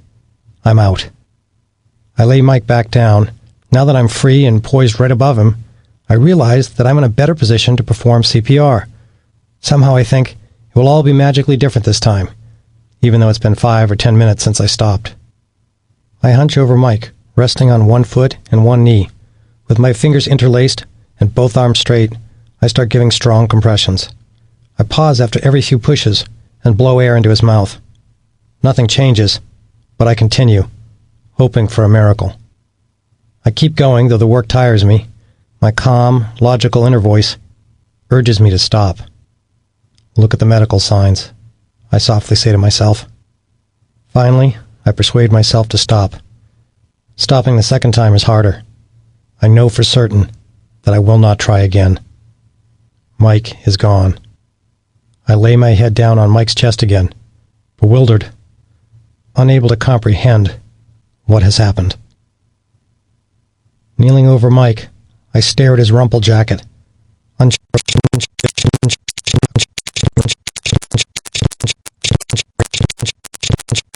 tentatively to look around. The crevasse walls are about 2 feet apart here, and they rise high above us on either side. How far? I'm not yet sure. I know on every level that I am in a desperate situation. Leaning to the right, I stare over the drop-off behind Mike's head. I see the crevasse disappear into nothingness dozens of feet below us, and it's as if we're on a snow pile maybe 7 feet long that holds us aloft between the ice walls. Mike's feet dangle off the far end. I look laterally along the crevasse's length, hoping there is a way to simply walk out the end of it, but it stretches for around 100 feet in the up-mountain direction, and then vanishes into darkness. I turn the other way, down the mountain. After about 200 feet, the crevasse shows no signs of ending. Maybe 20 to 30 minutes have passed since I took that awful step on the glacier's surface, and the snow beneath my feet collapsed. I know I have to look up and see how far in we are, but I'm scared. After stalling for a moment, I gather the courage and raise my head, determined to get a firm physical understanding of just where we are trapped. All those summers working with my father's painting crew, estimating building heights and calculating the rigging we'd need, come back to me. My eyes travel up the frozen walls, first dark gray, then dark blue, then bluish-white near the top, reflecting splotches of light. I figure it is almost 80 feet up to the sunlight flaring through the hole we punched in the snow bridge. The walls above me climb up at about 80 degrees until the crevasse is 8 feet wide. Then the ice walls go dead vertical. And then, higher up, They close back in toward each other in an overhang. Oh my God. The full depth of our predicament settles on me like a great weight. I stand awestruck, staring up at the underside of the snow bridge that spans the crevasse.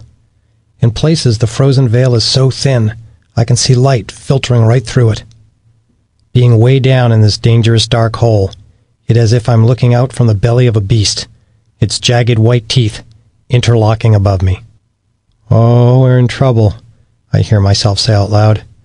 We're in big, big trouble.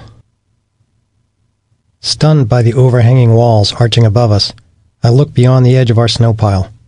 If we're on the bottom of the crevasse, there should be a snowy floor just below us, instead of that black drop-off I see. I'm confused. What did we land on? Why is there so much dark space beneath us? I kneel down and scan beneath our perch, and it's just as if I'm on a platform, bent over and peering underneath it. We're on a ledge, and there's nothing below us but frigid air. As I stare at the ledge's underbelly, I realize that our perch is comprised of my green Gregory backpack, jammed up against an ice slab the size of a coffee table. The ice slab must have fallen down here long ago and lodged, leaving a gap just about the size of my pack. When I plummeted down here, pack first, I landed right on that narrow gap. In essence, my backpack corked between the crevasse wall and the ice slab. If the slab hadn't been there, or a different size, or I had fallen a few feet to either side, the alignment of the pack and ice slab could not have happened. Instead, I would have plunged down another 5 or 10 feet until I corked, permanently wedged between the unforgiving crevasse walls. I sit upright, stunned, as I realize how lucky my landing had been. It's hard to believe what I've just seen, so I bend back down to look at the ledge's underbelly again. The shelf is partially supported by the snow between my pack and the ice slab. At the far end of the snowy ledge, Mike's boots dangle down into space. It hits me that Mike and I are precariously perched on a makeshift platform of unknown strength and longevity. If anything gives way, we'll plummet deeper into the narrow crevasse, something I'm sure I won't survive. We need an anchor, quick. Mike and I always carry enough climbing gear on our hips to set an emergency gear, an ice screw, snow fluke, rescue pulley, carabiners, and things always dangle from my waist and from his. I stand up, unclip an ice screw from my harness, and grab Mike's ice hammer, the only tool visible in the jumble of gear around us, and start pounding the ice screw into the wall. The blows echo dully in the cavern, but after a few swings, it's set deep enough for the teeth to grab. Then I stick the tip of the hammer's pick into the eye of the screw and use the hammer as a giant lever, twisting the metal ice screw deep into the concrete hard ice. The screw screeches with each twist, but after a few minutes, it's well set. I fish around and find my end of the rope, and tie a figure 8 on a bite into it, snap a locking carabiner onto the screw head, and clip into the anchor. I'm safe. I fumble around some more, looking for Mike's end of the rope, and once I find it, I tie a similar knot and clip Mike in secure with 2 beaners. We are both tied into the same screw. That screw will keep us from sliding deeper into the crevasse if the snow ledge gives way. It will give me a chance to save myself, and this way, I won't lose Mike's body deeper into the slot. He's gone, but I still have to watch out for him. We're still partners. I have taken a first, tentative step by anchoring us. It feels good to have grabbed some tiny bit of control in this impossible situation. Hardly believing that this snow shelf is really as precarious as it seems, I unzip the one pocket of my pack that's accessible and find my red-handled jackknife and headlamp. When I snap on the lamp, its beam cuts through the darkness, and for the first time, I can truly see what we're up against. Below me, the lower reaches of the crevasse come into view. 30 or 40 feet down, the walls converge to within a few inches of each other. I can't see the bottom. From the glacier's surface, 80 feet above, down past me, to as deep as I can see, the total crevasse depth is about 120 feet. Sensing that yawning chasm below us, I realize I can't take any chances, so I reach for another ice screw on Mike's harness. After I beat and crank it into the wall, I clip us both to it as a backup. If I am to have any prospect of getting out of here, I can't make any mistakes. As I look down, I realize we could lose all the gear, so I tie both packs into the screws too. This makes me consider the loose gear on and in the snow pile that is our ledge. I dig around, recovering a few stray items, and carefully clip them all to me or the ice screw. I'm going to need every piece of gear we've got to survive this. Anything deeper into the crevasse isn't an option. Looking up to the sunlight, to the surface again, I have no idea what to do. The only thing that comes to mind is to yell for help. Help! Help! My shouts echo around the slot, unsettling me. I hear the fear in my own voice, and it loudly demonstrates just how scared I really am. Yelling isn't doing any good. Start taking care of yourself. Meltwater drips constantly from the sun-baked snow bridge above me. I'm already soaked. I struggle to organize my thoughts. Put warm clothes on. Strap on your crampons. Yell for help. Don't yell for help. Get in the sleeping bag. Clip into the ice screw again. Put on more clothes. Eat. Check on Mike. Don't stumble off the ledge. Look for an axe. Jam another screw into the wall. Scream for help some more. Blow your whistle. Find your helmet. Drink. Hypothermia, I hear myself say aloud. It's a sign, I figure, that the intuitive side of my brain has identified the primary concern I must deal with now. I look down. Mike's pile jacket sticks out of his pack. I'm not wearing that, I say, instinctively recoiling at the thought of putting on my dead partner's coat. I'll put on my own clothes. I'm standing on snow and partially on top of my pack.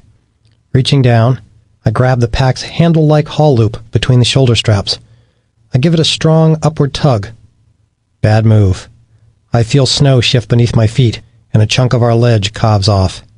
Our tiny suspended island of comparative safety just shrank. Stop! Stupid! It's a dangerous reminder that my pack is not just crammed into the snow. Rather, it is a key structural underpinning that holds our weak snow ledge together. If I had succeeded in pulling the pack up, the ledge would have collapsed and left me, Mike, and the gear hanging in space from the ice screws. I drop the pack strap as though it's electrified. One moment's inattention almost made everything much worse. Now what? I have to get to my clothes and my other gear, but I can't pull out the pack. From the top side, I can't reach the pack's main compartment, so I decide to cut through the pack to get at my stuff. I fold open the jackknife, kneel down, and poke the knife tip into the pack's taut side. The blade easily slits through the forest green nylon. It's almost as if I'm outside my own body, watching someone else. I realize how deadly serious this is. Working carefully, I try not to drop anything. I pull out my heavy expedition jacket, but I can't safely grab my fuzzy pile pullover.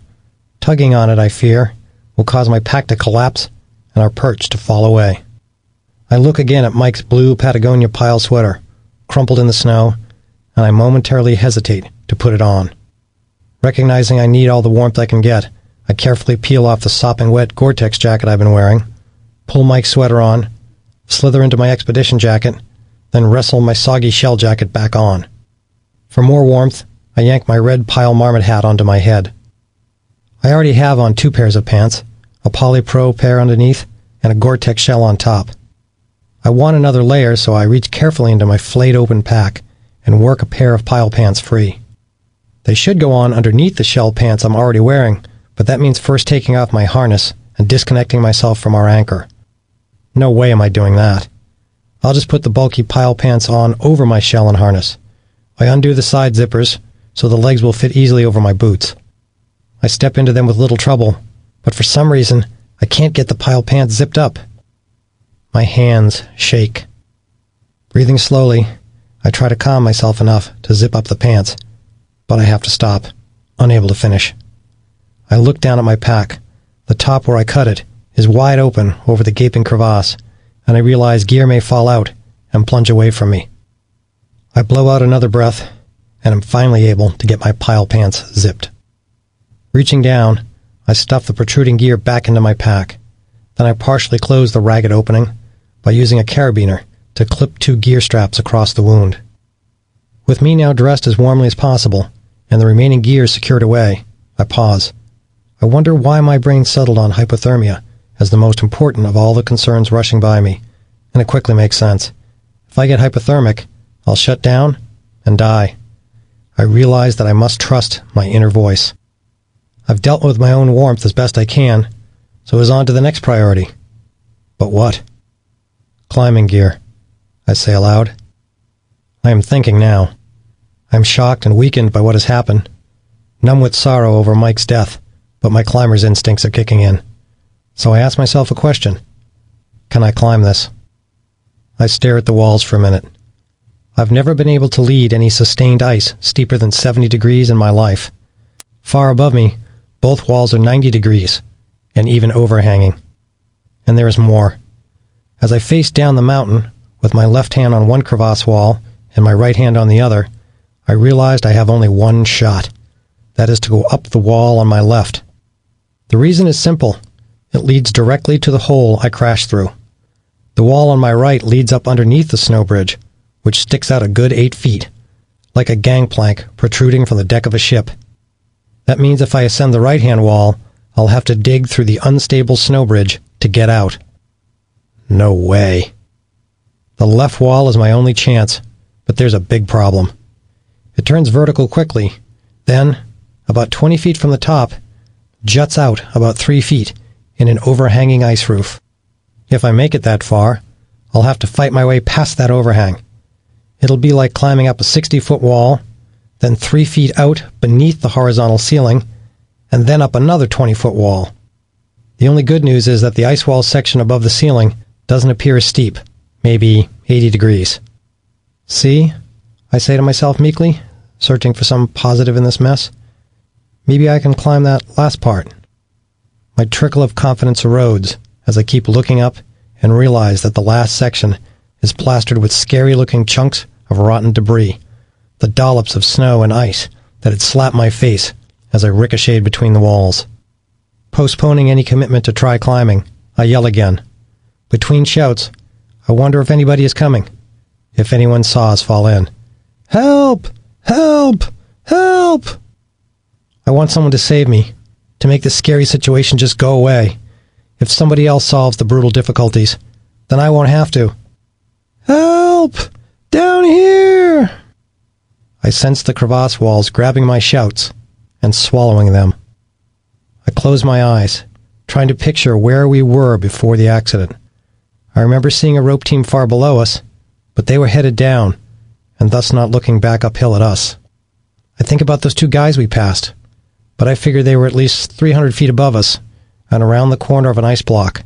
If I couldn't see them, they couldn't see us. Nobody saw us fall in. I understand that with no one coming for us, to escape, I will have to climb up the overhanging ice wall. Doubt flares in my mind. I survived the fall, and I dug myself out, and I'm not hurt bad. I'm not going to get myself killed trying to climb something I know I can't. I'm going to stay here until someone comes to get me. What if no one comes? Mike and I had filled out little cards at the White River Ranger Station to register our climb, but as I think it through, I realize it will be a day before anyone will consider us overdue. Even then, on such a big route, the Rangers might wait another day in case we're just slow. Once the Rangers decide to search, I figure they'll start at the base of the Liberty Ridge on the other side of the mountain. They'll follow our footprints up and over the top, if they can. Then they'll lose our track among all the other climbers' prints. Maybe, eventually, they'll narrow their search down to this glacier. Then maybe they'll start looking inside crevasses. But there are hundreds of crevasses on this glacier. Maybe thousands.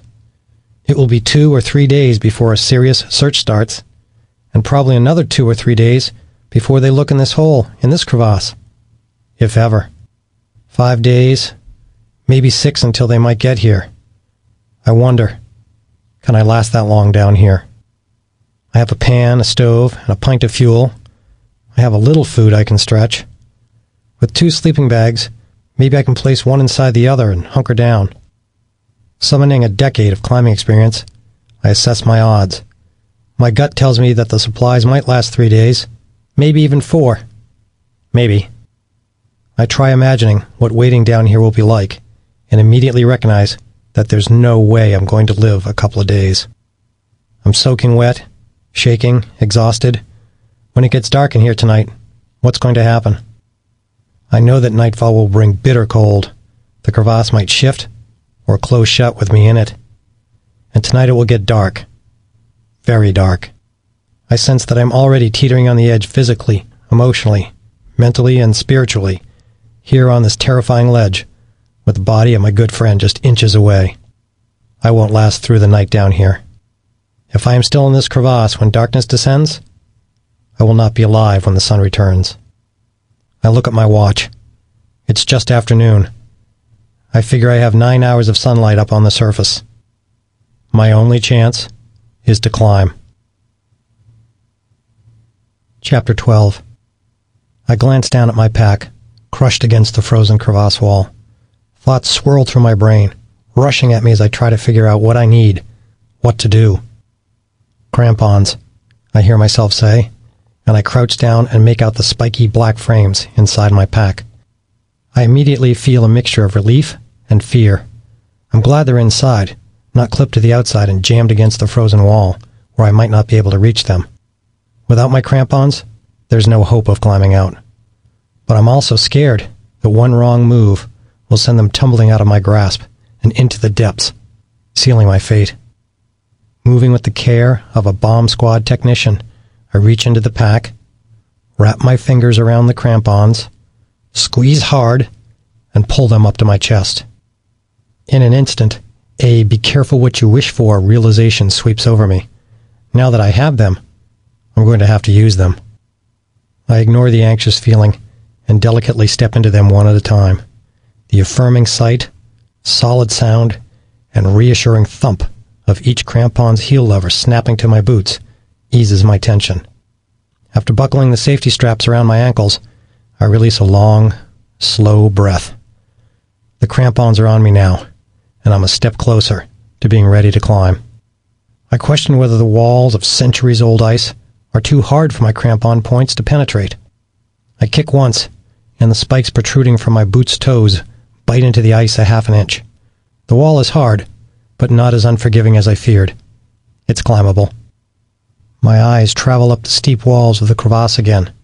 As I ponder trying to climb out, doubt swells in my mind. You've never climbed anything like this in your life. What makes you think you can climb it now? All beat up and scared, without any mistakes? If something goes wrong, you'll wind up at the bottom of this crevasse, alone, corked. That's where you'll stay. I've never led or even followed anything this steep before. But logically, I know I have only one chance, and that is to act. You should climb out now, while you still can.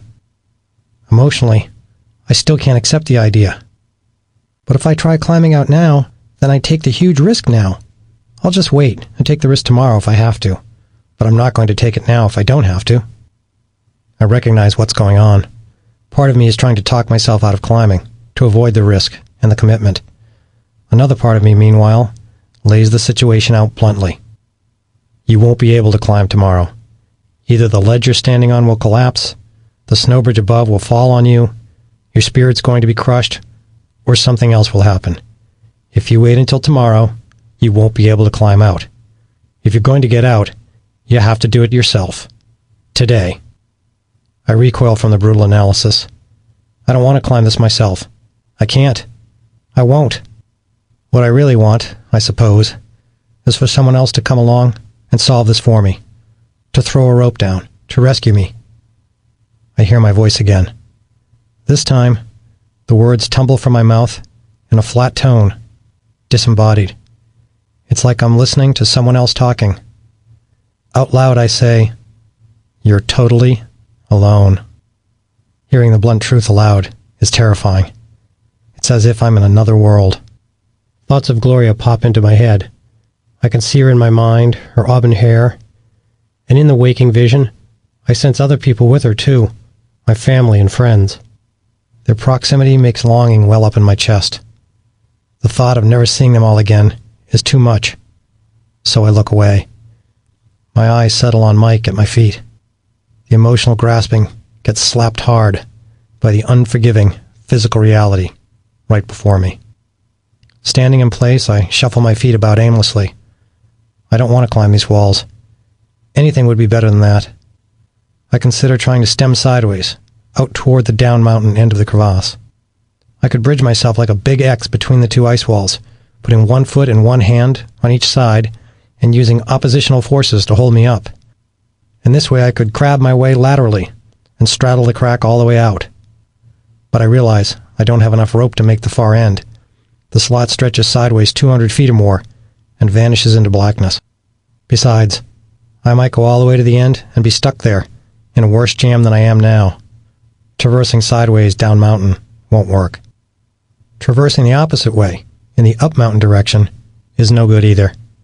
That will only take me deeper under the glacier, and that certainly is no solution. Somewhere that pulverizes bedrock to dust is no place to head toward. I can see that there is no easy way. The only way out is straight up. I have no more vague alternatives left to offer myself. Only the awful truth remains, and it is painfully clear. I have to climb out of here myself. My crampons are on my boots, a good start. I look down at my pack and see a nylon ditty bag that holds the rest of our ice screws and hardware. It hangs partially out of the hole I cut in my pack. I realize that, as with the crampons, if the hardware drops away, any hope of climbing out vanishes. Crouching down slowly, I focus on making my moves surgically sharp. I hear Dad's voice echo in my mind. Do it like you mean it. When I get about 6 inches away, my right hand flashes down, grabbing the yellow sack as if I'm seizing a wild air hose. I close my eyes in fear and pull the bag close to my chest and hug it for a second. One by one, I pull gear out of the sack and rack it on a sling looped over my shoulder and head.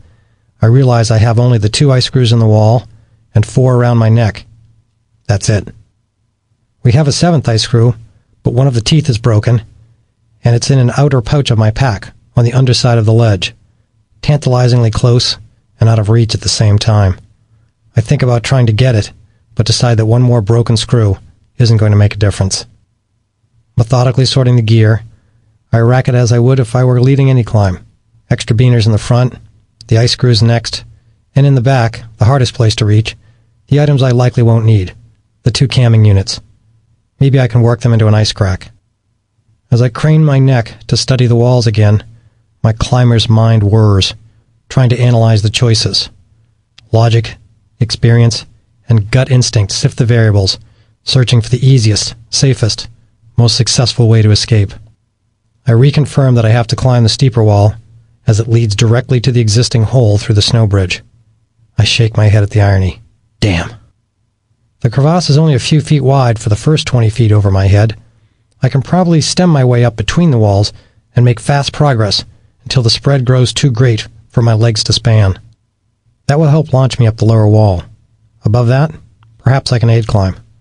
By relying on the gear to advance when it gets really steep, maybe I can work around my inability to free climb overhanging ice. But really, I've hardly ever aid climbed before. I've done only a little, on warm rock in Yosemite and Montana, well protected by a partner, holding my top rope. That measly experience sure doesn't qualify me for this. But I know the principles. Maybe I can figure it out.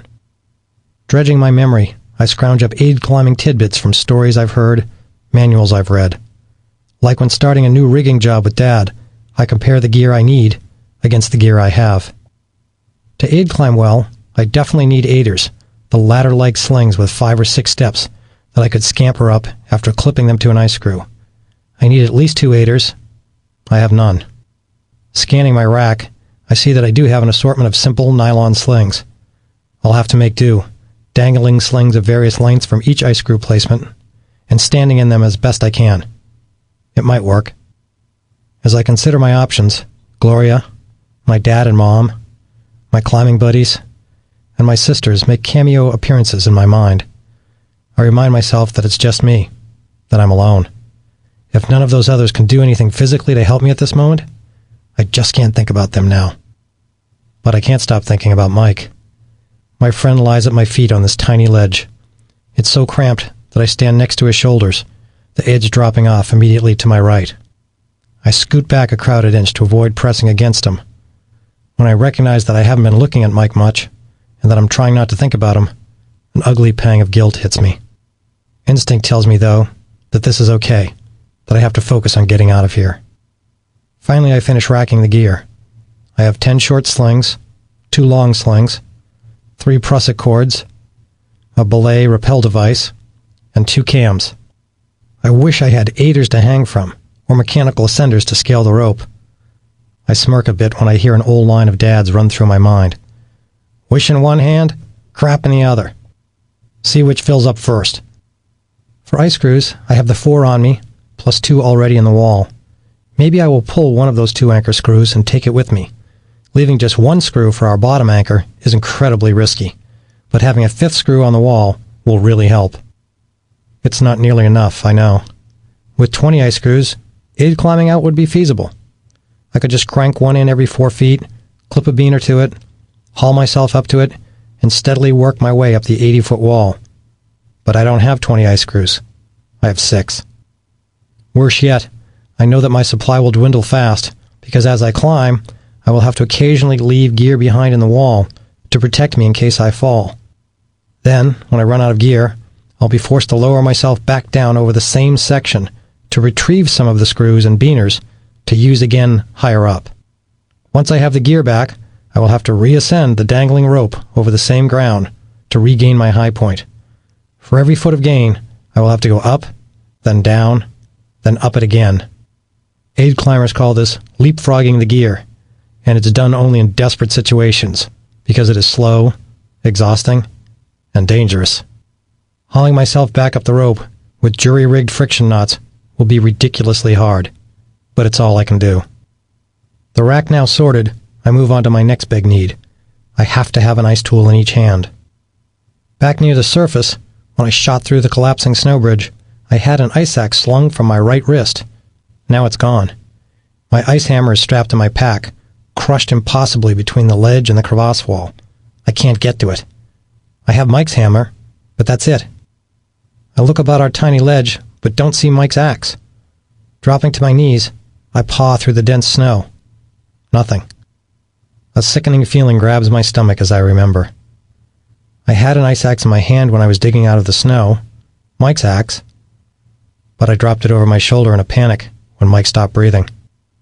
I moved to the edge of the shelf and looked down, my headlamp throwing an eerie light into the darkening fissure below me. About 8 feet down, I see a thin, wispy snow bridge stretched between the walls. The missing axe rests on it, standing on its head, its handle sticking straight up and leaning against the right wall. If I want that axe, I'll have to go down there and get it. I close my eyes and tilt my head. I can't believe this. To have any hope of climbing, I must have that axe. No one can climb an overhanging ice wall with just one tool. No one. To go up, I'll first have to go down. I'm not going down there. I'm not. Remembering my hammer wedged tight between my pack and the wall, I think, maybe I should just cut all the way through my pack and get the hammer instead. I pull out my jackknife, prepared to cut ruthlessly, but stop myself.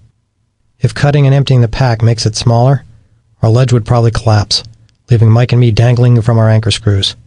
If that happens, I figure I'll die. I slowly fold my knife shut, resigned to defeat. Well, that's it then.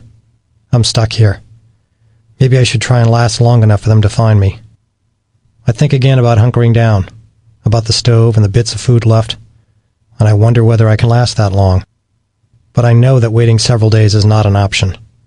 When the sun sets tonight, if I am still down here, I will die. I have already made that determination.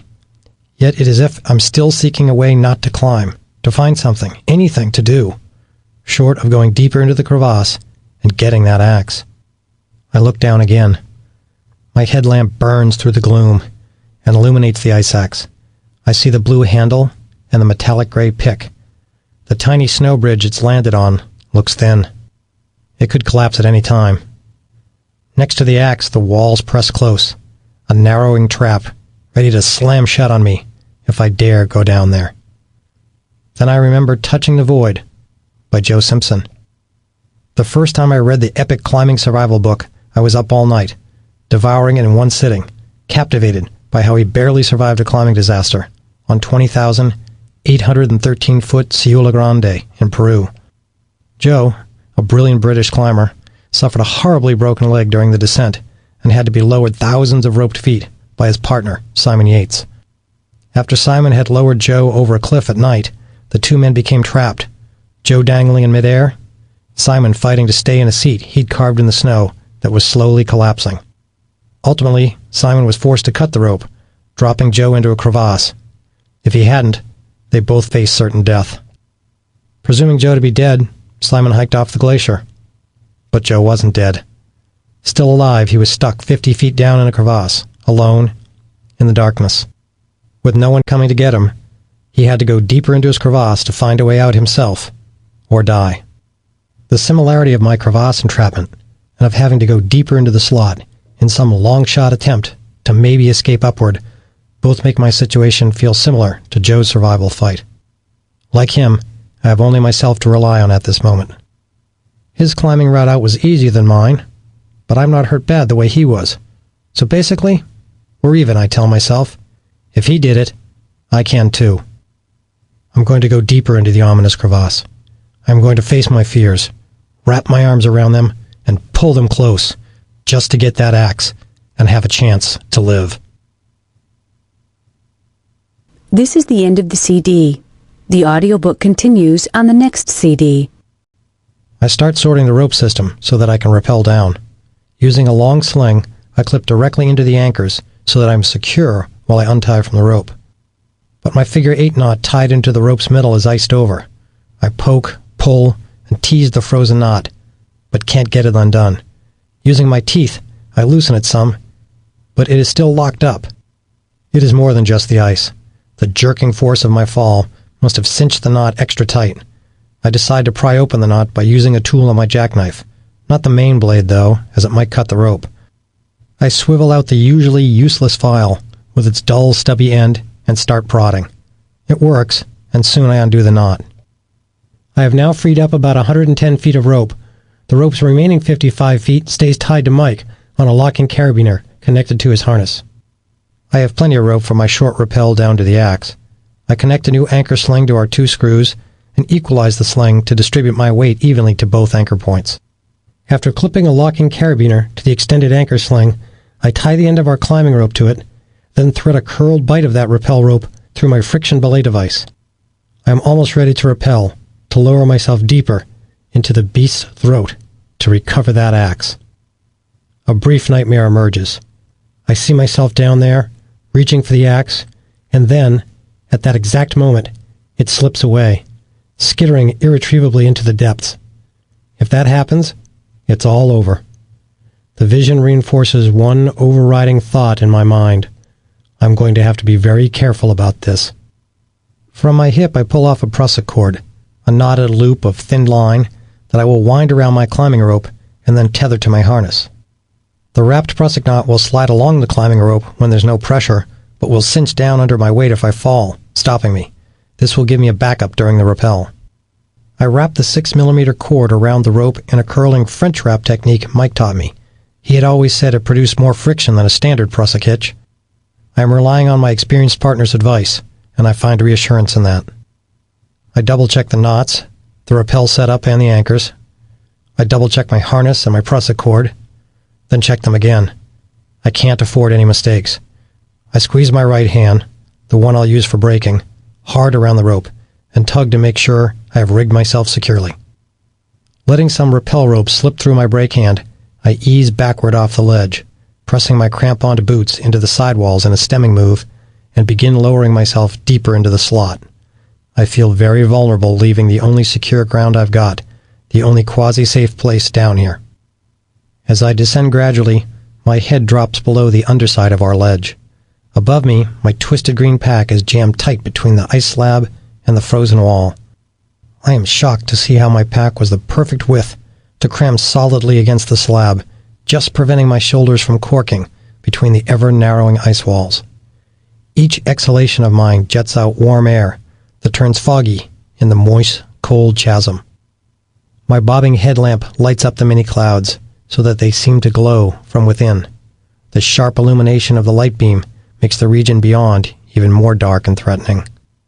When I descend another 2 feet, the crevasse becomes too narrow for my shoulders.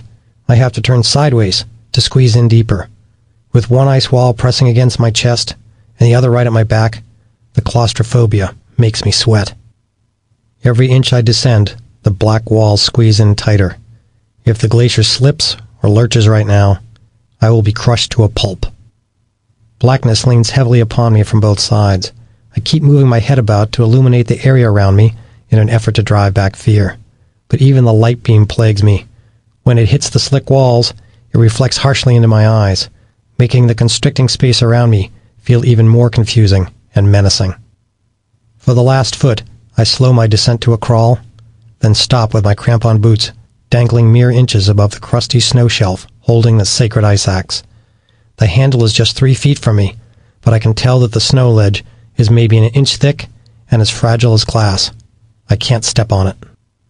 My stomach muscles clench tight as I hang motionless in my harness. I hover above the axe, making a plan to grab it while still holding myself on rappel. I wind the dangling end of the rappel rope twice around my right thigh in a friction wrap to make sure I don't slip down. Reaching out with my left hand and leaning over, I stretch out sideways, nearly parallel with Mike, who lies on the ledge about 8 feet above me. The icy walls press tight against my chest. Using the only caving trick I know, I force a breath from my lungs to shrink myself. I lean over farther and reach down deeper. My purple-gloved hand moves close. Delicately, I close my hand around the handle. Squeezing the precious ice axe handle with my left hand and locking off the rappel rope with my right, I have no free hand to pull myself upright. I hook the crook of my left elbow behind the taut rappel line above me. With this as leverage, I grunt and heft myself vertical. As I pull the axe to my chest, I hug it for a moment, then clip it into my harness with 2 carabiners snapped onto different spots. No mistakes. I glimpse my battered orange helmet a few feet farther down, the brim broken off. For a moment, I ponder heading down to get it, but recoil at the thought of going deeper. I decide to leave it. I push myself back up with a scissors kick motion off both walls. As I wiggle up, I pull the now slack rope through the belay device at my waist to keep myself tight. Chunks of snow drop around me as my bouncing rappel line saws at the end of our snow ledge. Though I am moving closer, I worry that the ledge will collapse before I get there. It holds. 15 minutes after I'd left, I step back onto our tiny shelf, fighting to catch my breath. I feel a wisp of reassurance being back with Mike. Recognizing the twin achievements of retrieving the axe and returning to our ledge lifts my spirits a bit. My neck tingles as I sense the dark, frozen walls hanging far above, waiting for me. But I refuse to worry about them for the moment. I need to bask a little in the idea that some progress has been made. Bent over at the waist, panting, I'm staring at Mike's chest. I turn my head to the right and look into his face. Though I feel uneasy looking at my dead partner, the successful axe recovery feels like an important step forward to share with my friend. At my side, I pat the precious ice axe. With Mike's axe and hammer, I have 2 ice tools. At least there's a chance to get out now, Mike. Chapter 13. Nearly an hour has passed since that awful moment when the snow bridge ruptured beneath my feet, and now a new fear arises. There's something wrong with me physically. The worry burst into my mind after I hack phlegm from my throat, spit, and see a red-black clot hit the ice wall. Bright red blood drools down an inch, then freezes in place. Frightened, I spit again. More blood, this time all fresh, no black clots. I don't know where it's coming from, so my first aid training rattles off possibilities, all of them scary. Stomach? Liver? Lungs? I inhale deeply and shove the breath out hard. Lungs seem good. I realize I haven't properly assessed my own medical condition. Reversing the traditional order, I reach toward my feet and begin a toe-to-head check. I'm certainly not taking off my boots down here, so I just wiggle my toes and push on the rigid plastic boot tops. Both feet feel fine. I get to my ankles, probing hard with my fingers. No pain or protruding bones. So far, so good. I mentally check another box off the examination list and move towards my shins. But what if I find something? It's an intriguing question, and I stop my assessment to think it through. If something's really wrong with me, What am I going to do? Our first aid consists of Band-Aids, gauze, ibuprofen, and white athletic tape. For minor wounds, I can improvise with other materials, but there's little I can do for serious problems or broken bones. If I discover a major injury, I can't fix it. Maybe it's better not to know. Hurt or not, I have to try climbing out of here. Though I haven't solved the mystery of my bloody throat, I no longer care. To prove this, I gurgle up more fluid and spit angrily through pursed lips. Dark droplets spray the ice wall. I keep conjuring an image of myself, dangling frozen on a climbing rope. It's all too awful, and I feel overwhelmed. Mike's gone, I'm hurt, and I must face this impossible situation. It's so damn scary it seems unreal. Maybe it isn't real. I consider the possibility that I'm actually still trapped under the snow, dying. Maybe the air is all gone, and I'm just spending my last oxygen molecules wistfully concocting some self-soothing, implausible flight to life. Maybe I'm already dead. No. I'm terrified and apprehensive about everything. I don't think I would feel this scared if I were already gone. And when I tilt my head to the left, in a self-induced pain check, fire shoots up my neck, and my left hand tingles uncomfortably. You can't feel pain if you're dead, so I must be alive. This must all be real. The gear rack is sorted, and I have Mike's ice tools now. I'm clipped safely to the anchor screws with a sling. I stare at our supple yellow rope, trying to figure out how I can use it to protect myself during the climb out.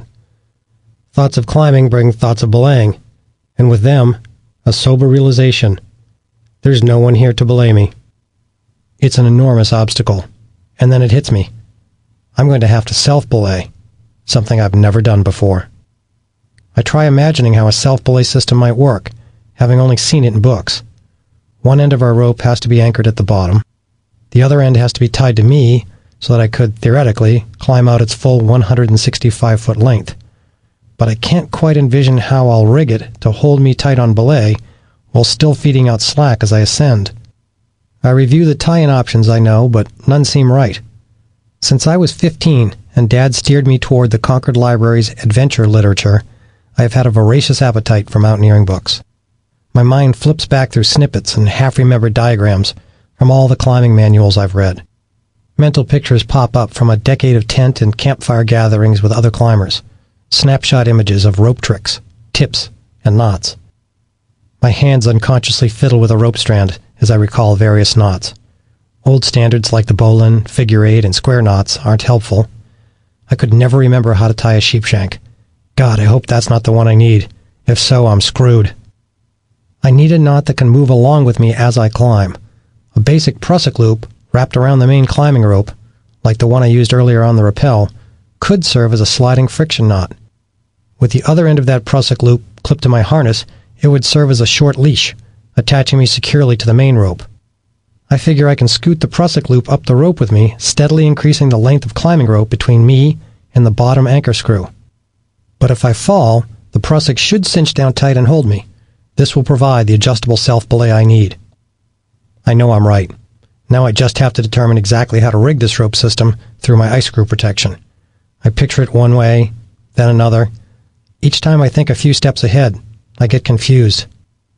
Pressing my forehead against the crevasse wall, I close my eyes and search for the answer. Frustrated, I gently tap my forehead against the hard crevasse wall. The ice burns my skin. Suddenly, I open my eyes, realizing I can practice on the two ice screws already in the wall. I can tie one end of the rope to the bottom screw, run it up through a beener on the second screw, and then rig and test my self-belay system. To do all this, I need to free the climbing rope from Mike's harness. First, I have to secure Mike to the wall with a piece of webbing. I can't let him fall in.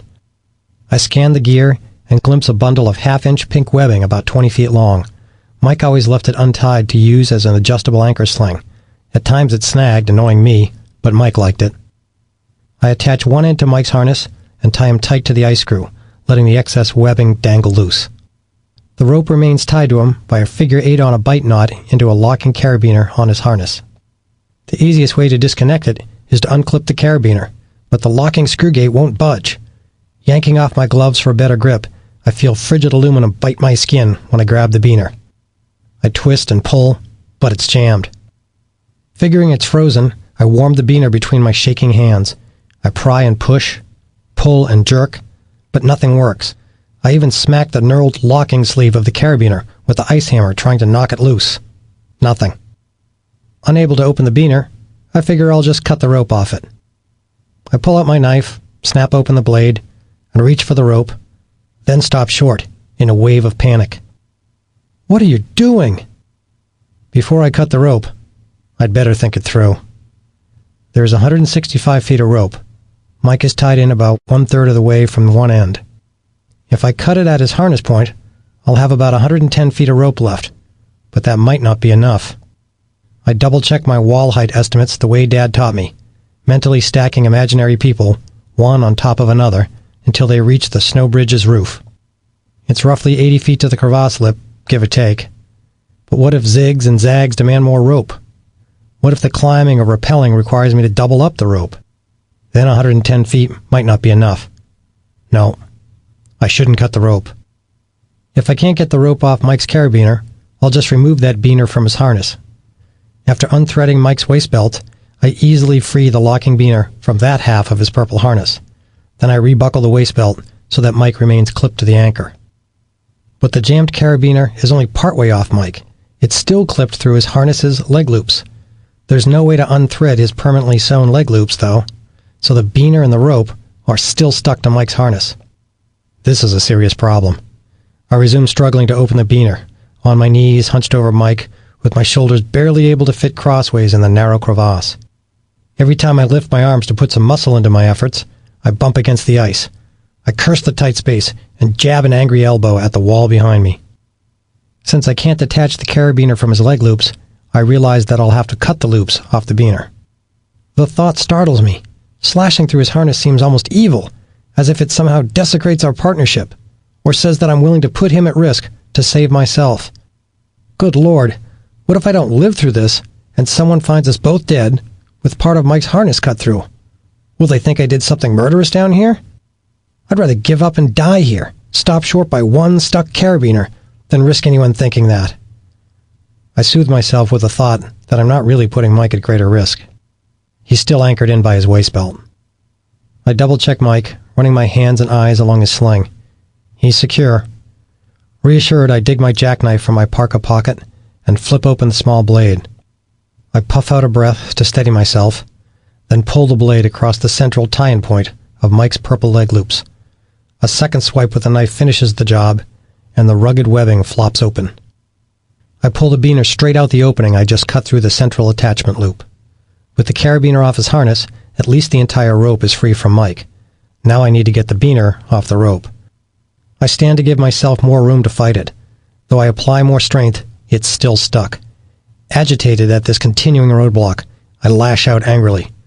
Man, I want to talk with the idiot who designed this stupid thing. Rather than struggling further to open the jammed beaner, I realize I can instead just untie the knot from around it. But the fall cinched the knot so tight that it's almost as dense as a baseball. Using fingers and teeth, I push, prod, and pull the tightly bound clump of rope. Frustrated, I fight it, but it won't budge.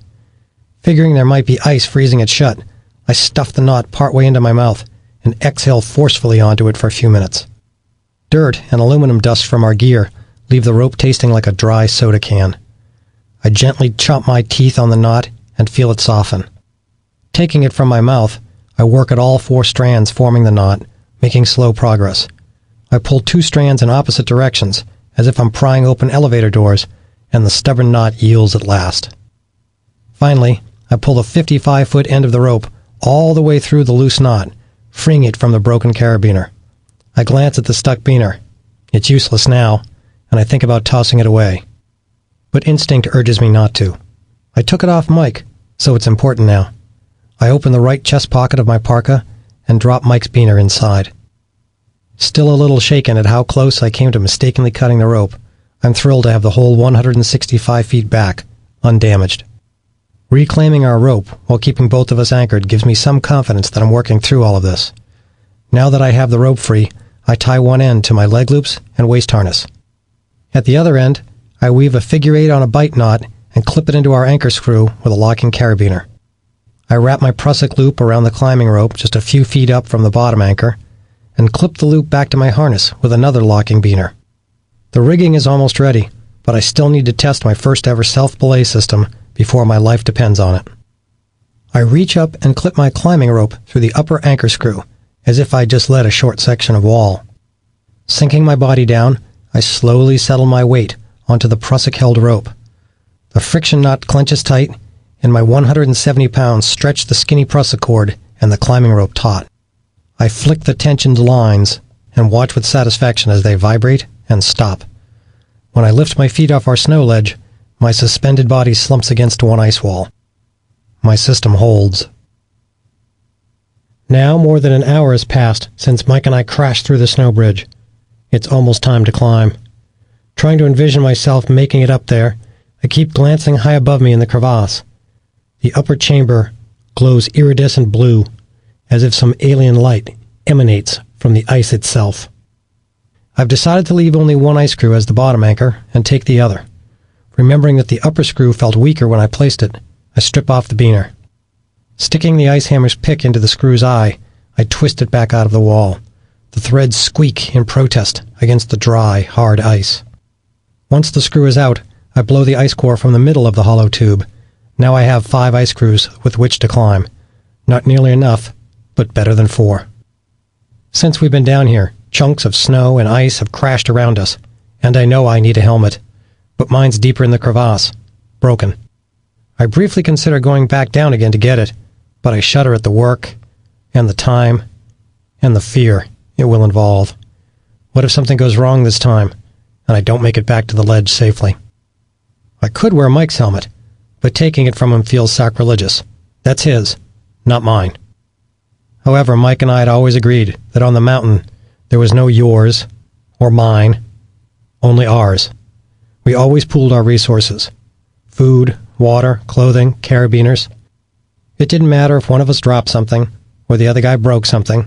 We're in it together. We just split the cost after we got home. Paying with beers and burgers was the preferred settlement method. Still, taking Mike's helmet feels like I'm stripping him naked. I think briefly about hoisting him up as I climb, but quickly toss the idea aside, torn between knowing that I can't take him with me and wishing that I didn't have to leave him behind. My mind roils. The only thing I can do for Mike now is climb out and tell his family what happened to him and get him off the mountain. I have to make it out, and wearing Mike's helmet will improve my chances. With that thought, my resolve gets stoked a bit higher. Before I lose the courage to act, I reach down, fiddle with the strap on Mike's blue helmet, and pull it off him. I grit my teeth, grab the chin strap, and cinch the helmet down hard onto my head. Reaching down again, I gently set Mike's sunglasses back over his eyes. I snug his gloves fully back onto his hands. I look over his waist harness and anchor sling. They're good. Again, I inspect that lone ice screw in the wall that will keep Mike from plunging in any deeper and will also be my bottom anchor. I like it that we're both tied to the same screw. It will work for both of us, or it will work for neither of us. We're still in this together. I play with the gear, stalling, the way I sometimes do when I face something scary. In these situations, Mike always urged me on, infusing me with an empowering energy in moments of uncertainty. We'll be on the rock, and it'll be my turn to lead, and I'll hesitate, afraid it's too much for me.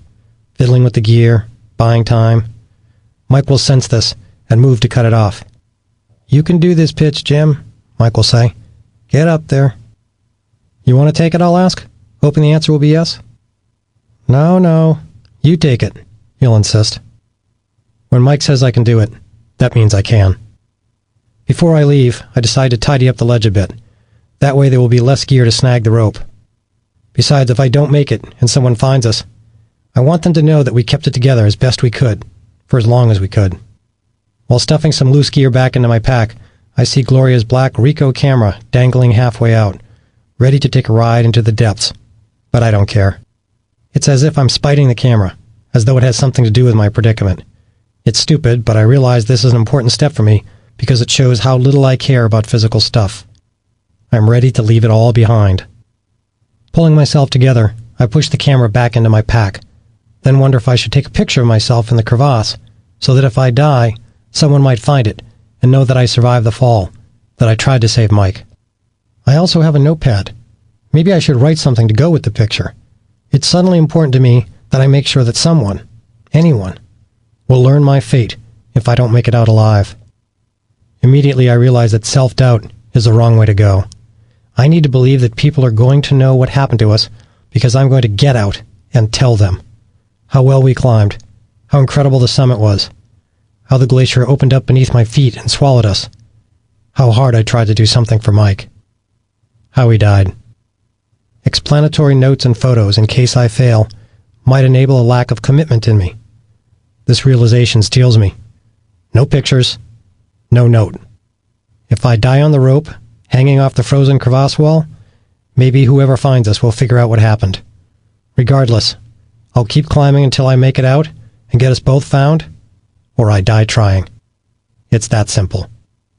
For the first time, the concept of climbing out of here begins to feel right, natural. I think again about what I should take with me. Gingerly, I reach through the gash in my pack, considering what I might need: the food bag, the stove, my sleeping bag, and more. But I am foolishly selecting gear as though I'm setting out on a cushy overnight hike, not trying to scale a frighteningly steep, nearly impossible ice face. I realize that I can't take all this crap with me. I'll be lucky if I can climb this wall at all, let alone lug along equipment. If I don't get out of here today, I'm not going to need this gear anyway. I decide to secure the gear in case something goes wrong. At least then I'll have something to come back to. I can't stand the thought of hanging from the rope, unable to get out, with nowhere to go. So I'll leave most of the gear clipped to the anchor and take the bare minimum with me.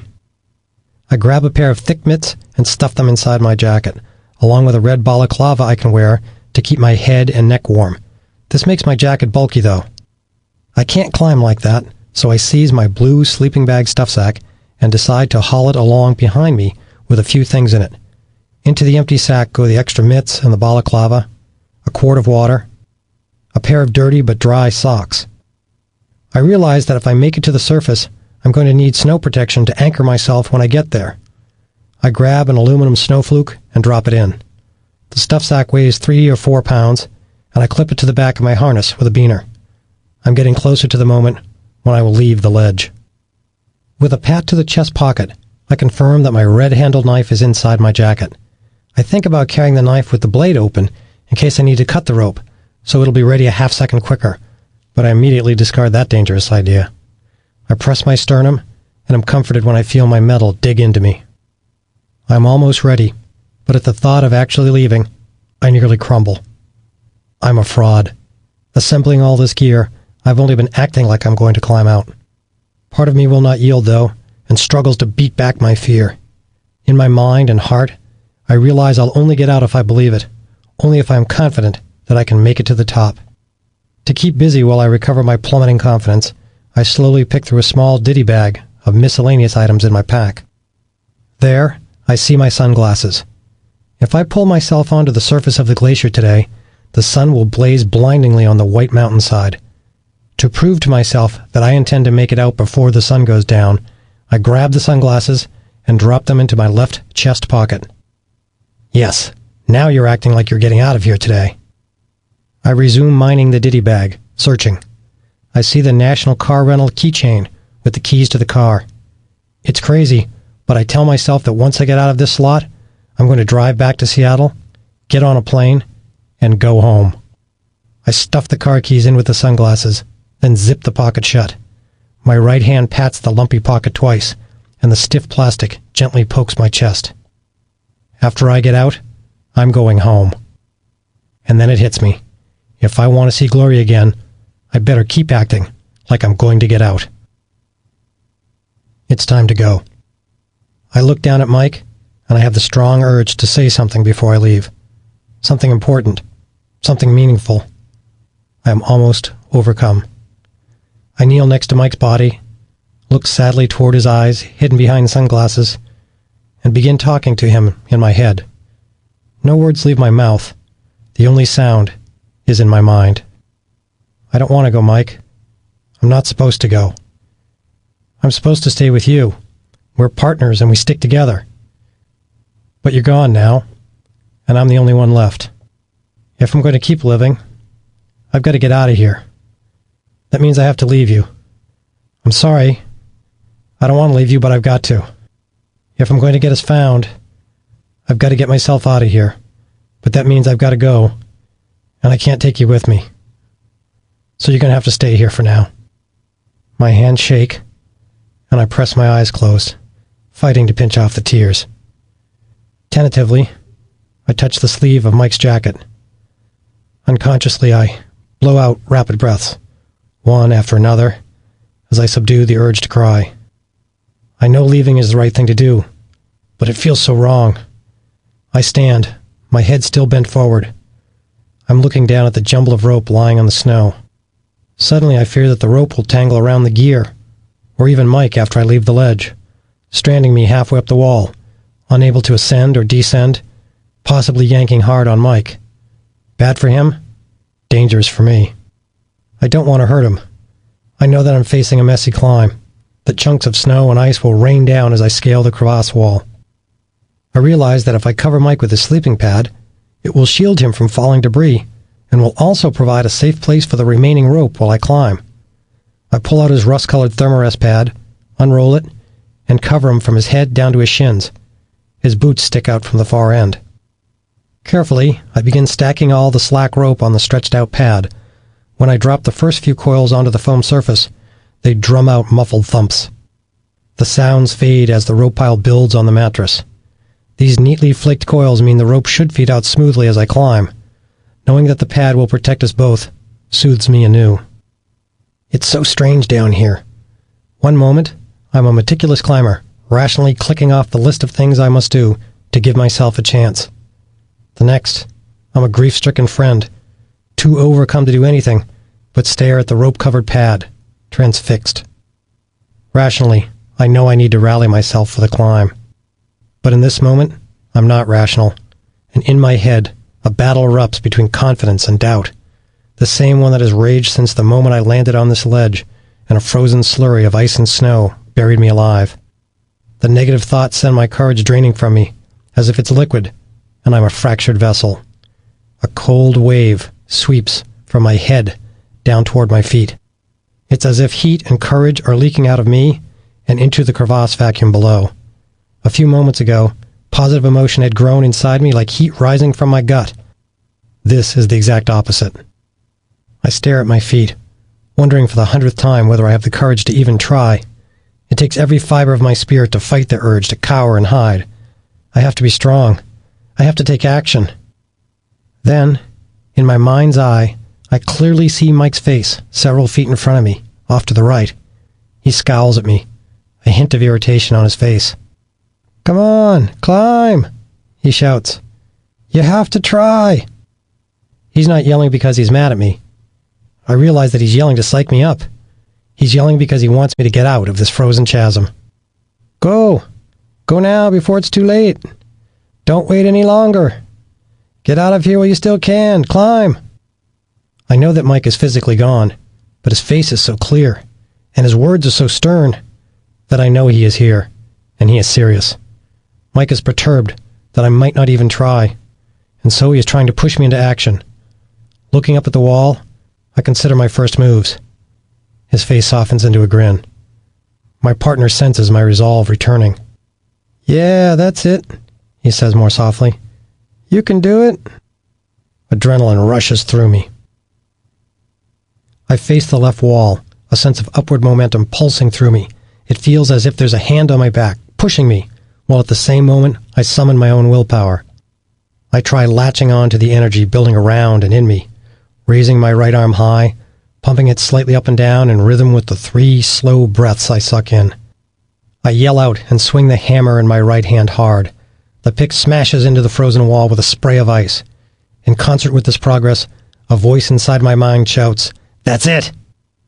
I plant the axe in my left hand just as firmly 2 feet above my left ear. One foot lifts off the ledge as I kick the front points of a crampon into the wall. Squeezing my biceps tight, I heft my chest up and shift my weight to the tool and crampon placements.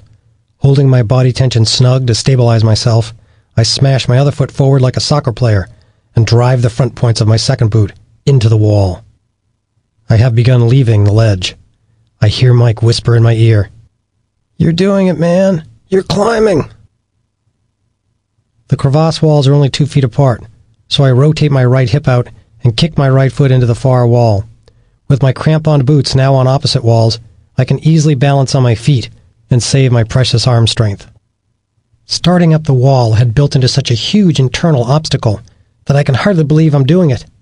I look down to verify that I'm actually moving up. 12 inches below the soles of my boots sits the lumpy surface of the snow ledge. I'm really climbing. Guessing that I can ascend well by stemming, I slide my prusik knot 8 feet farther along the climbing rope. This extra slack defines my next goal as I rush to resume my ascent. Clinging to my tools for balance, and with my legs bridged across the gap, I alternately move each foot upward. Like a chimney sweep, I shift my weight back and forth, stemming up the wall until my eyes are level with my buried ice tool picks. I set one tool higher, then the other. Raise one foot, kick the crampon into the ice. Lift the other foot, then scissors kick to push myself up. Nervous that I will tire and peel off, and probably more scared that I might lose courage and back off, I move fast. When the slack disappears from my short climbing rope, I reach down with one hand to pull some more through my prusik, letting out another 6 feet. I ascend quickly, getting myself into a good rest position, with one foot planted on each wall. I reach to the gear rack hanging from my shoulder and unclip an ice screw. The screw's name is a bit of a misnomer, because while these hollow metal tubes are threaded, I have to start them, and sometimes finish them, with hammer blows. With my left wrist still leashed to its firmly planted ice tool for security, I use my left hand to hold the tip of the ice screw against the wall. With the ice hammer clutched in my right hand, I beat hard on the screw's head. Once the teeth and threads bite the ice wall, I use my hammer as a lever to slowly crank the ice screw all the way in. That done, I clip my rope onto the screw with a beaner. I should be safe now, but I'm still unsure of my jury-rigged self-belay system. I slide the prusik knot until the other end of the cord snugs against my harness. I've got to test my system now. I can't afford to climb far up the wall and then find out the hard way that my improvised safety net won't hold. I figure I can ease myself onto the self-belayed rope, but I'm also nervous that it'll fail, so I pull out a sling and hook one end to the screw, the other to my waist harness. If my prusik knot fails, the backup sling will hold me. I stretch up, pull my axe out from the ice, and sort of step off the wall, falling about a half a foot. Weighted nylon creaks, and a loaded beaner clicks against the ice screw's eye, but my system holds tight. I feel a subtle confidence boost. I've taken a test fall, a small one for sure, and the rope and the screw and the prusik loop did the job I had imagined they would. I'm calmer now. I have figured it out. I look down. I am 15 feet above the ledge, 1/5 of the way to salvation. My watch says it's 1:10 p.m. It took me more than an hour to get off the ledge, and I calculate that I've got at least 7 hours of good sunlight, maybe 8. I'm climbing well. I make another move up, but the walls are spreading away from each other. With one foot planted on each side wall, I rest spread-eagled. The muscles in my groin stretch so far, they burn. Momentarily, I glance down between my splayed legs at the yawning crevasse below me. I peer hard into the shadows back at the ledge, then stop myself. I should not think about the darkness down there, only about the light above. I catch my breath, resting my aching left shoulder, and stare at the walls looming above me. I cannot stem up any higher. The gap has grown too great. I have to pick one wall and commit to it. Even though I can see better from up here, my analysis is the same. If I climb the easier right wall, I face the dangerous task of chopping through the weak snow bridge to reach the surface. The left wall is vertical, then overhanging, and sports that protruding ice roof, but it leads right back to the hole, to the light. I commit to the left wall. There is no going back. Chapter 14. I'm getting pushed off the wall. The ice is a hair steeper than vertical now, and it forces my chest back a bit, tipping me off balance. If I keep free climbing, using my tools and crampons, I might lose my purchase and fall, maybe crashing past Mike, maybe dropping all the way down until I'm corked. But if I can just make another move or two before I begin aid climbing, I can get a little higher before tapping my limited gear supply. I'm almost 20 feet above the ledge, above Mike. Every foot I ascend gets me closer to sunshine, closer to the warmth. But it's a good news, bad news situation. The higher I go, the easier it will be to crank in the screws. But the easier it is to twist them, the weaker they will be. I'm only a quarter of the way out, and already the ice is noticeably softer than it was down in the depths. Up toward the surface, the ice is rotten. That's why the snow bridge collapsed beneath my feet. That's why I'm in here. When I hang from an ice screw to rest, the weighted harness bites deep into my thighs, even through 3 layers of clothing.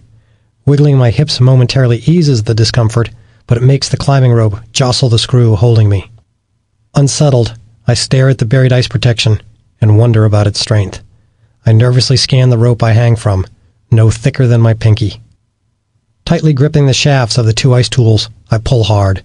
Immediately I feel the weight in my arms.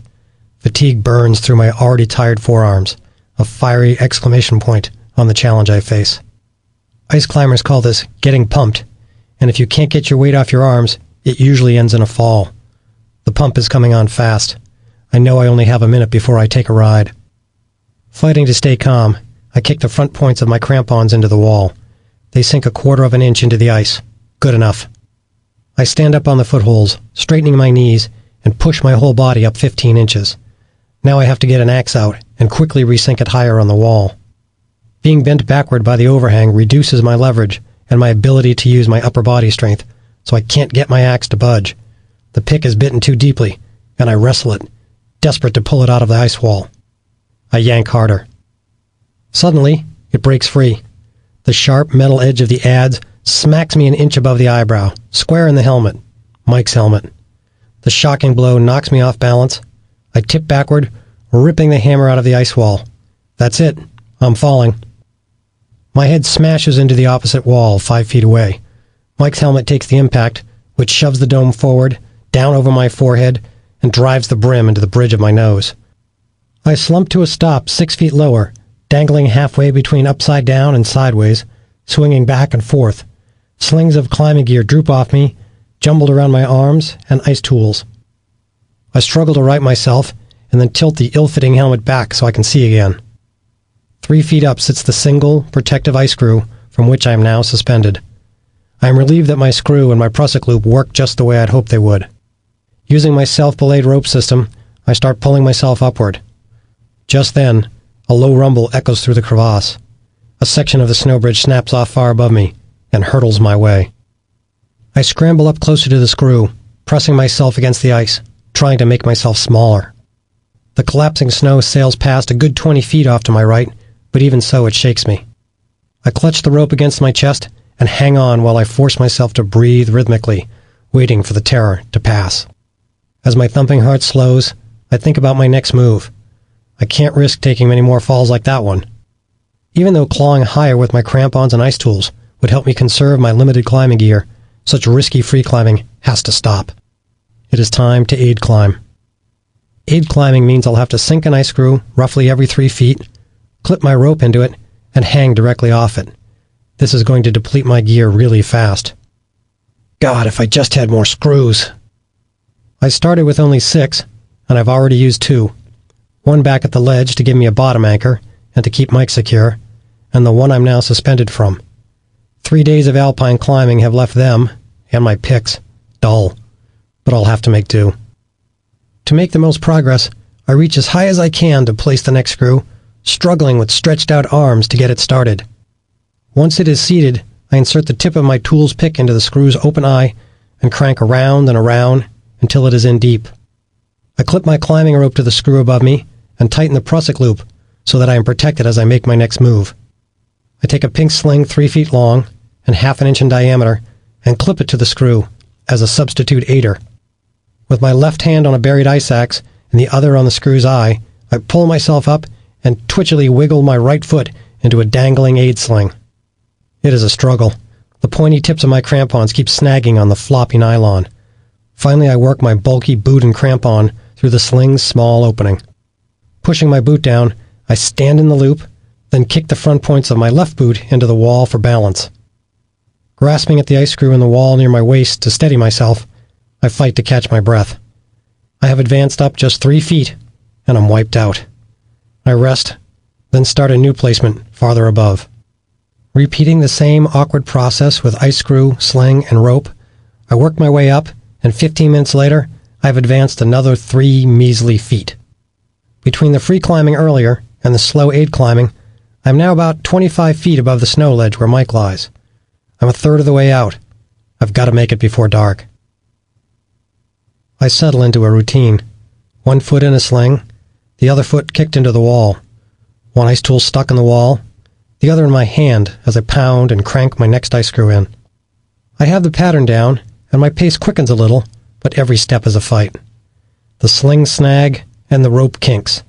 My gloves won't fit easily through the ice tool's skinny wrist loops. Then after I finally wiggle and twist and shove them in, when I need to remove them later, they won't come out. I set a new screw every 3 feet or so, using them up fast.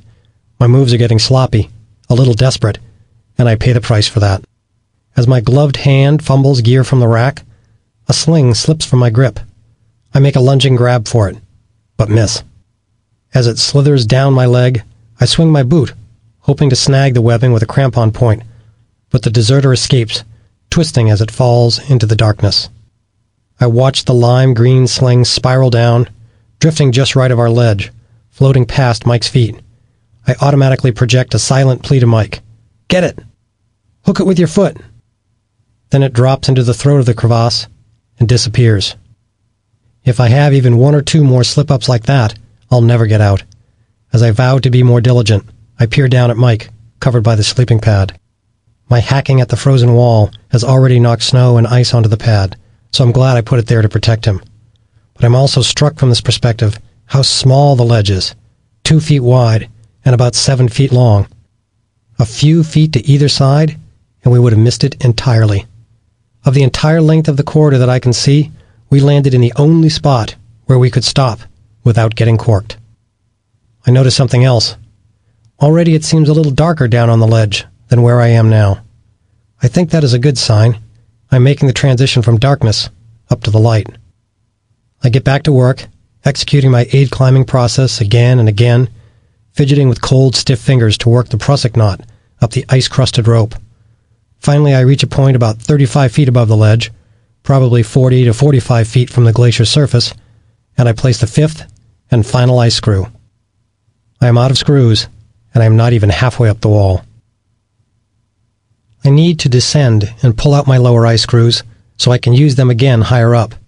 To get down there, I have to rappel off the top ice screw. Trusting my life to a single piece of pro is risky and unwise.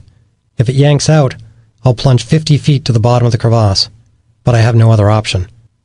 I feed a loop of rope through the tubular rappel device and attach it to my harness with a locking beaner, leaving my mobile prusik cord attached to the climbing rope as a backup. After double-checking my system, I slowly feed rope through the rappel device and descend back into the darkness I just fought so hard to escape. Giving back my vertical gain also feels demoralizing and counterproductive, like losing yardage in a football game. I descend roughly 15 feet to reach the first screw I placed. I twist it out of the wall, clean the ice core out of it, and clip it to my harness. I will need to leave an ice screw in the wall every 15 or 20 feet to protect myself from a long fall. But I can't know exactly how much farther I have to climb, so it's tough to judge how many ice screws to leave in for protection and how many to remove for reuse higher up. There is no good answer, but I still need to make a decision. I pull out 3 screws and leave 3 in the wall. The one I'm hanging from, my bottom anchor, and the one in between as protection. After pulling each screw, I fight my way back up, kicking my front points into the wall, swarming up the slings, swinging my tools, pulling and pushing to regain the vertical territory I'd surrendered. With every precious foot recovered, I must work my prusik back up the rope to keep myself snug and safe. The friction-producing knot is the key to my system, allowing me to move down or up the bottom-anchored climbing rope. But the clinching knot constantly seizes up on the wet rope in this frozen chasm, frustrating my progress. Climbing the dangling rope in a slightly overhanging section, I push off the wall with one crampon, which sets me spinning. I twist slowly. I try ignoring it, but staring down into the twirling, dark recesses of the crevasse scares me, and looking up at the snow bridge rotating over my head nauseates me. I wait until the twisting stops, recover my poise, and get going again. Eventually, I push and pull my way back to my high point. 3 recovered ice screws dangle from my waist. It is now sometime after 2 o'clock. I am beat and want to rest again, but the thought of losing momentum scares me. So I climb on, exhausted, sopping wet from the snow bridge's dripping meltwater. Soon I settle into a routine. I pull myself up, drive an ice screw into the wall, clip the rope in, and rest. Then I hang a sling from that upper screw, fight my boot into the sling's narrow loop, stand up in it as if it were a one-step aider, and rest. Set one tool higher, pull down on the screw above me, and hoist myself up a few feet. Once there, I clip my waist harness to the screw, and rest again. After 3 exhausting rounds of this, I advance a dozen precious feet up the wall, and I'm out of screws. Yet again, I will have to give back some of my advance to replenish my gear. So I lower myself down over the hard-won ground to retrieve 2 screws from below, then grapple my way back up. Leapfrogging the gear up the wall is working, but it's taking a huge toll on me. My mind and body feel strong, confident, and fluid one minute, weak, hurting, and stalling the next. Each low point has the potential to discourage me. Summoning the willpower to rebound from each setback is wearing me out. I sometimes catch myself mentally checking out for a few minutes. Every time I try to slide my crampons into the nylon slings that I must stand in, it's a little like trying to fit a foot into a stirrup on a galloping horse while wearing cleats. And the leashes on Mike's ice axe and hammer are too short for me. When I place the tools overhead, the leashes snap tight prematurely and restrict the natural arc of my swing, limiting my power, forcing me to smash the tools repeatedly before I get a solid stick. All these sapping issues coalesce into draining fatigue. For reassurance, I poke my chest until I feel the Pope-blessed medallion Gloria gave me all those years ago. It is mid-afternoon. After my second round trip down to retrieve ice screws, I return to my high point. I estimate that I am 30 to 35 feet from the top, and as I look up, I contemplate the blue bag dangling from my waist. I consider throwing the gear bag up through the hole in the snow bridge, a kind of signal flare that might attract the attention of climbers who are trudging down the glacier from the summit. If they see it and investigate, maybe I'll be found. It won't be easy, though, like throwing an oversized snowball straight up at a street lamp. It's tempting because if it works, I won't have to climb all the way out. Staring 35 feet above me at the ragged portal leaves me weary. I doubt I can throw this lumpy gear bag straight through it on my first and only shot. If I miss, the bag will disappear down the crevasse with all my meager supplies. Besides, I'm afraid that tossing the bag might be a signal to myself that I've given up on my plan to climb out. And if I've learned one thing so far, it is that I have to act confident, like I'm going to make it, even if deep down I'm not sure that this is true. I decide not to try tossing the gear bag through the hole, and instead to count on myself. There is nobody else. I know from all my training and experience that I need to force down water, but even small sips burn. They loosen the blood clots in the back of my throat, making me spit up red-black slime. Seeing the blood reminds me that something could be seriously wrong inside me. This shakes my already tenuous confidence, so I lose interest in drinking. When I packed my blue gear pouch back on the ledge hours earlier, the thought of food had turned my stomach, so I didn't bring any with me. Now I badly need those calories, but have nothing to eat. I look down at the ledge, but I can no longer really see the inflatable pad anymore, just a shadowy outline of Mike's feet. I figure it is good that I can't see him, that it is better to focus on the climb. Thinking about him fills me with a sadness that threatens to crush me.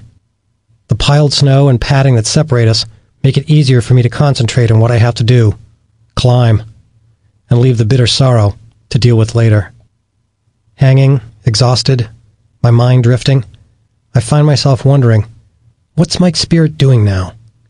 In that moment, I have a sense, a comforting feeling, that he is still here with me in the crevasse, not just floating in a portion of the yawning crack, but filling the entire void.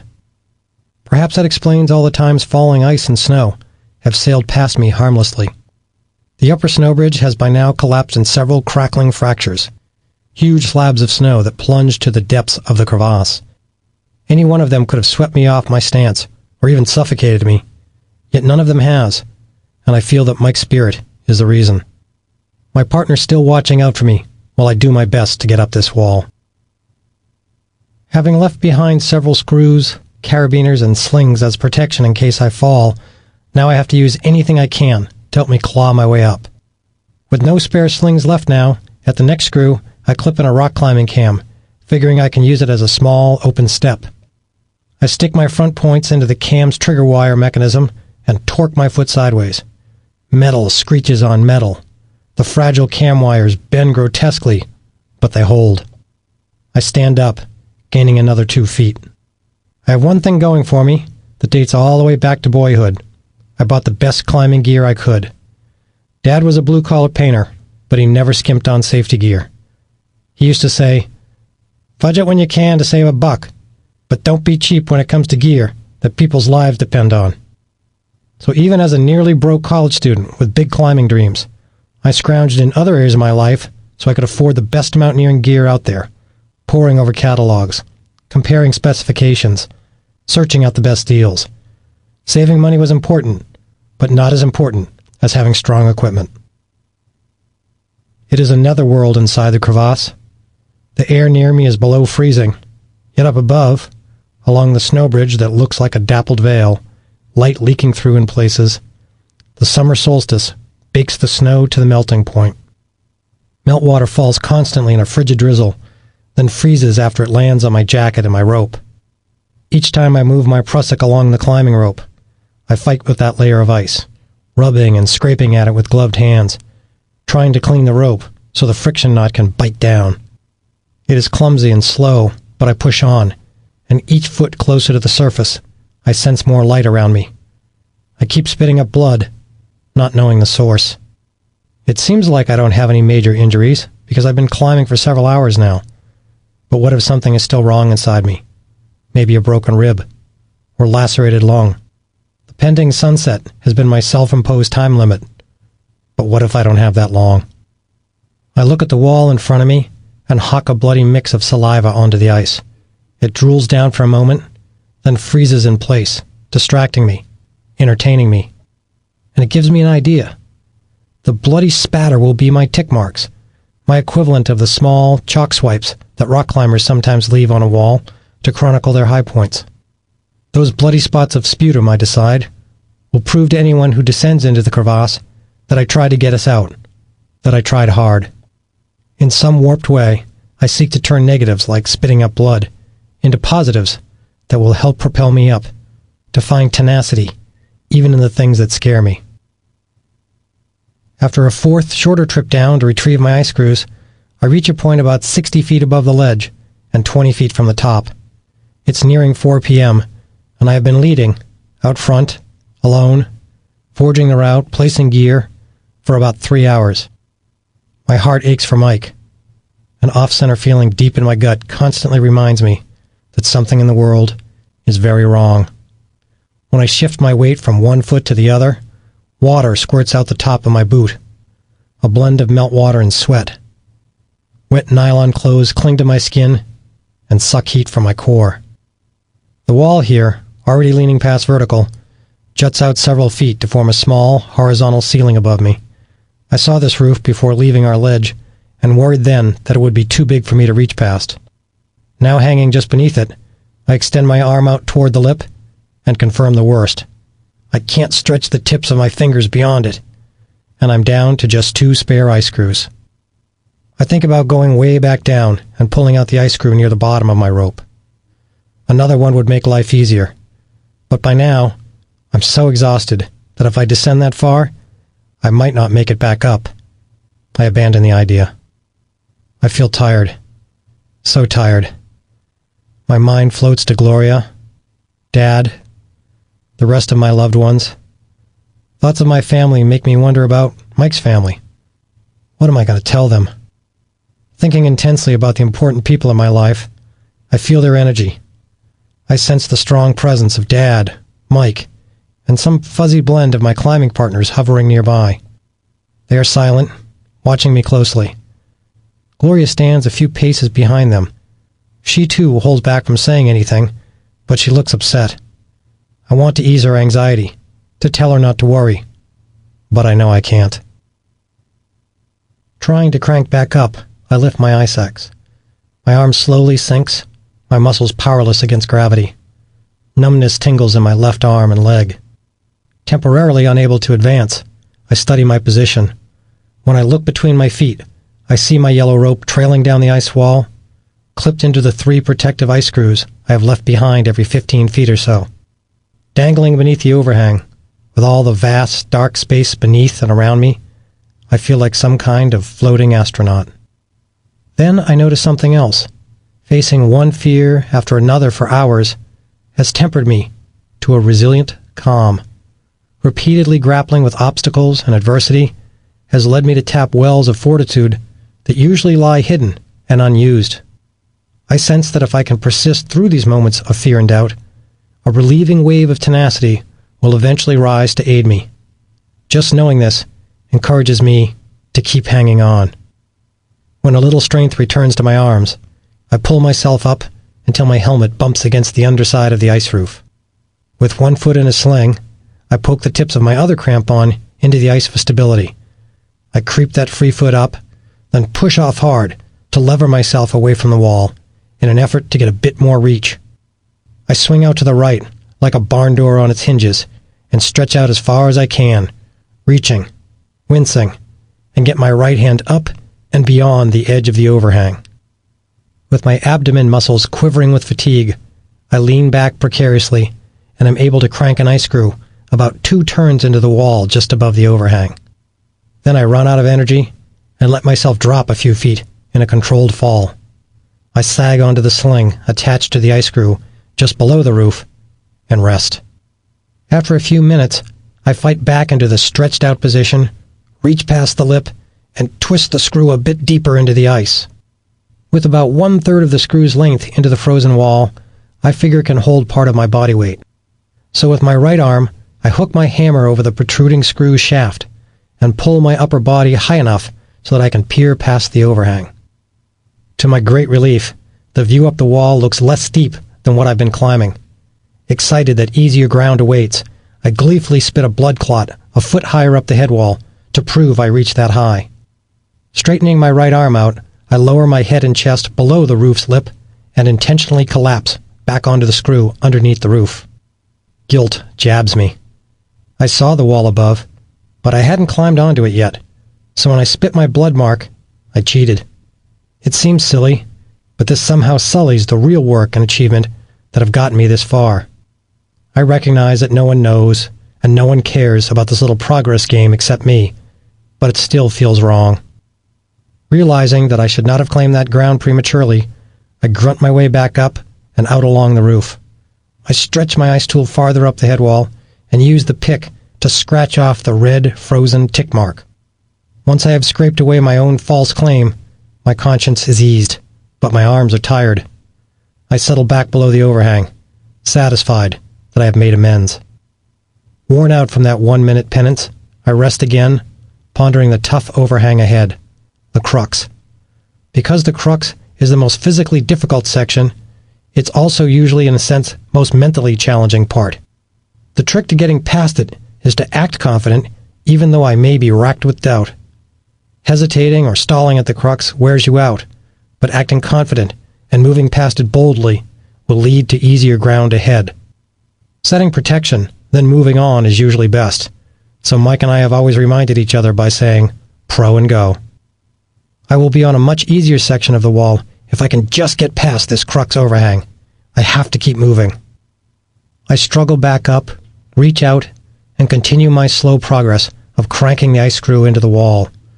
My position is awkward, and just balancing in delicate tension while I turn the screw consumes huge amounts of energy.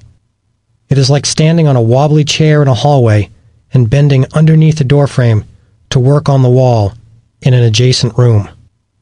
After advancing the screw a few rotations, I slip, falling onto my rope with a jerk. I need a rest. I just want to hang there. 5 minutes at the most, no more. My mind drifts back home, and I start thinking about what it will mean to my family if I get out, what it will mean to Mike's family, and what it will mean to all of them if I don't make it, how no one might ever find out what happened.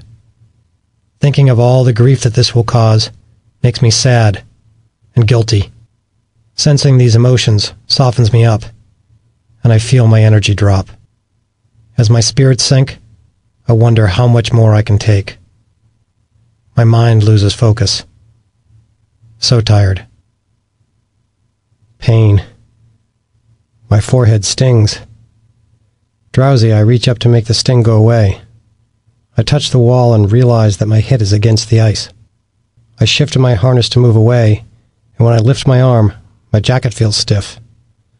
Newly formed slivers of ice in the crook of my elbow break away, swirling down into the darkness like little translucent leaves. How did I get like this? I heft my arm up slowly and look at my watch. 4:30. How can that be? I drifted off for almost half an hour, 60 feet above the ledge, 20 feet from freedom. But hanging motionless for so long on the rope has left me almost catatonic.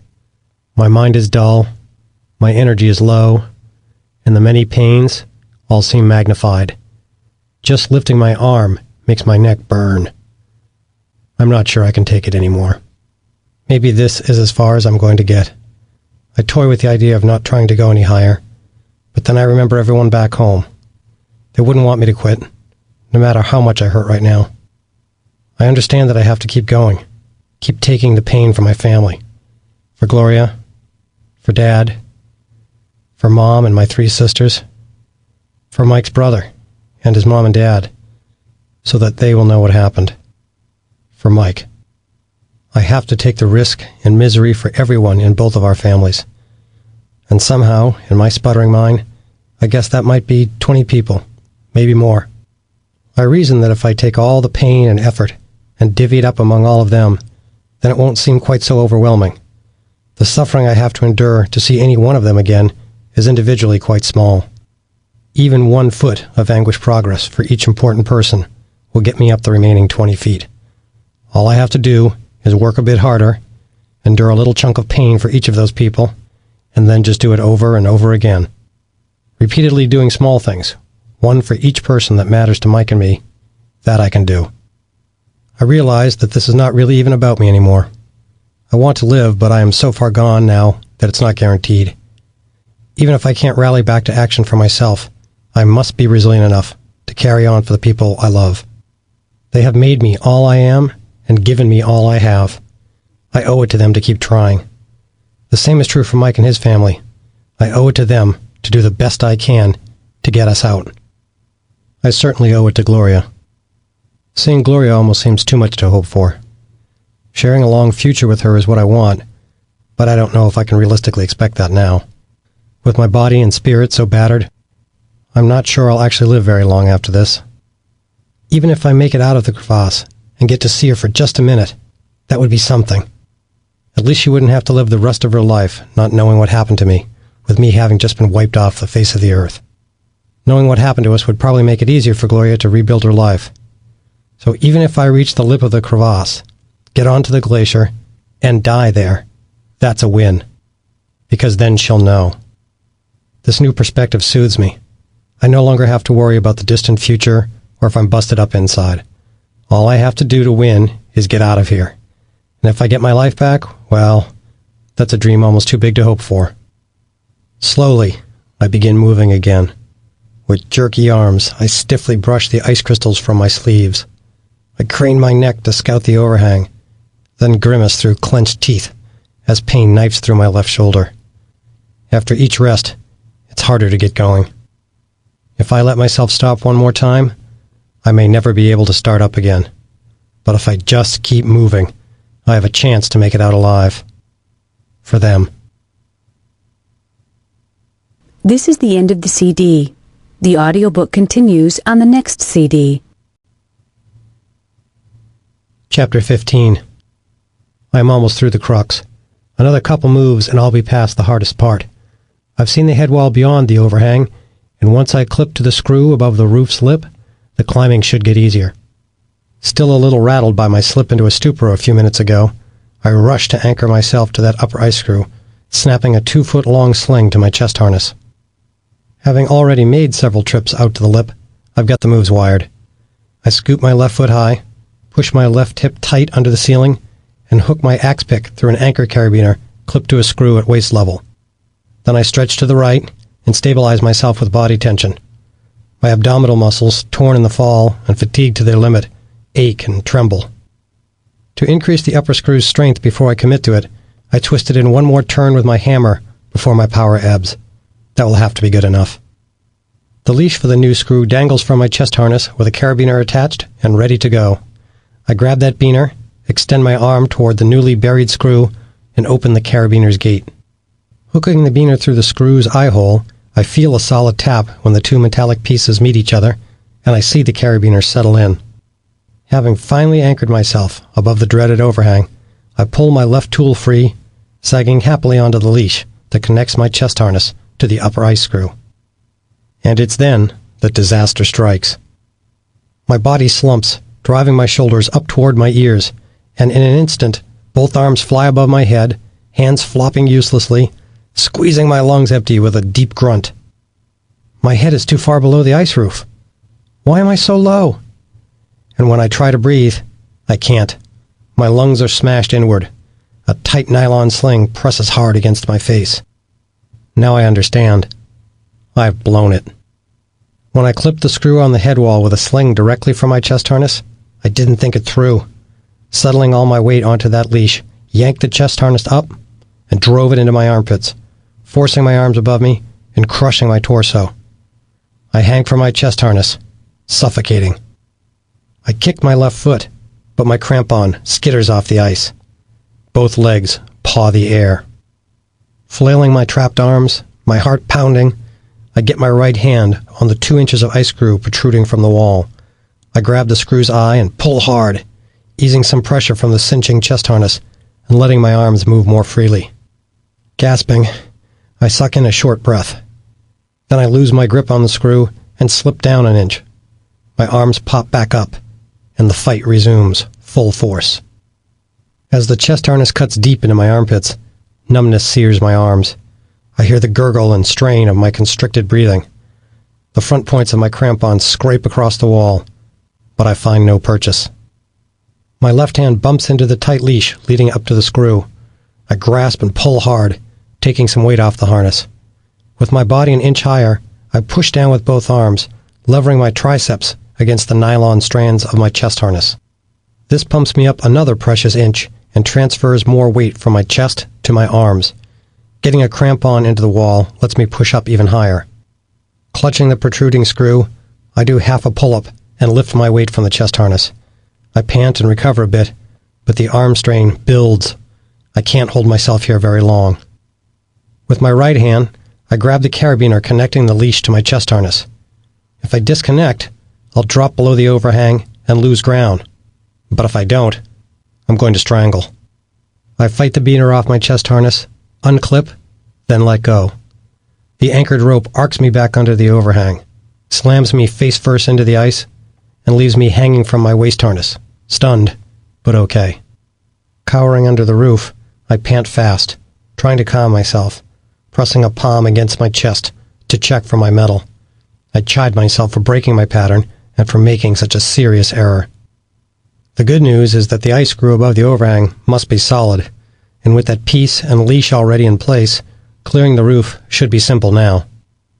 Once I recover, I reach up and clip my climbing rope to the dangling sling first, the way I should have done before. I adjust my prusik loop tight, then release my grip on the piece below the roof. My torso swings out beneath the upper screw, and my feet slingshot toward the opposite wall. Hanging in the free air below the screw, I pendulum back and forth. I close my eyes, worried about the screw pulling out. After the swinging slows, I kick a crampon into the wall for traction, hook a tool on the upper ice screw's shaft, hoist myself up, and connect my sit harness directly to the upper screw. Now secure, I relax my limbs and slump my helmet against the ice wall. And with that, I'm past the overhang. The higher I look, the less steep the head wall seems. It's about 85 degrees right here, then 80, then maybe only 70 degrees about 15 feet above me near the top. The climbing should keep getting easier. With 3 screws strung out below the overhang, the bottom anchor screw, plus the one I'm hanging from, I have only 1 ice screw left. I reach up to start pounding it in, but a moment later, power drains from my arms, and I stop to rest. As I resume twisting the screw into the wall, the wet ice yields easily. A bad sign. The last screw placement was pretty bad, too. I know these will never hold if I fall, and I wonder whether they'll even hold my body weight for long. If one screw pulls, and the next can't catch me, I might plummet, ripping out one piece after the next in a zipper fall. After clipping into the second placement above the overhang, I'm out of screws. The one back below the roof is not doing much good anymore, and I consider dropping down to retrieve it. I'd have more gear, but I worry that I don't possess the arm strength to scale the roof again. If I go down there, I might not be able to get back up. It's too risky to try. I'm exiled to the head wall now. A new texture on the crevasse wall surprises me. It's coated with hundreds of rough, spherical ice globs, ranging in size from plums to grapefruits.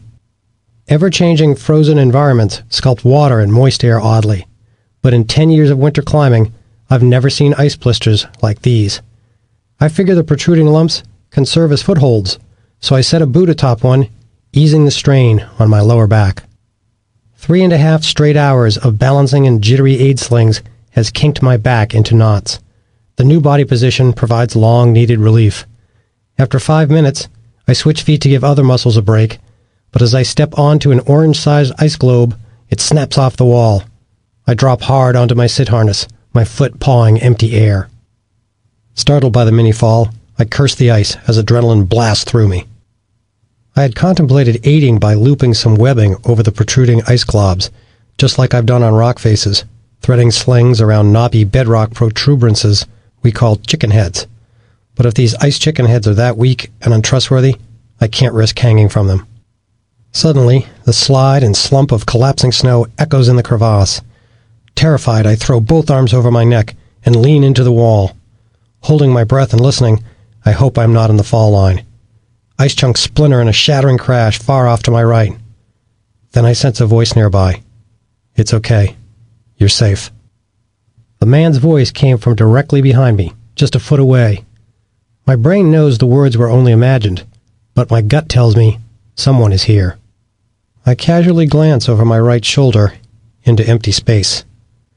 I resume facing the milky wall before me, but I sense a strong presence. Maybe two. Remembering an old Taekwondo lesson, I stretch my peripheral vision sideways without turning my head, trying to snatch a glimpse. It feels like two people are right behind me, just out of sight. I casually glance to the right, then whip my head left 180 degrees to see if I can catch them, but all I see is blue light bouncing off the other wall. Of course no one's hovering behind me, and yet I can't shake the strong feeling that two people are there. I feel no fear. I sense that whoever it is, they're on my side, and that they seem to understand better than I what's going on. Closing my eyes, I try to detect their presence. It's Dad and Mike. I feel less alone somehow, even as I struggle to understand it all. With the headwall's angle easing off, I consider free climbing it. It's only about 15 feet to the top. 15 feet to freedom. 15 feet to life. The lure of salvation beckons me. If I move fast, I think, I can climb it in a minute. I latch onto the idea and start calculating how much slack rope to let through my prusik loop before I start free climbing. I know I can't be wrong in my calculation. Too much slack, and I greatly increase the chance of a disaster if I fall. Not enough, and the too short tether might prevent me from escaping from this hole. I examine the wall again, confirming my 15-foot guesstimate to the crevasse lip. But the snowbridge hole I must climb back through is 2 feet off to the right. I need a few extra feet of rope to traverse sideways. That makes 20 feet, and then a bit more to make sure that I clear the crevasse lip. This means I need about 25 feet of slack. With that much slack, if I slip off the wall, I'll drop 25 to 50 feet, depending on where I am when I lose my grip, before the rope catches me. That's a huge drop, even onto the best placements, and those last 2 ice screws were terrible. If I peel off, I'm looking at a chain reaction zipper fall. These are horrifying possibilities, but I'm infused with excitement. I adjust my gloves and ice tool leashes. Still attached to my highest screw for safety, I loosen the prusik knot and pull through 25 feet of slack. I watch the rope loop grow far below my feet, drooping past the overhang. Twice I jig up the slack line, then lower it again, making sure it can't snag and stop me short. The rope's clear. I test wiggle my fingers and flex my grips on the tools, getting ready for a sprint to the top. Reaching to my chest, I feel again for my metal. I grab the beaner that, when released, will thrust me onto the sharp end of a big lead fall above a manky screw. Just one simple unclip, and I will force myself to play this terrible hand right now, all in, to free climb up in one great go-for-broke effort. One way or the other, it will be over in the next minute. Perhaps that is what I want the most, for it all just to be over. I hook my index finger on the beaner's gate, ready to open it. And then I hear a loud voice in my head. It's Dad. "Stop. You can't do it." Stunned, I pause. "You gotta keep doing what you were doing," he says. "No," I say. "This will be over in a minute. All I've got to do is climb this one section, and it's over." Dad doesn't buy it. "You may not be strong enough. The wall may not be secure enough, and if you fall, the screw is not going to hold. You're going to go all the way down. I can't aid climb anymore. I'm out of gear. I'm too tired. I know you want to climb out fast, but the risk is too big. You can't do it. The aid climbing's working? Stick with it." With my forehead slumped against the wall, I squeeze my eyes shut to keep from crying. My internal whining spills over, and in a half-cry, half-plea, I mutter aloud against the ice. "I just can't keep doing this anymore." My admission of weakness hangs heavy in the damp air. For long, silent seconds, my blank mind awaits a response. The answer comes back gentle, but solid. "You have to," Dad says. Dad has always been right with these kind of calls.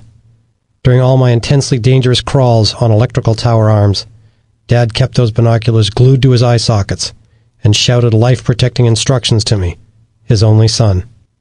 Back then, with my head forced down below the wires and my body struggling not to fall, I couldn't see or analyze all the dangers around me, so I had to completely trust his judgment. The same is true now. He wouldn't steer me wrong. Even if I don't like that he's telling me not to free climb yet, I just have to trust him. There will be no mad dash for the top.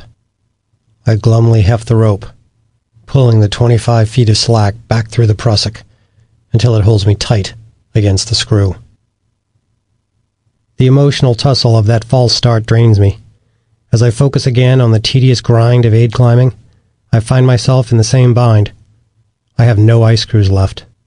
I hang from one, the second is planted a few feet below me, and the others are out of reach below the roof, which I dare not cross again.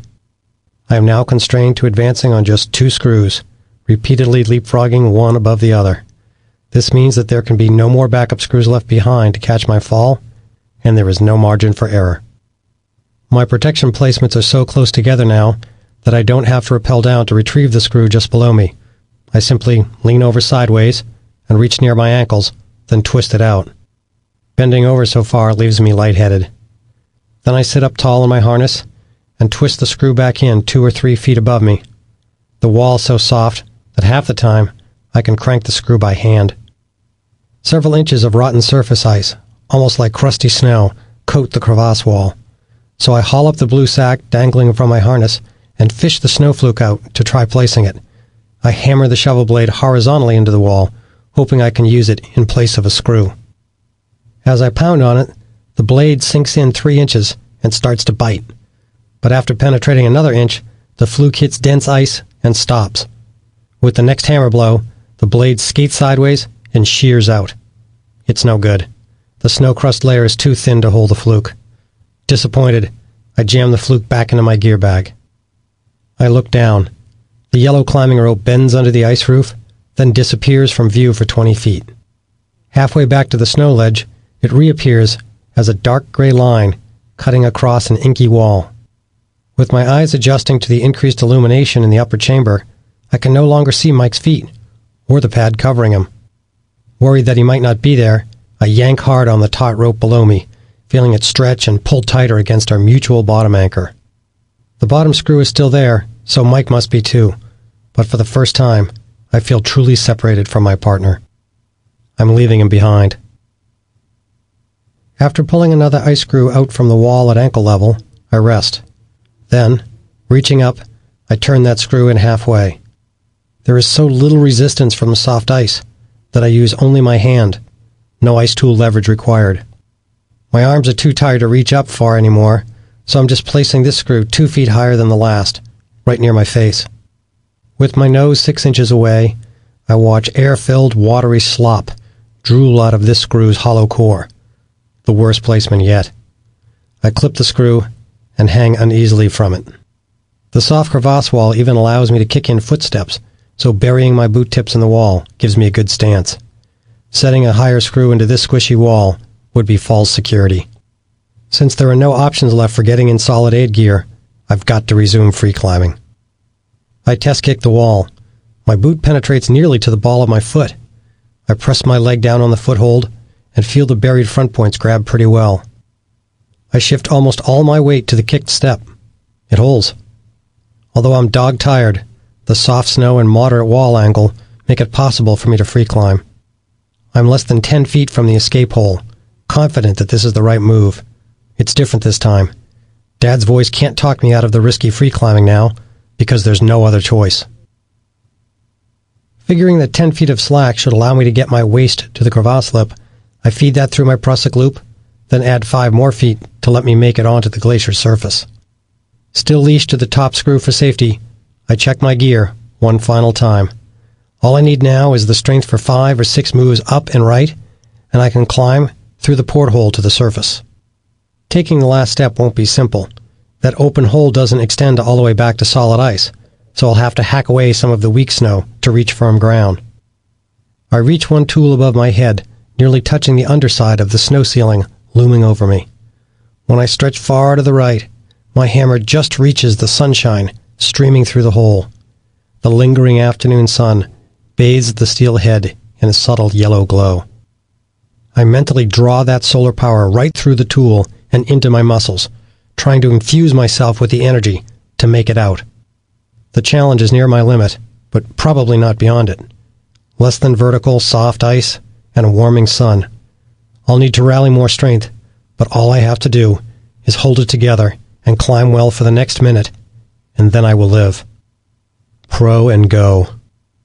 I pull in one long breath, then release it slowly. Climb. My arms and legs move in a controlled fury. Stick one pick, then the other.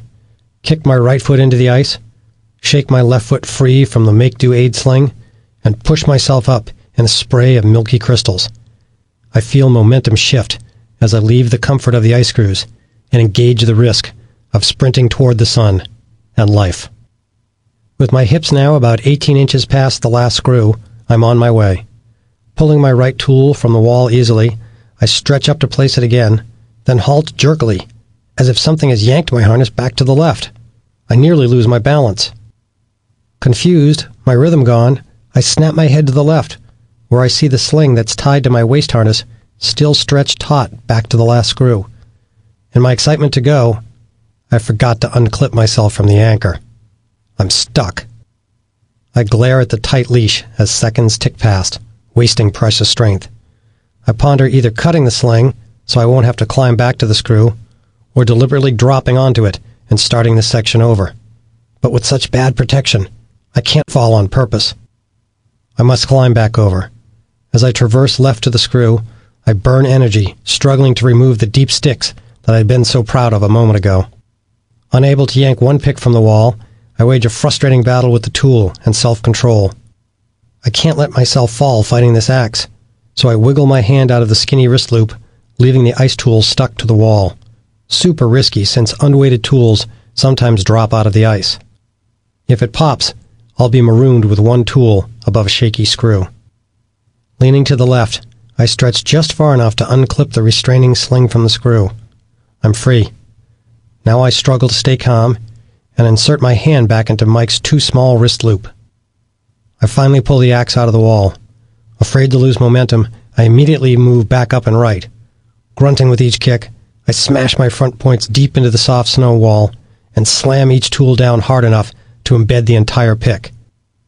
My head bumps under the sagging belly of the snow bridge. I'm almost there. The edge of the open hole beckons just above my right shoulder. I thrust my right arm up the hatchway and wave my hammer frantically, hoping that someone will see me. The great openness so near, and the strong light bathing my arm, both buoy me. The sun. Just below the glacier surface, where the snow bridge meets the crevasse sidewall, I smash my right tool into firm snow. With my left tool, I hack away some rotten snow to enlarge the hole above me. The snow bridge is 18 inches thick, and so soft I can push the shaft of my axe up through it easily.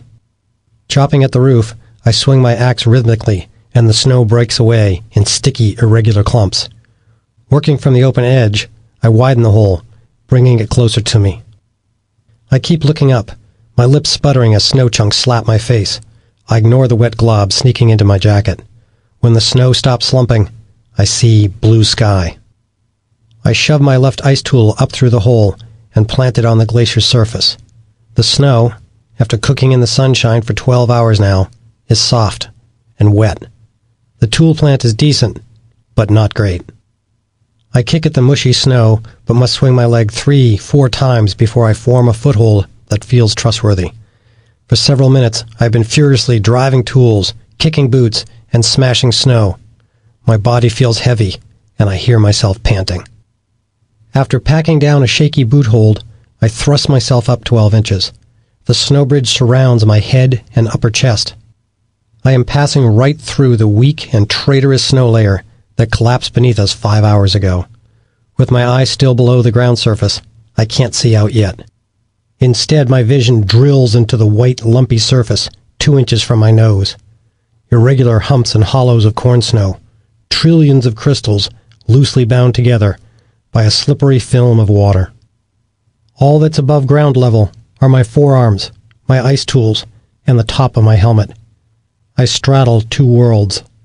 My legs submerged in the cold, dark crevasse, my arms clinging tenuously to the warmth of light and life. All the perseverance I can draw from my past pushes me up from below. All the resilience I can gather in this moment keeps me hanging on. All the opportunity I can sense in the future pulls me up from above. Just a few more feet, and I get my life back. Gloria, my parents, my future, even as I sense the black beast clutching at me from below. This is it. Afraid that something will go wrong, I jostle the rope with my foot to confirm that I've got enough slack. I kick one boot and then the other into the snow wall. It's getting softer. And then straighten my knees and push myself up. My head pops above the surface. The late afternoon sunlight ricochets off the brilliant glacier, assaulting my eyes, blinding me. I'm going to need those sunglasses I hauled up.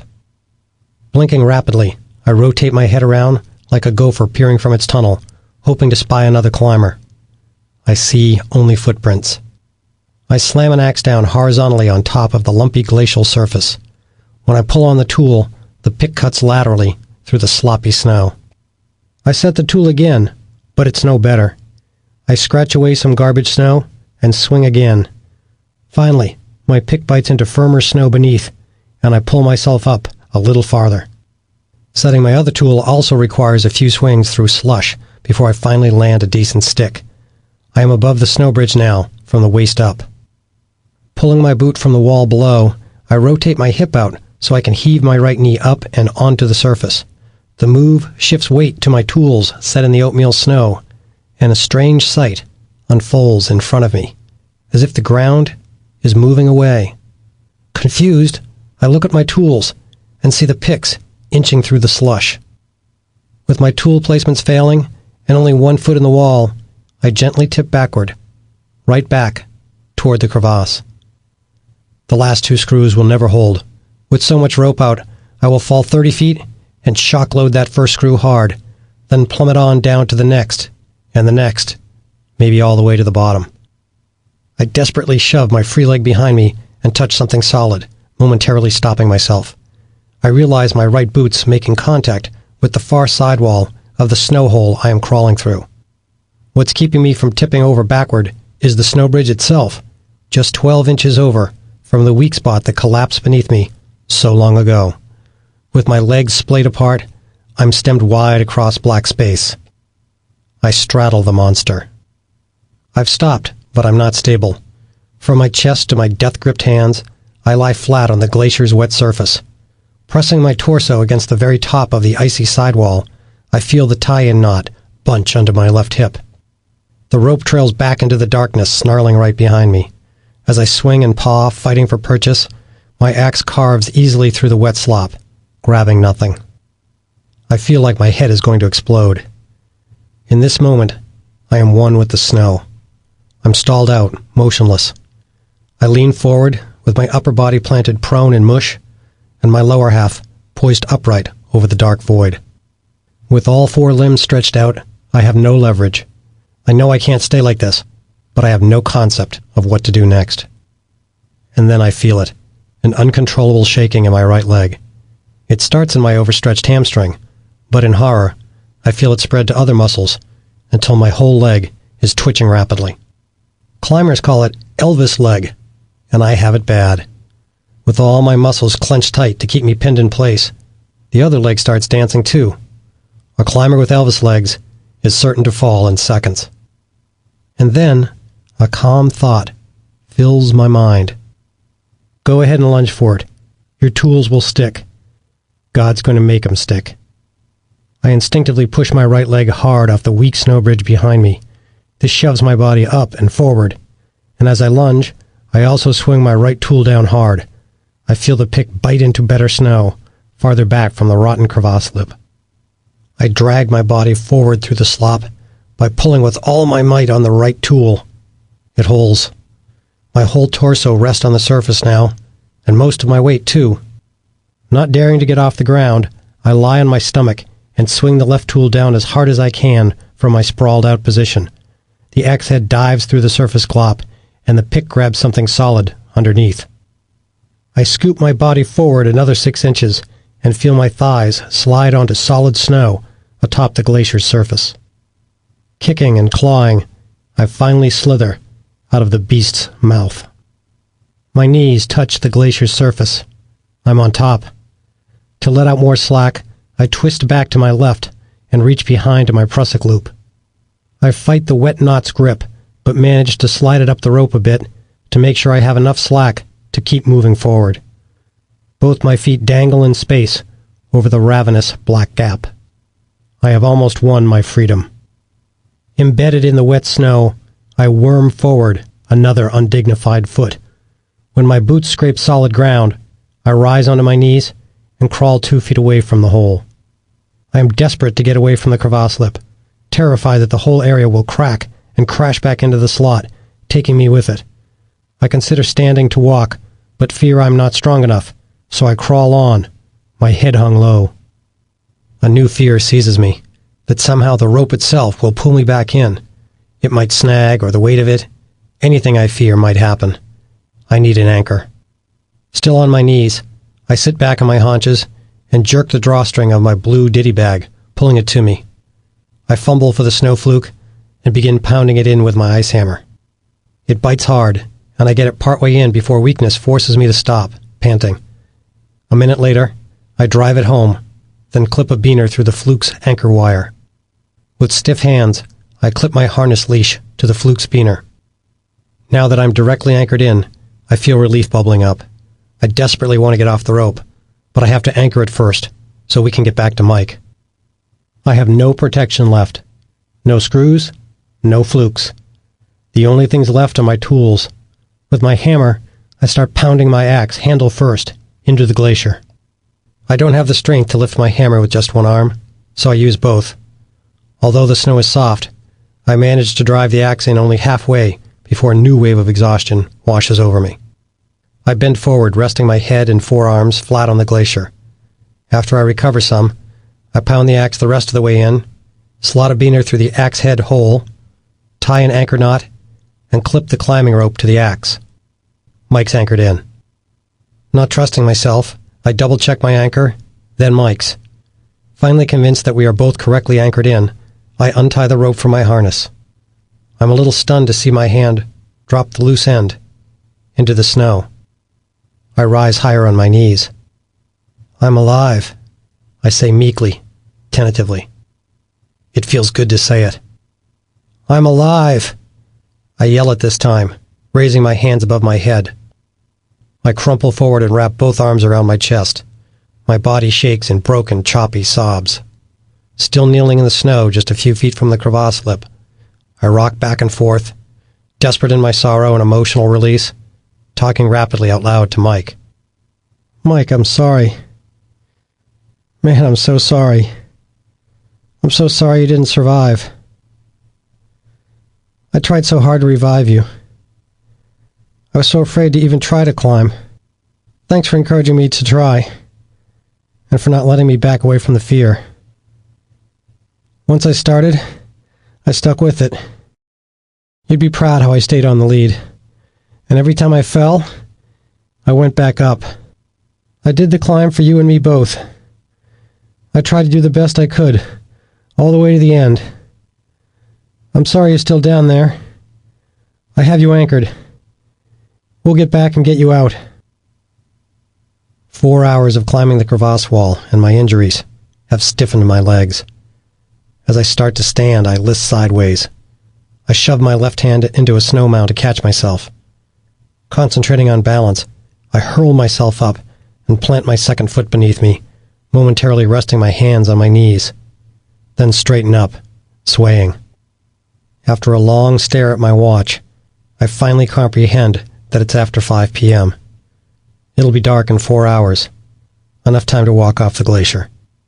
I'm wet, with no stove, sleeping bag, or food. The rope, my anchored ice axe, and all the other climbing gear must stay here so we can get back to Mike, so I have almost no equipment with which to descend. I am in the middle of a treacherous glacier, alone and exhausted. I feel small and weak. I'm out, but I'm not safe. Crossing a glacier alone is dumb, especially in such a weakened condition.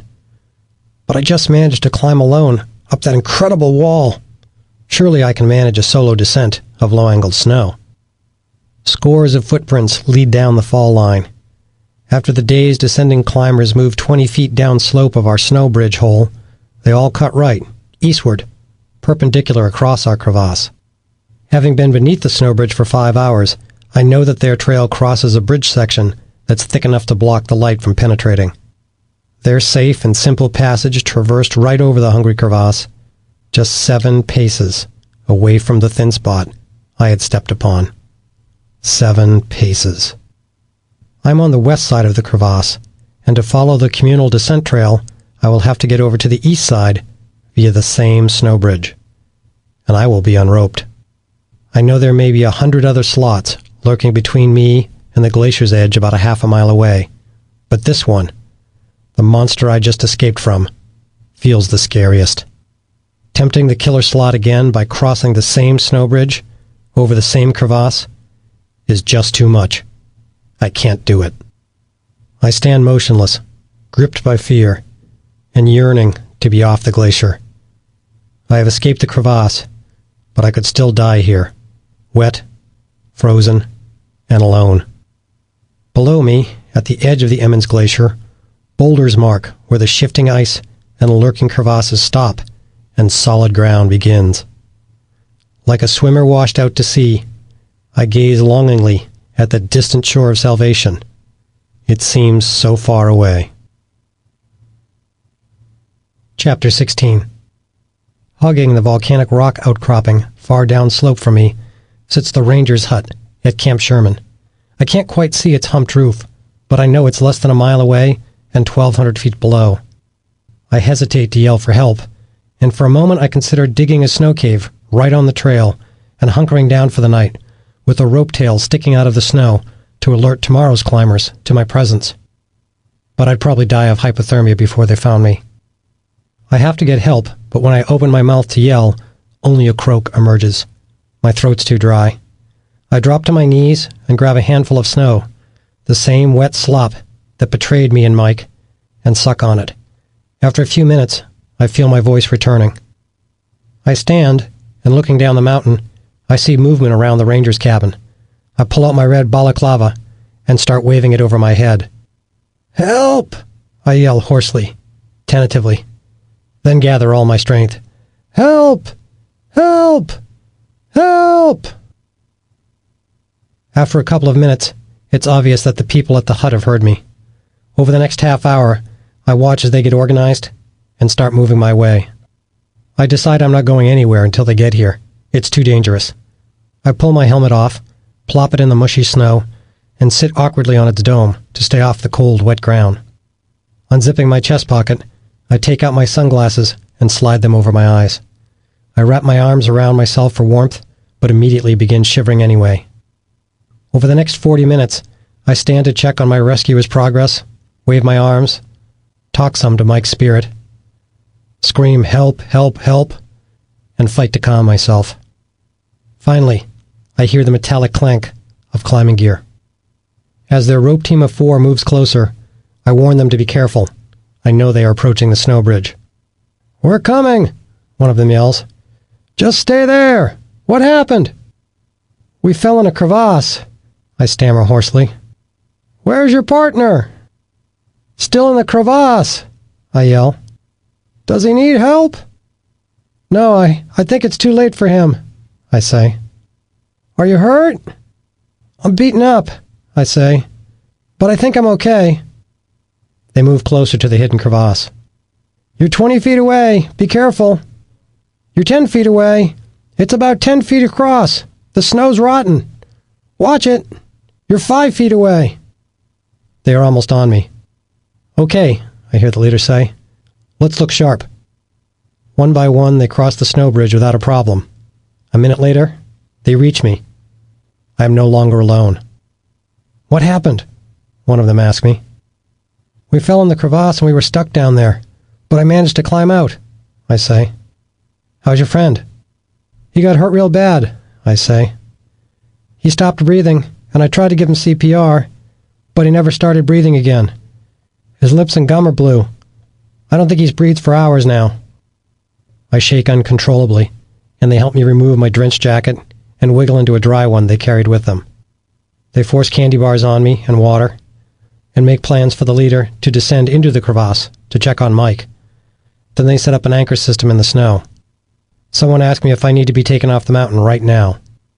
"No," I say. "I can wait." The lead ranger, in my shaken state, I'm taken aback to hear the others call him Mike, prepares to rappel into the depths, and worry overcomes me. Rattling off potential dangers in the crevasse, I spit out everything I can think to tell him. I don't want anyone else to get hurt. Finally, he backs over the edge and disappears into the hole that opened beneath my feet almost 7 hours ago. There is nothing to do but sit and wait for him to return. The guide tending to me introduces himself as John. He strikes up a gentle, distracting conversation, asking me where I'm from, what I do, that sort of thing. At one point, my tears return. "My God, my friend's gone," I sob. "He's dead, man. He's down in the hole, and he's dead." "Yeah, man," John says sympathetically. "That's terrible. But we've got you, and that's a good thing." I don't feel very good, but I nod my head in agreement. John puts an arm around my shoulders and gently pats my back. "It would have been even worse if you were still down there with him," he says. Finally, the lead ranger emerges from the crevasse. "There's nothing we can do for your partner tonight," he says. "He's buried under a lot of snow, and it's going to take a big effort to get him out." Someone asked me if I can walk. "You'll have to put me in the middle, and I'll be pretty shaky," I say. "But I think I can do it." We spend the next few minutes roping up, then set out with me in the middle position, just in front of a guide named Yue. Fear seizes me as I approach the indistinct edge of the snow bridge spanning the crevasse, and I suck in a deep breath. "Watch me," I say to Yue. After one big step, I am across. It seems too easy. The snow is soft, my legs are like jelly, but I'm walking and stumbling down the mountain. We reach the ranger's hut in about 30 minutes. My spirits sink as I realized Mike and I were just half an hour from Camp Sherman and the safety of solid ground. In the Park Service hut, I learned that the 2 rangers are Mike Gauthier and Deb Reed, and the volunteers are Yue Schneider and John Norberg. I keep thanking them as they feed me hot soup and tea. I feel like a stranger in a strange world now, all eyes on me. Someone puts me through a light medical exam and pronounces me basically okay. Bumped and bruised all over, cuts and scrapes across my face, but seemingly not seriously hurt. It dawns on me how I stink after 5 days without a shower, but no one says anything. Reed sits down next to me, gently rubs my back and says, "I'm sorry for the loss of your friend." "Thank you," I say. "So am I." I feel like crying but fight it, afraid that if I start, I won't stop. No one wants to ask, but everyone wants to know what happened. In bits and pieces, I relive parts of the climb. "How much ice climbing have you done?" Gauthier asks. "Well," I say tentatively, "I've been ice climbing for about 10 years, but I'm pretty much an intermediate climber. I can lead 70-degree stuff when I'm bold, but I've never been able to lead long stretches of vertical ice." "Well," he remarks, "I believe you because you say so, but I went down that crevasse, and I saw that ice wall. That was an incredible ice lead. That wall was vertical to overhanging. You made a lot of aid placements, your anchors were good, and your rope work was good. I can't believe that you consider yourself an intermediate climber." "Yeah, I don't understand how I did it either," I say somberly. "I've never done anything like it." Schneider joins the conversation. "It's simple," he says. "You had the ultimate motivation." "To survive," I say. "Yeah," he agrees. "I feel proud of what I did, but I feel ashamed too," I say. "My friend's not here, and I'm afraid there's something we did wrong, or something that I could have done differently." But one by one, they reassure me. We registered our route. We brought the right gear. We wore our helmets. We were skilled enough to climb the Liberty under icy conditions. We simply ran into bad luck. I appreciate their analysis and support, but already I feel survivor's guilt swelling in me. My pack and gear are still in the crevasse, part of the ledge holding up Mike. In the upstairs loft, I crawl into a dank Korean War-era sleeping bag the Rangers loaned me and lie awake as long as I can, frightened of sleep and the nightmares I figure it will bring, frightened that I will scream out in the night. Drenched with sweat, the rank smell of the sleeping bag mixing with my own, I finally drift off. I snap awake.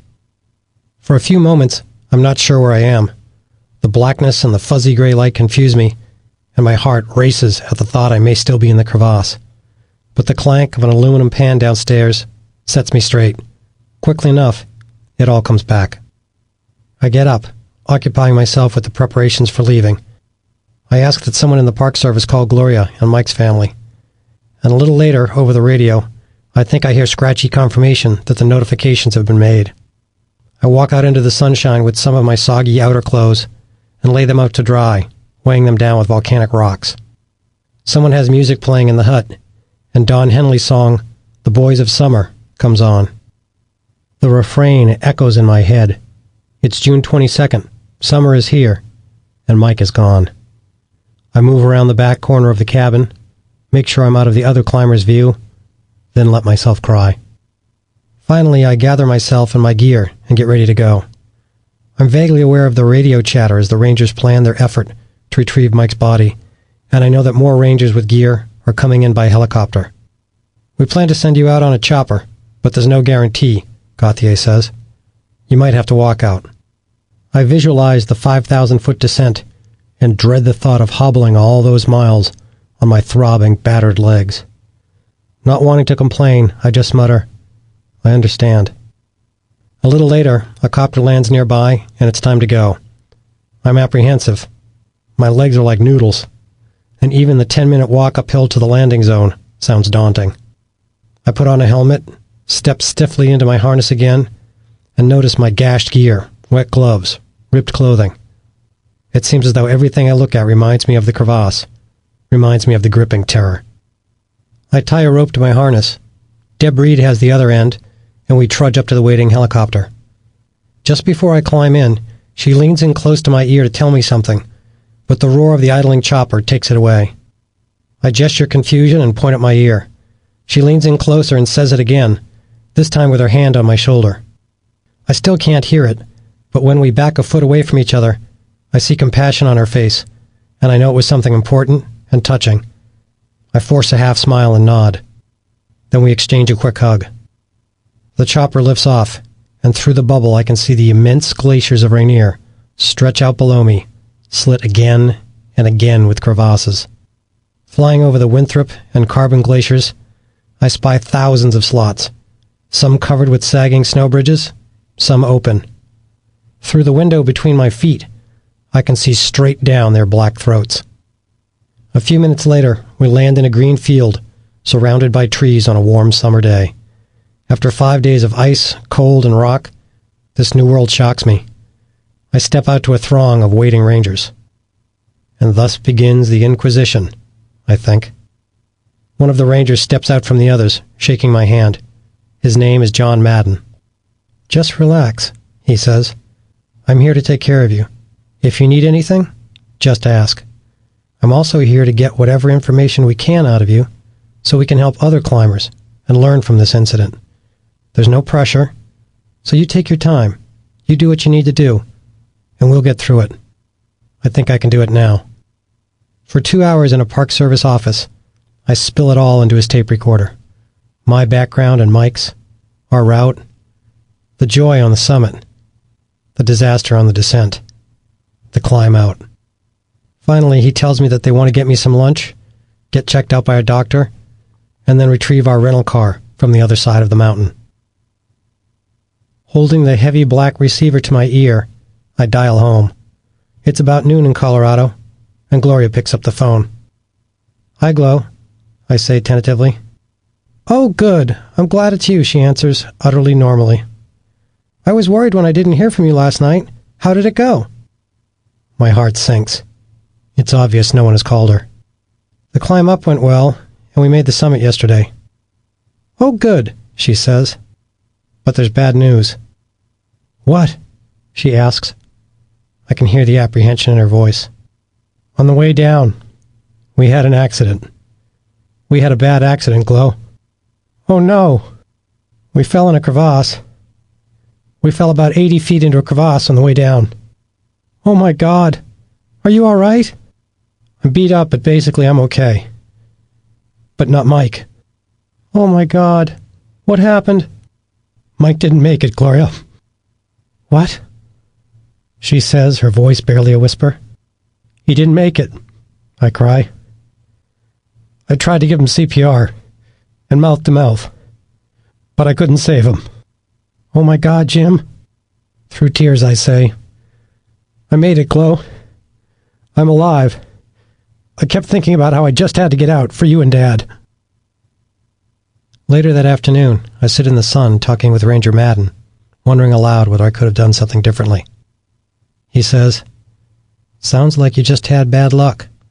There are 10,000 things you could have done differently. Maybe none of them would have made a difference. There is something you could have done so that this never would have happened. You could have taken up sailing instead of climbing. But then, of course, you might have gotten run down by a Panamanian freighter somewhere in the Caribbean." As a law enforcement ranger, Madden has seen a lot of survivors. By way of advice, he says, "You might feel the urge to turn in on yourself and not face the world. It's going to be hard, but anybody who survives what you did has to be a fighter. Giving in is definitely not what you're about. I'm sure it's not what Mike was about either. You have been given a great gift, life. You didn't get that gift handed to you. You earned it. Use it." Later, Madden drives me around the mountain to the town of Enumclaw to get checked out. As I sit in the emergency room, I reek of blood, sweat, urine, and the dank clothes that have been on my body for 5 days. Dr. Savage checks me over, worrying at first that my wrinkled white feet are frostbitten. After my feet dry, he can tell that I just have mild trench foot from being wet for so long. An hour later, the doctor returns with paperwork and says, "Some of these numbers in your lab work seem impossible for the fit young man I see in front of me. My guess is that you've been running on pure adrenaline for a long time now." Following x-rays and tests, and a lot of pushing and poking, the conclusion is simple. I am terribly beat up, but I suffered no life-threatening injuries, no broken bones, nothing that will require surgery. All that blood I spit up in the crevasse seems to have been from getting smacked in the face, not internal bleeding. After we leave the hospital, Madden tells me that the crew up on the mountain retrieved Mike's body from the crevasse. I drop my head backward, close my eyes, and say, "Thank God." Madden drives to the White River campground, and we pull in next to the rental car Mike and I left 5 days ago. I reach into my parka's chest pocket and pull out the car keys I carried up from the crevasse, and think, I guess I get to actually go home. In the car, I see Mike's travel clothes, his books. Everything I look at overwhelms me with memories of him. Then I get behind the wheel and follow Madden on a meandering drive around the east flank of the mountain to the Paradise Inn on the south side. I check in, but it's too late for dinner. I buy a bag of Fritos from a vending machine and pick up a bottle of milk and a slice of cherry pie, then wander out to the deck to eat. Afterward, I hobble back into the main lobby, feeling eyes on me, and find a payphone. It's 9 when I call Mom and Dad, midnight in Concord. Dad picks up after one ring. Gloria had told him earlier, so he's been waiting for my call. I picture him sitting at our brown kitchen table. For 90 minutes, I replay the movie in my head, detailing the climb and the disaster for him. At some point, we turn to the future, to what this will mean for me. We talk about my gear. I don't even know where it is. In the crevasse, gone forever, on its way to me. Maybe I should just leave it all behind, be done with it, Dad says. But I'm not ready. Even now, the day after the worst experience of my life, I'm not ready to declare that I'll leave climbing behind. I don't think I should make that decision now, I tell him. Dad and I are close, but we usually have trouble expressing emotion with each other. I love you, I tell him. I love you, he says back. Finally, I hobble into the bar. I order 2 beers. One for me, one for Mike. I drink them both. Morning comes. My leg joints are stiff, the muscles very tender. With a single massive blue bruise stretching from my left knee to my groin, my left leg flounders worse than my right, so I shuffle across my room in an unbalanced, halting gait. My left forefoot remains numb and feels squishy, making the wood floor seem distant beneath me. Leaning on the bed, the walls, and then the door frame for support, I tread a slow lap around the small room. As the alpine morning light spills in through the lone window, I keep hobbling around the rustic room, trying to loosen up. The walls, floor, ceiling, and furniture are all constructed of the same honey yellow pine. With each lap, my legs and back relax a little, so I push myself to shuffle once around the whole 50-foot perimeter without using any support. I stop at the doorway to the bathroom, and 4 feet away, just above the old porcelain sink basin, I see myself staring back from the mirror. My eyes look dark and withdrawn, almost menacing. I'm uncomfortable looking at myself.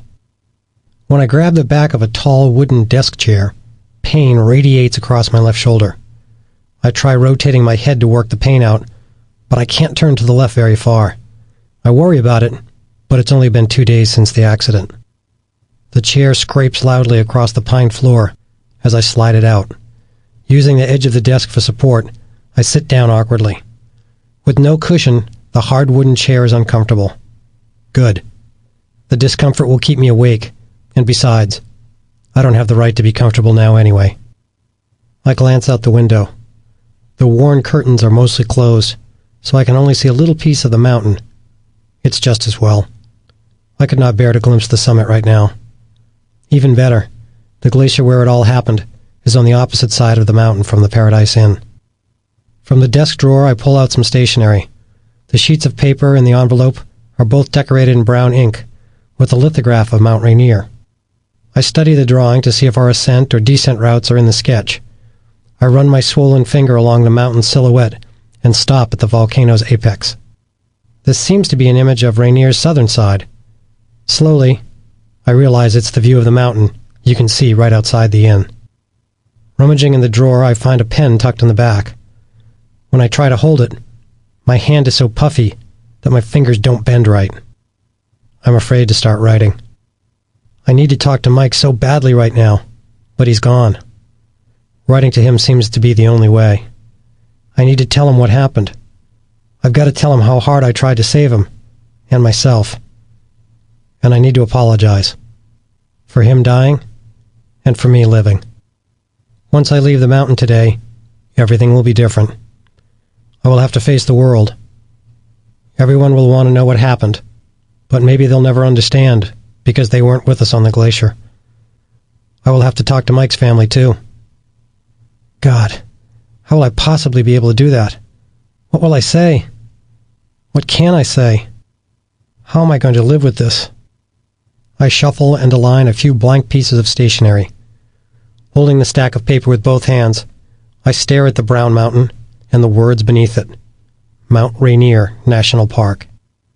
I lay the paper flat on the wooden desk. To sit taller in the chair, I straighten my back, ignoring the aches and stiffness. My rigid fingertips crimp around the pen's point. Trying to build momentum, but still unsure, I coax myself onward. I press pen onto paper. June 23rd, 1992. Dear Mike, Jesus, man, I'm sorry. I can't believe this happened to you and to us. I swear to God, Mike, I didn't mean to fall in that crevasse, and I certainly didn't want to pull you in behind me. God, this sucks. I stall. Talk to him. Everyone tells me that it was all an accident, and that it could have been the other way around just as easy. I suppose they're right. My writing slopes off the page. Don't stop. I really enjoyed our climb. God, weren't our bivouacs wild? We were like real alpine hardmen. As you said, this climb should make some great stories. I will try and do as the ranger suggested, and remember you smiling with an ice axe in your hand, on the side of the mountain. My hand jerks across the paper, as I struggle to find the words. Keep going. Michael, you would have been proud of my lead. Insufficient gear, vertical to overhanging ice, objective hazards, falling snow, time constraints, about 10 falls, pro pulling out, never aid climbed before, never self-belayed before. And I made it. I always kept going. I took your helmet, pile jacket, and some gear. I was sure you wouldn't mind, as I needed it to get out of the hole. I tried to give you what dignity I could. I closed your eyes, put your glasses on, redid your harness, tied you and your gear into the screws so that we could get to you. And while the thermarest was initially intended to protect my rope from snarling, it did protect you from snow and icefall. I was glad of that. I apologize if my nervousness made you mad or frustrated. Perhaps it was a lack of courage. Perhaps it was foreboding. My crevasse fear did build and build, right up to the last few hours and minutes. Perhaps I knew. I assure you that had you gone in first, I too would have dug in for all I was worth, and then would have gone right in behind you. I think you know that, though. I truly felt we were friends and partners. I'm sorry your young and promising life is over, Mike. This stinks. You didn't deserve that. I'm so bummed out and sorry for you, buddy, that I can't describe it. Every time I think about the fact that you're dead, I start to cry again. I'll really miss you popping in from parts unknown for a few days. I'll miss our late nights at Potts and Washington's. I'll miss our philosophical discussions and disagreements. I'll miss rock climbing in the sun with you at Lumpy and Grey Rock, and then running down in the storms. I'll miss looking for your blue truck. I'll miss your support for me and your friendship outside our climbing. I'm sorry for all the climbs and things we won't do together. And I'm sorry for all the climbs and things you won't get to do. I tried to save you, Mike, but I just couldn't do it. Nothing worked. And you weren't getting better. You just got worse. I tried, Mike, but when you were gone, I had to save myself. I hope that you understand. I felt then and now that I had your blessing to take some of your gear and go. They say we did things right, that we were unlucky, that these things happen. Well, that may all be true, but it doesn't bring you back, and it doesn't make me feel any better. You're still gone, and this still stinks. I hope that you went painlessly and are now resting in comfort and peace. I shall strive to do what little I can for you and your family.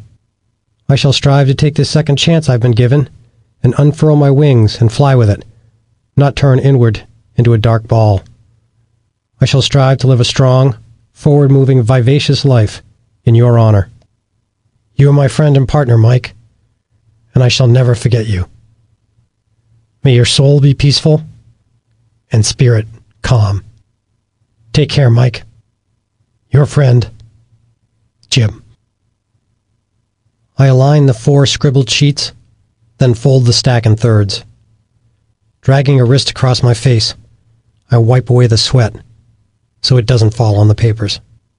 I slide the letter into the small matching envelope, lick the glue, and carefully close the flap. Before I put it in my pocket, I stare for a long time at the sealed letter, reading the pre-printed envelope over and over again. Mount Rainier National Park. I am supposed to meet Madden to sort out the rest of our climbing gear, which has been pulled from the crevasse. I push my breakfast around the plate, staring at a brief newspaper story about our accident. John takes possession of Mike's things to ship them to Mr. and Mrs. Price. We finish a few minutes after 1 p.m. I shake his hand and thank him for his kindness. Leaving the rental car unlocked, I use the bathroom, then return to the car and open the driver's door. Some gear that just came off the mountain has been left on the front seat. It's 2 carabiners, clipped together. One of mine and one of Mike's. At the airport, I call Gloria, and then her mother, Marilyn Neesham, and a family friend, Father Peter Mihalik, who obtained the Pope-blessed medal I wear. I assure them all that I was wearing the medal and thank them. They tell me that they are praying for me and Mike.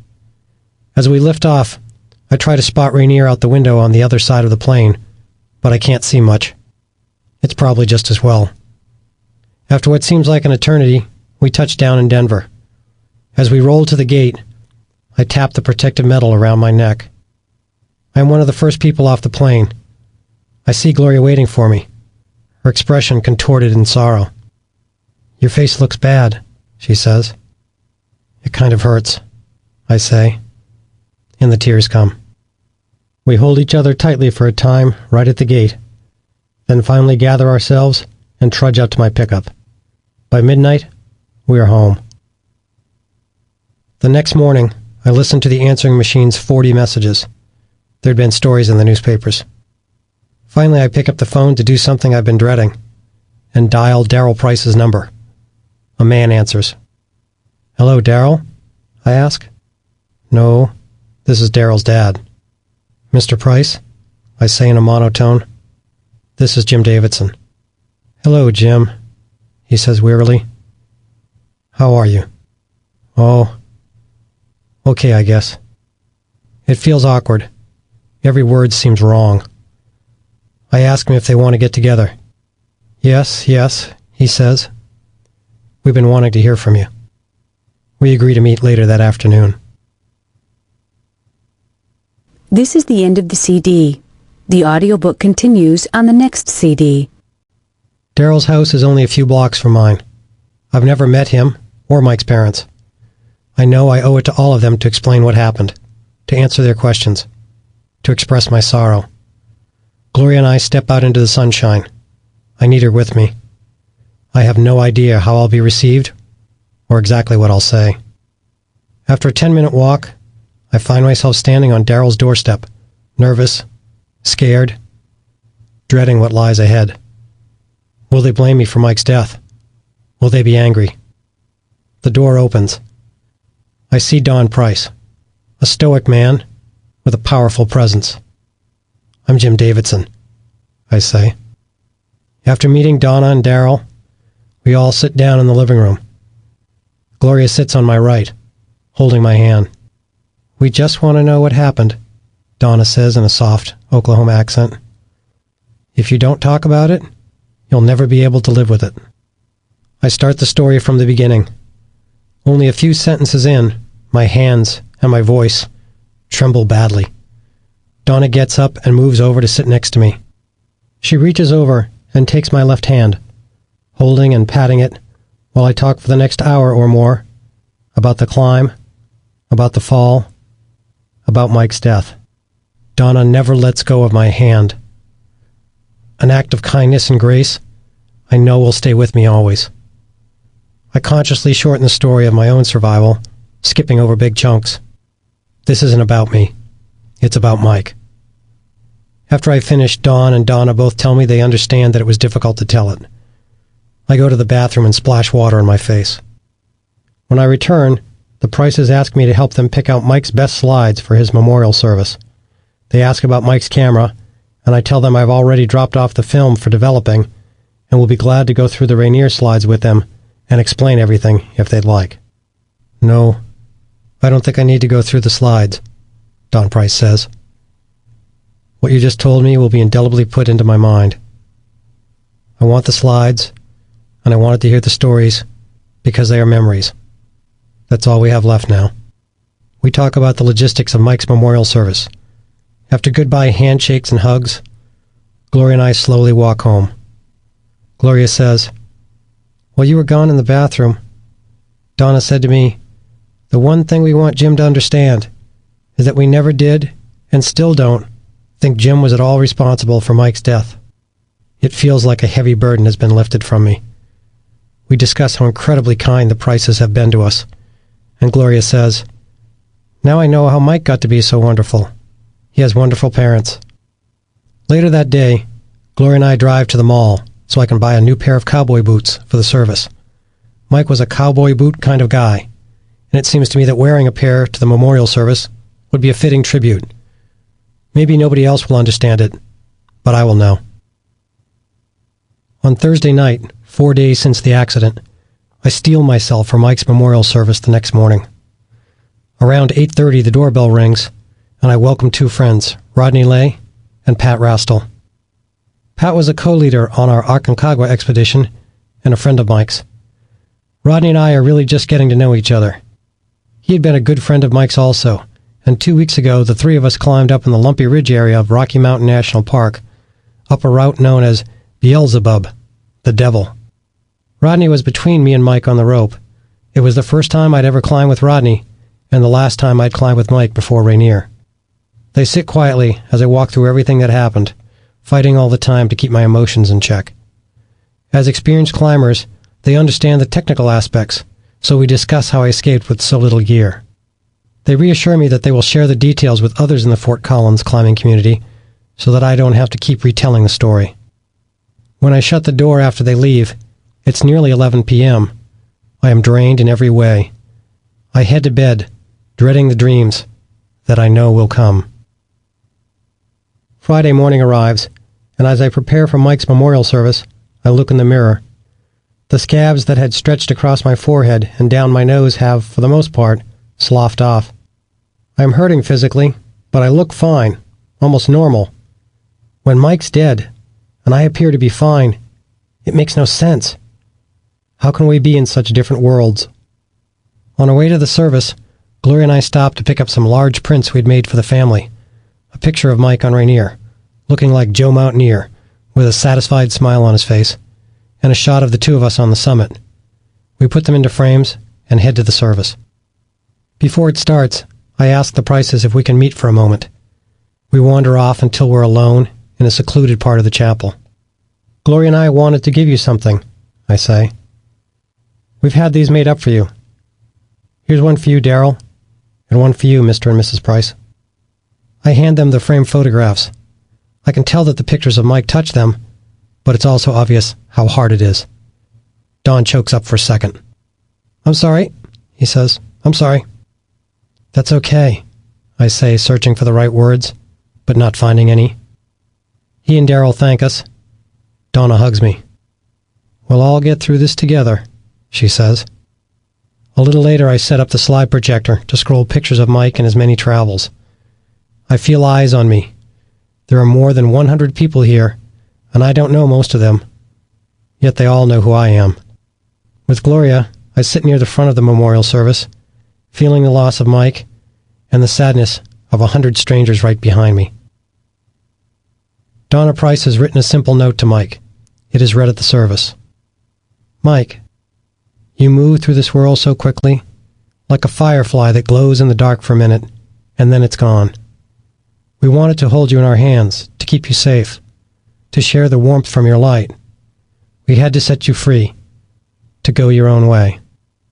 Love, Mom and Dad.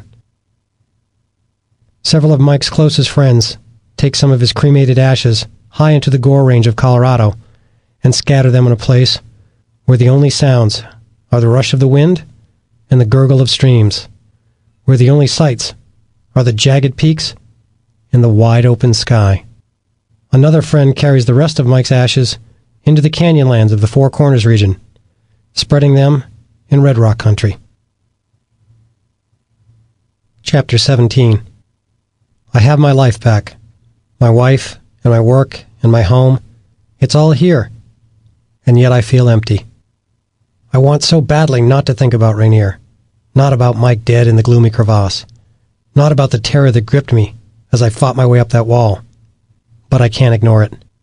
On August 29th, 1992, 9 weeks after the accident, I write in my journal, I think about Mike all the time now. In the 68 days since the accident, I don't think there was a day I haven't thought of him. Although I know I can't live like this, expelling the experience from my mind seems wrong, as though I somehow dishonor Mike if I don't acknowledge the regret and sorrow, as though I somehow show disrespect for him and all he gave by simply returning to my old life. I had heard about survivor's guilt, but didn't understand it.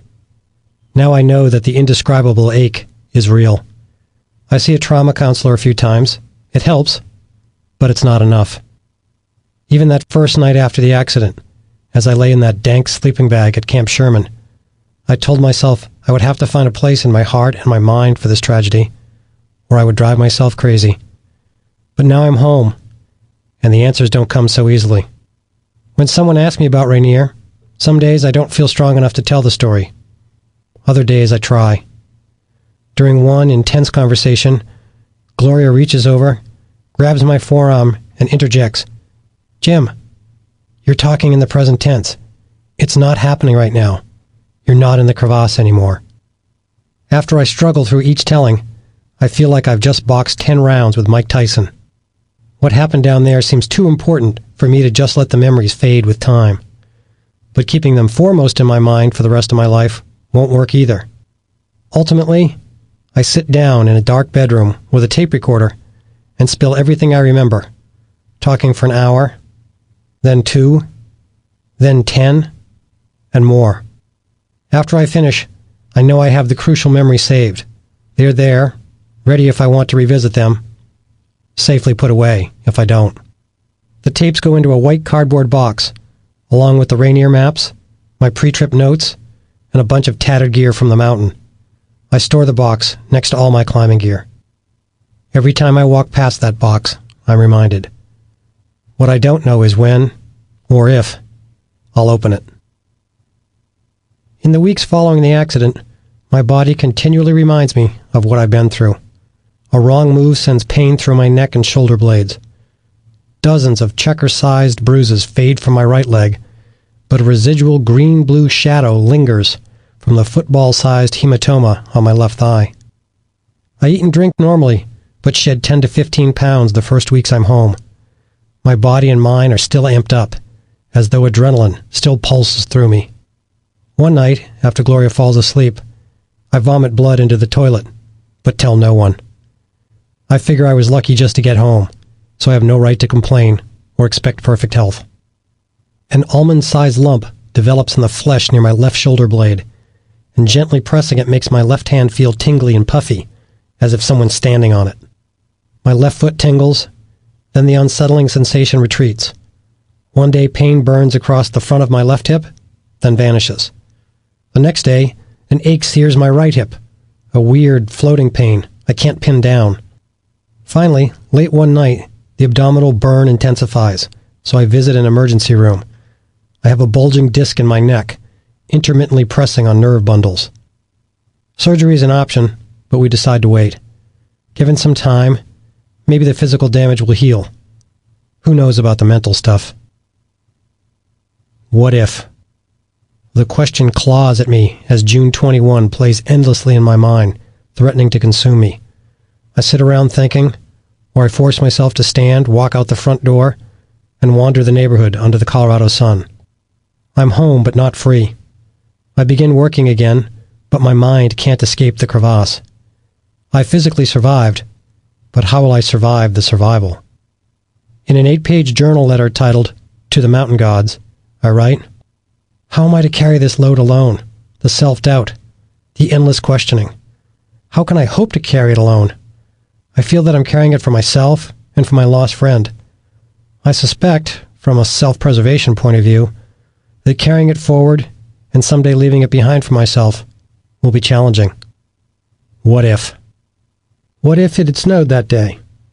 What if we'd lugged our packs to the summit and descended from there instead of retreating to the saddle? What if? If it had snowed that day, we might have called it bad luck because it would have ruined our perfect weather. But it might have been good luck, unknown to us, because it might have helped ice that snow bridge solid, and we might have tromped right across it without a problem, unaware that a crevasse lurked beneath our feet. If we'd lugged our packs to the summit, we would have been on the main route 30 minutes earlier. That would have been 30 fewer minutes the sun's warming rays would have had to assault the snow bridge that ultimately collapsed beneath my feet. Gradually, I realize that I have to put this aside, or I'm going to drive myself crazy. I decide that pondering the question is healthy, but being drowned by it is not, because continually asking if and what if won't change anything. We made our decisions, and they put us on the Emmons Winthrop route in the middle of the corridor, a little before noon, on June 21st, 1992. A day earlier or a day later, and the outcome might have been vastly different. Maybe we'd have made it off the mountain without incident and wolfed down steaks and beers that night.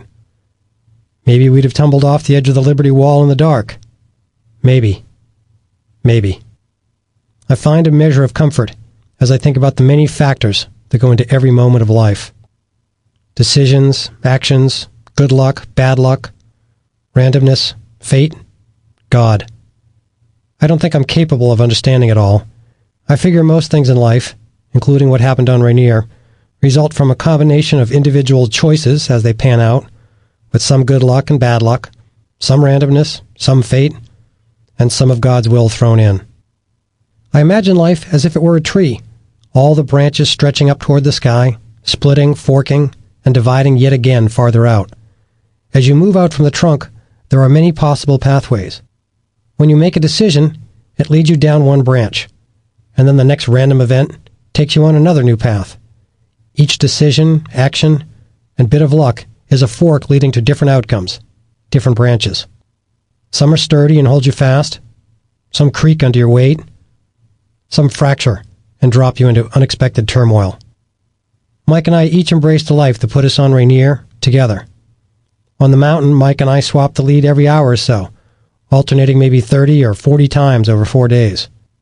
Why was I on the lead instead of Mike? I don't know. What if we had done any one of 100 things differently? I don't know. Why did that snow bridge cave in beneath my feet when 1,000 others did not? I don't know. I'll always wonder about those things. But gradually, I come to accept that those are the ifs and what ifs I'll never know the answers to. I'm stuck with that, so I must live with it. Processing and analyzing the events with my close friends and climbing buddies helps some. Supportive calls and letters bolster me. One day I open a card from Scott Anderson, the geology friend and Aconcagua partner who introduced Mike and me 6 years earlier. His poignant lines bring me to tears. Thanks for digging yourself out and sharing your story. You showed tremendous strength. Thanks for doing what you could to bring Mike with you. I'm lucky, too, that I sense no judgment or animosity from Mike's friends and climbing partners. One is Mark Udall, the executive director of Colorado Outward Bound School. His title made him Mike's boss, but his kindness and climbing expertise made him Mike's friend and mentor.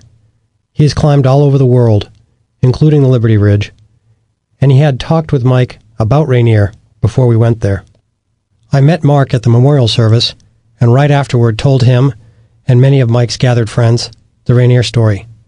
3 weeks later, I receive a letter from Mark. In red ink, the envelope bears the Outward Bound motto: to serve, to strive, and not to yield, adapted from Tennyson's poem Ulysses.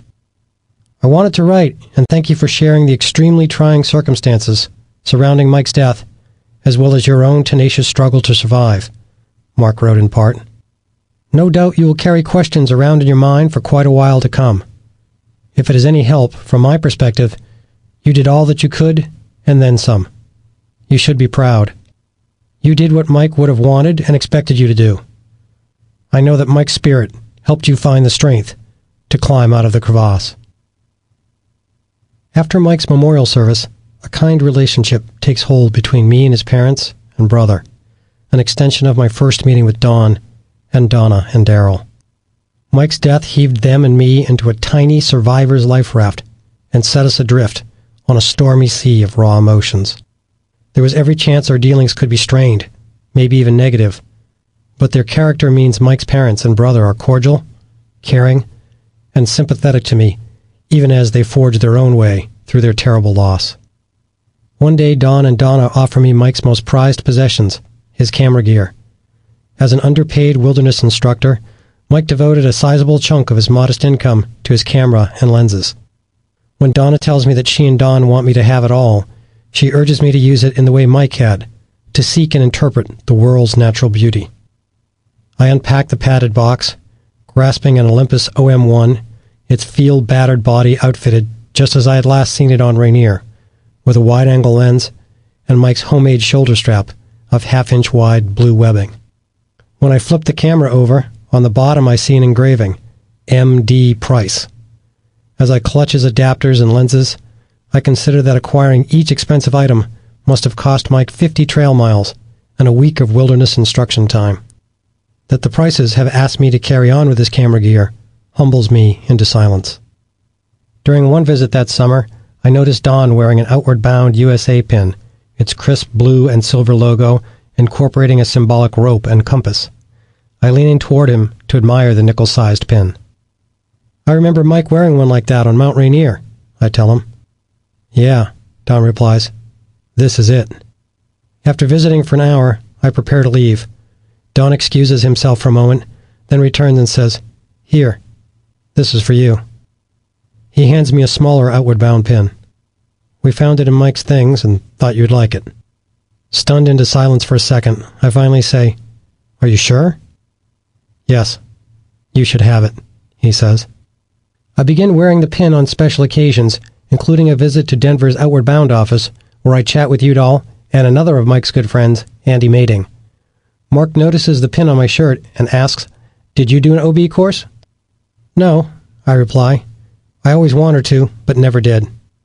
You can only get a pin by finishing a course, Andy notes reflexively. How'd you get it? Oh, sorry. I didn't know. Mike's father gave it to me. An uncomfortable feeling hangs in the air for a moment. I think it's fine that you wear one, Mark says. You earned it. For more than a decade, mountains have provided me with recreation, exercise, and joy. They have been a natural temple for my self-improvement, a calming therapy, and a source of spirituality. But the Mount Rainier experience brought loss, pain, and anguish. So as the summer goes on, I'm not certain where mountains now fit into my life. For years, Gloria and I had heard stories about Nepal from traveling friends. We both wanted to visit the mystical land, and since we planned to start a family eventually, we decided we'd better go soon. In the spring of 1992, before Rainier, Gloria and I had already been considering an autumn trek in Nepal. On Rainier, I told Mike about our Asia plans, and I could tell he was envious. Man, I've always wanted to climb in Nepal, he said. Even if you can't climb on this trip, you should go. Mike had repeatedly told me tales about two fun-loving and mischievous Sherpa friends from Nepal he worked with at Outward Bound, Dawa and Purba. Dawa had even come to Mike's memorial service. In the summer of 1992, I realized I can visit Nepal and see Everest for myself, and, in a strange way, on Mike's behalf too. I train and test myself gradually on summer hikes, usually with Gloria. Being in the mountains feels good, still fun, even though I don't tackle anything technical. I'm still not sure I'll ever climb seriously again. With that in mind, Gloria and I hesitate about whether to visit the mountains of Nepal. We decide, finally, to go, mostly for ourselves, partly for Mike, and hopefully for some peaceful healing. Afraid that I will spend my life mired in sadness or negativity, I yearn for a way to shed some of the burden, to unshackle myself, and perhaps free Mike's spirit. In my pleading journal letter to the mountain gods, I write, "For my friend Mike, I have several requests. Allow his spirit to be peaceful, but allow it to roam free. Let him race up and down the slopes with the wind. Let him trickle slowly through the canyons. Let him spread completely and gracefully across the land with the setting sun. Michael deserved many things in this life he did not get, but he most assuredly deserves these things.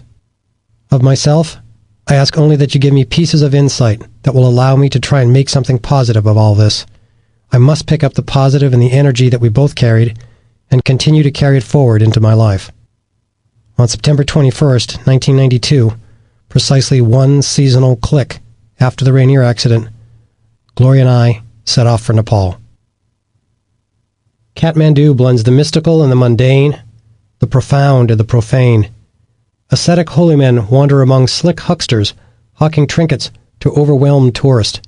Families commit the ashes of their loved ones to the sacred headwaters of the Ganges River, while discarded trash fouls the riverbank. Gloria and I arrive excited and enormously relieved to be safe.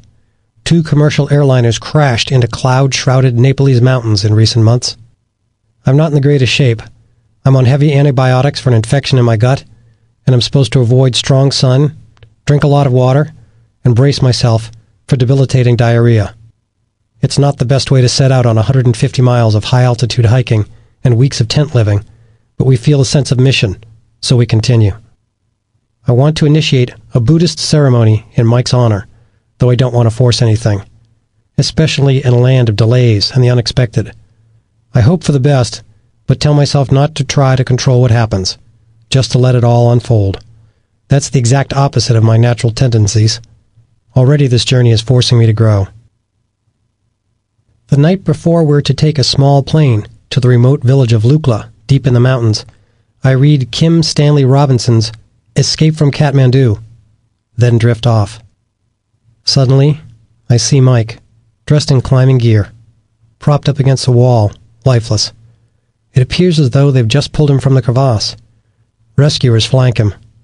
I approach apprehensively. Mike is dead, but I sense that he is about to speak. I snap awake in our dingy Kathmandu bedroom, anxious and sweat-soaked. I calm myself, forcing my breaths at more regular intervals, then eventually doze off. I see Mike again. He's more lifelike, more animated, as if he's transformed himself to make me more comfortable. He waves me closer, and I instinctively understand that he wants to make it easy for me to say goodbye to him. I can't utter the weighty words. Mike speaks. "It's okay, Jim," he says. "I'm gone now. It's okay to go. Go ahead." I can't speak. He goes on, telling me what to say. "Say, that's it, Mike. I'm sorry, but I have to go now." I jerk awake. Gloria's sleeping in the other twin bed. I briefly consider getting up to write about the dreams, but I don't for now. Sometime after 3:45, I finally fall asleep. Again. Out of sleep's blackness, Mike appears a third time, more vivid and forceful than before. We talk about the first few minutes after we crash-landed on the ledge. "Were you in much pain?" I ask. "Only for a minute," he says. "Now there's none. I'm in a good place." "Were you scared?" "A little at first," he tells me, "but that faded fast." "Did you suffer?" "No, not really," he says. "You went through a lot, Jim, and you did okay. You did the right thing. I'm glad you made it. It was supposed to happen that way." "Did you stay in the crevasse for a while?" I ask. "Yes," Mike says. "I tried to help and watch over you. You have to let it go and move on with your life. Enjoy everything. I'm okay now, and you should be too." I awaken suddenly, tense and exhausted. Mike's visits feel so real, they seem like more than dreams. Later that day, when I chronicle the experience in my journal, I conclude that Mike is trying to ease my mind, trying to encourage me to reclaim my life. That he's trying to give me some peace by getting me to say goodbye to him. My partner Mike is urgently working to help save the part of me that is still stuck on the ledge. We hike along the verdant banks of the Dude Cozy, Milk River, up through the Khumbu Valley toward Mount Everest. Every day we pass ice-covered peaks that soar 2 miles above our heads. Looking through Mike's OM1 viewfinder, I snap frame after frame, trying to capture the Himalayan giants he'd hoped to scale. I feel that I'm looking through the lens for him. As I study these majestic peaks, my eyes scan possible ascent routes, even as I remain officially non-committal about whether I will return to climbing. By the time we reach the holy monastery of Tengboche 5 days later, we speak a little Nepali, and our guide, Prem Lakpa Sherpa, understands that we wish to have a ceremony, a puja, for Mike's spirit. At 25, Prem Lakpa is young, but as a savvy guide from a strong Buddhist family, he requests an audience with the second highest Lama at the monastery, Lama Nawang Zampu. Gloria, Prem Lakpa, and I cross an open courtyard and walk along a stone-lined passageway, ducking under the heavy drape that serves as a door and taking a seat in the darkened room where the Lama has lived for decades. Flickering yak butter candles throw dancing yellow light across ancient Buddhist tanka paintings. The middle-aged Lama has walnut skin, short-cropped black hair, and calm eyes.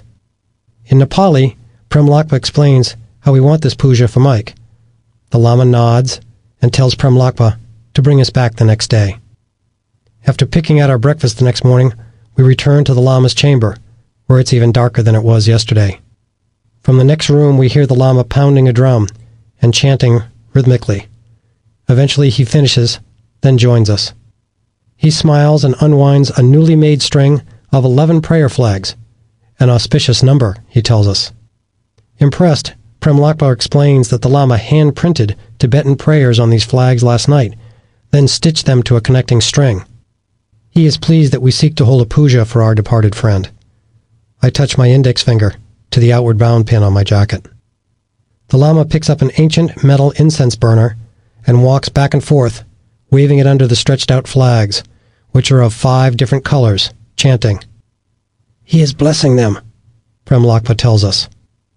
When I close my eyes, the sounds and smells permeate my memory, and I feel carried off by the chanting. I sense an otherworldliness I have not felt before. As the Lama hands me the prayer flags and silk blessing scarves, called katas, I respond as I have seen Nepalese greet other monks, with a deep bow, my palms clasped together before my chest. I say, Namaste. I greet and honor the divine within you. This has all gone much further and better than I had dared hope. But the experience is not over. Lama Zampu speaks to Prem Lakpa, who excitedly translates. We can now meet the highest Lama at the monastery, the Rinpoche, who is revered as the reincarnation of a previous great Lama. When we arrive at a deeper part of the monastery, we remove our shoes and sit on long benches, padded with yak wool blankets, until the Rinpoche glides in and we stand. He is a slight man, about 60 years old, with a shaved head and orange robes. After the Rinpoche sits, Prem Lakpa follows, and finally Gloria and I do too, careful to mimic our guide's moves. Prem Lakpa approaches the Rinpoche with our prayer flags. The revered Rinpoche takes some blessed rice, blows on it, then sprinkles it across the flags to bless them. He then blows on all the rice in the small paper sack and hands the bag and flags to Prem Lakpa. In the distance, through ancient stone walls, I hear the low, bass murmur of other chanting monks. After we quietly sip coffee together, it is time to go. Prem Lakpa stands, bows toward the Rinpoche, and backs out of the room, staying bent forward in reverence. Gloria and I do the same, traverse unlit hallways, then step into the pounding sunlight. We mill about in small circles, stunned by the experience and our good fortune. The 3 of us take turns touching the blessed flags, rice, and scarves we now have for Mike's puja. Because the Rinpoche rarely meets with foreign visitors, Prem Lakpa says, "Very lucky for you, very lucky for me." 2 days later, we carry our prayer flags, rice, and katas toward a summit. We are at 18,000 feet and the air is half as thick as at sea level, so we plod up the trail. My pulse races way past 120 beats a minute, and I fight off a familiar altitude lethargy I haven't felt since Aconcagua years ago. With each step, Gloria shatters her previous altitude record of 14,000 feet. I have picked the rocky summit of Kalapatar, Black Rock in Hindi, as the place for Mike's puja.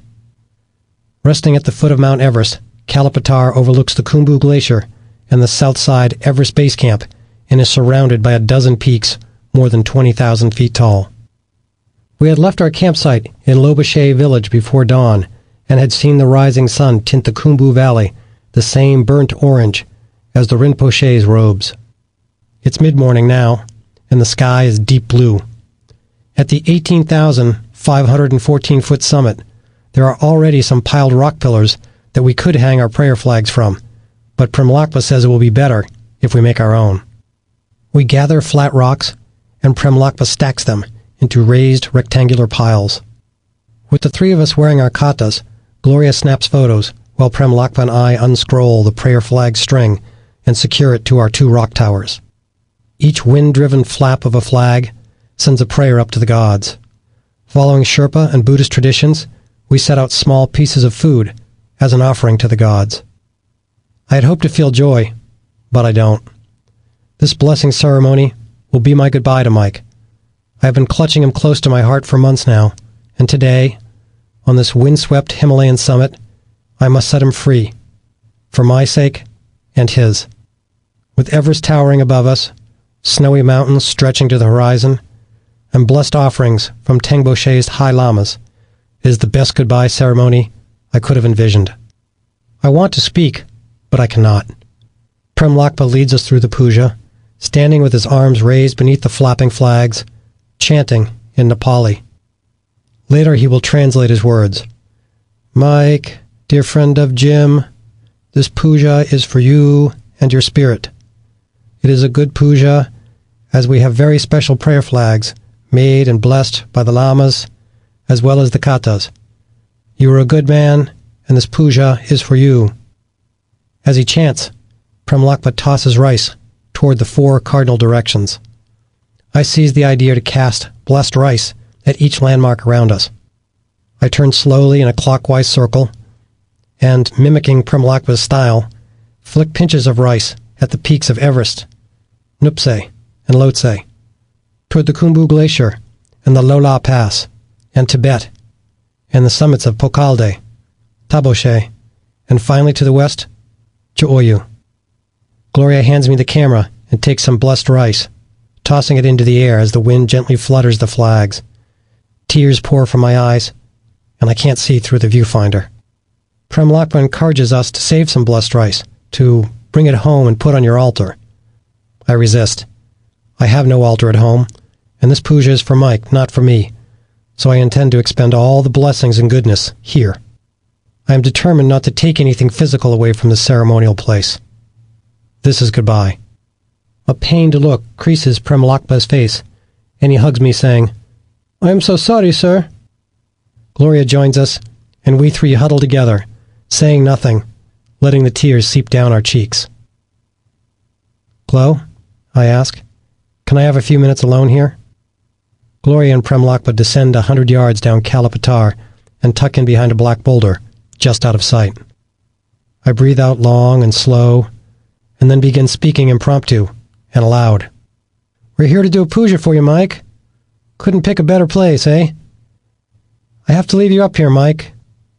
You have to be where you are, and I have to live my life. I'm going to miss you, Mike. You were a good man, a good partner, and a great friend. We had a lot of fun, didn't we? I reach to the right chest pocket of my purple parka, the same one I wore on Rainier, tug open the zipper, and fish out a carabiner I have carried halfway around the world. Mike's carabiner, the one I cut from his harness.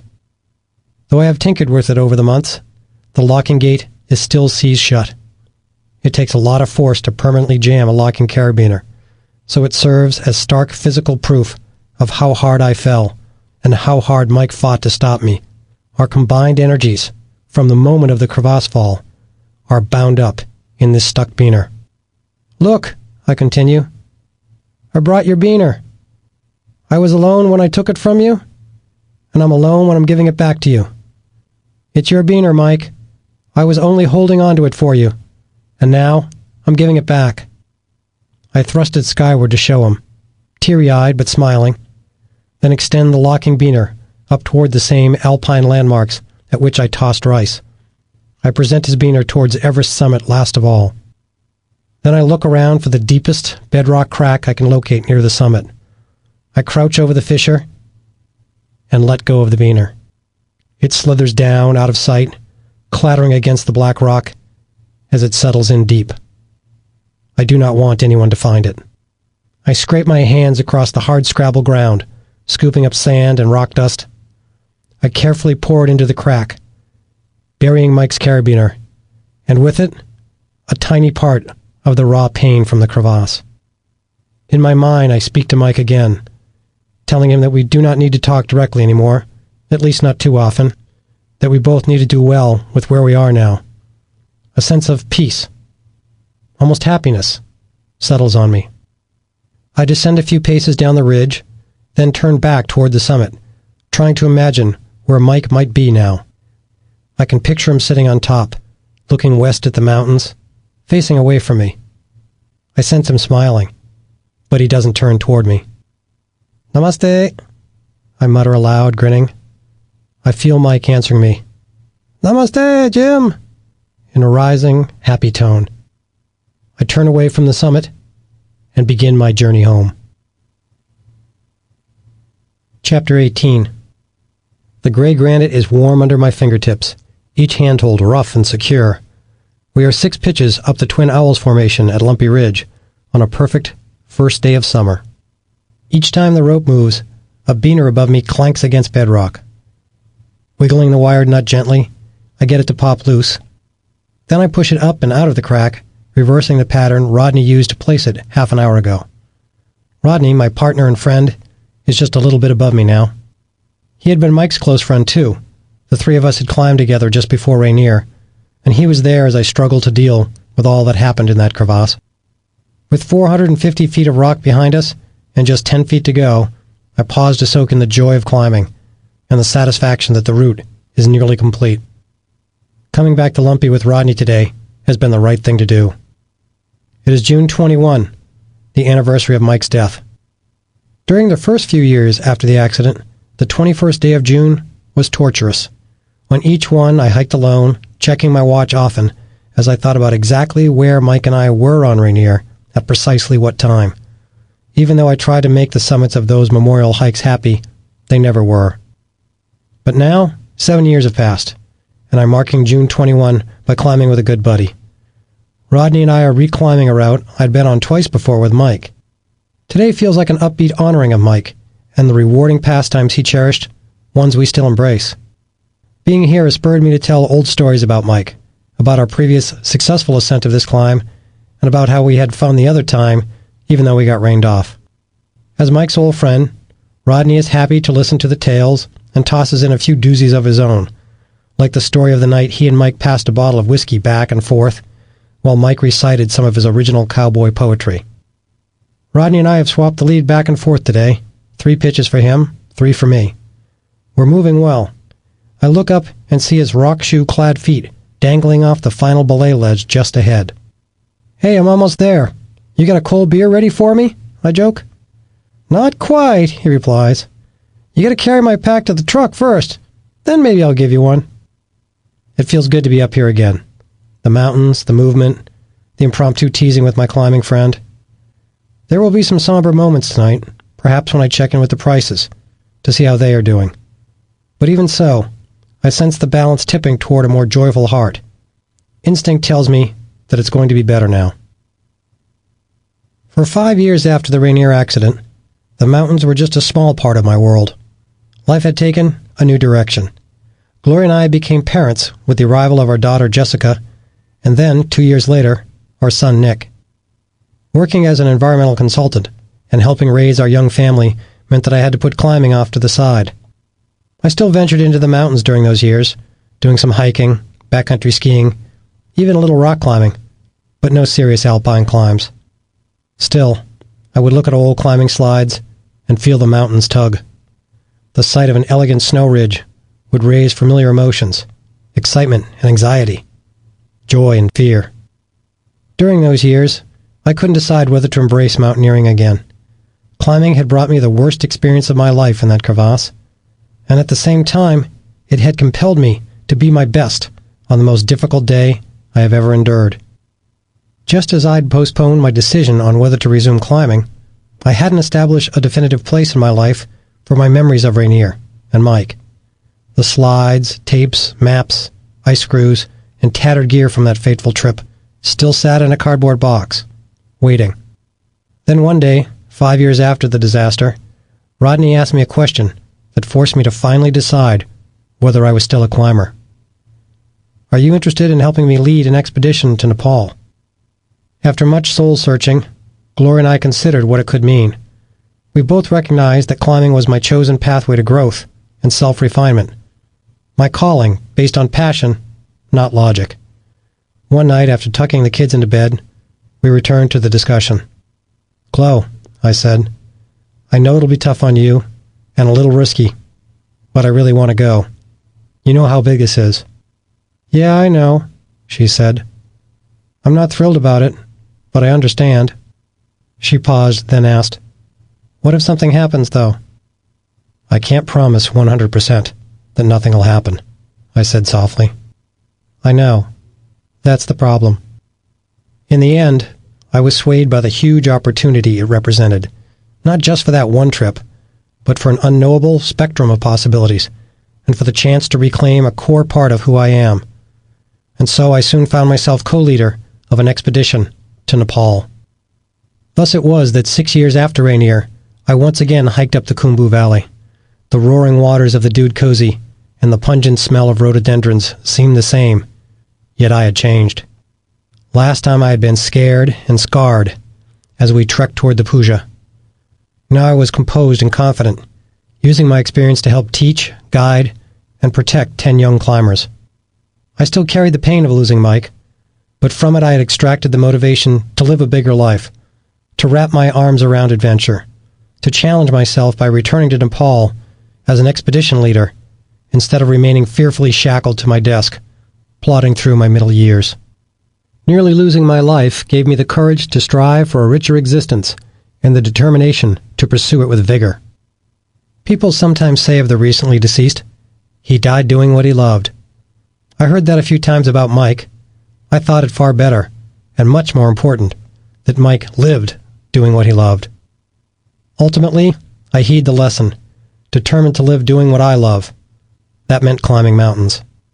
Yes, I had to strike a balance between my passion and my responsibility to care for my family. But shutting out that ardor and fear of the possible risk seems a dishonor to the gifts of health and life I still possess. Returning to Nepal seemed especially appropriate.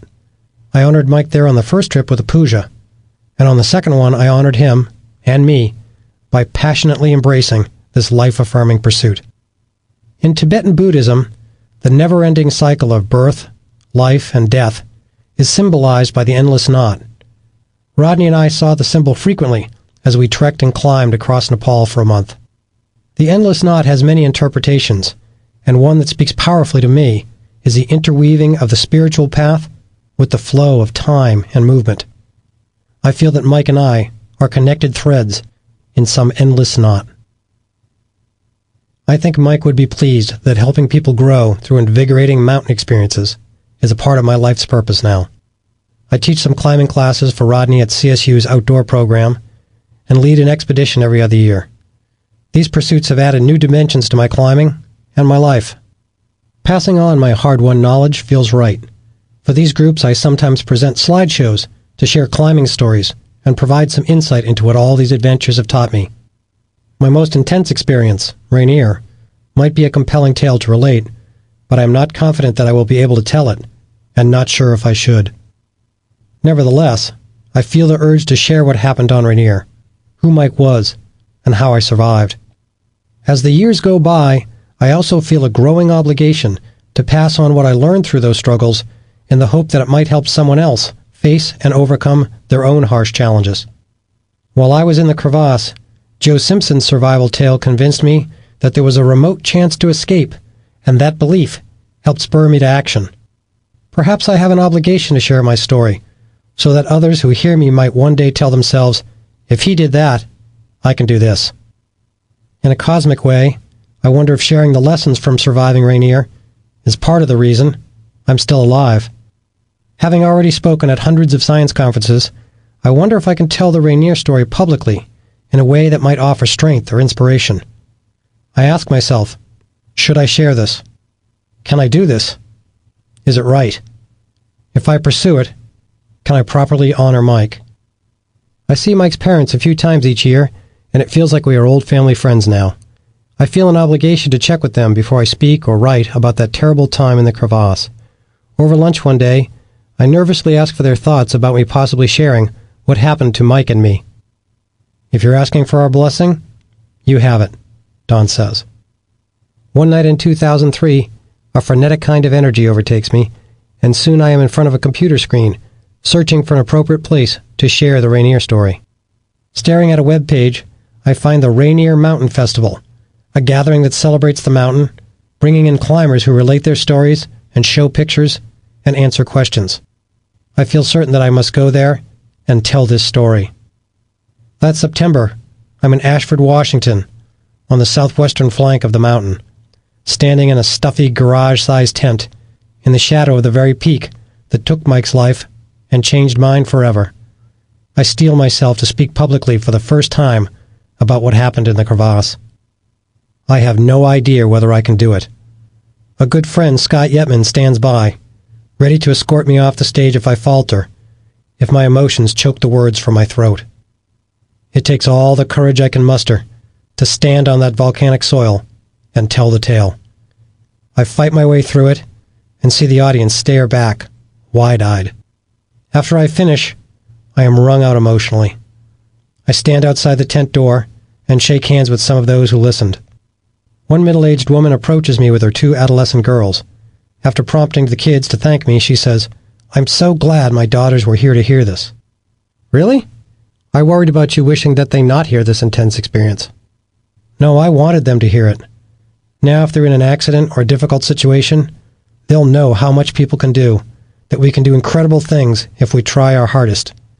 She grips my hand with both of hers and says, "Thank you for sharing with us." Her comments stun me. They run over and over through my mind. That evening, while eating grilled salmon with Scott at the festival cookout, I looked toward Rainier's summit, hidden behind the conifer forest.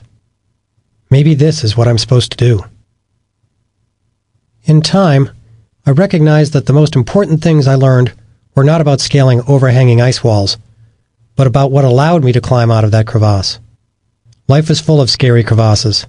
Illness, accidents, and financial disasters can appear without warning.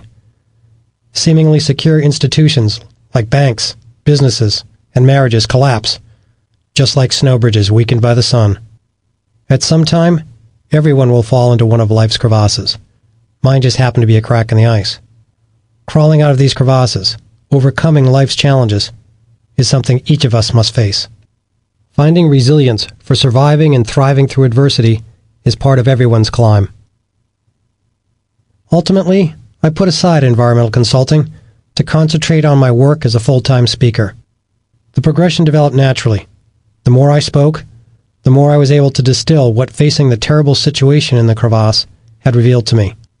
Although the dark terror and horrific circumstances had made me want to hide and quit, I'd had to constrain these natural reactions enough to think and work my way out of the crisis. I had to accept the harsh realities and face them. The sooner, the better. Now I'm able to tell others that facing and analyzing their problems gives them a chance to determine which factors they control. In my case, I had no control over the steepness of the ice wall or the depth of the crevasse. Fixating on things you cannot control is pointless, disheartening, and debilitating. Instead, it's critical to identify the factors within your control and then act on them with vigor.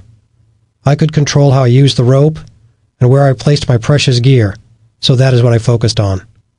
By tenaciously applying themselves to the things that can be acted upon, people can overcome incredibly difficult challenges.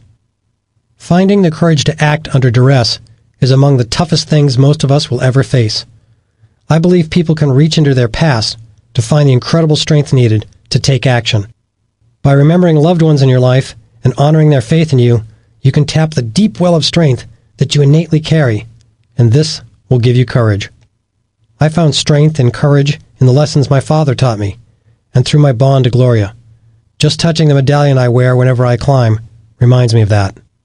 In a crisis, the bravery to act can also be crystallized right in the present moment through our commitment to those who face the challenge with us. In my weakest moments, I manifested the willpower to act by honoring the deep-rooted mutual commitment Mike and I shared. But strength from the past and courage from the present moment are only part of the equation. The promise of a better future, in my case, the promise of life, is a powerful motivator.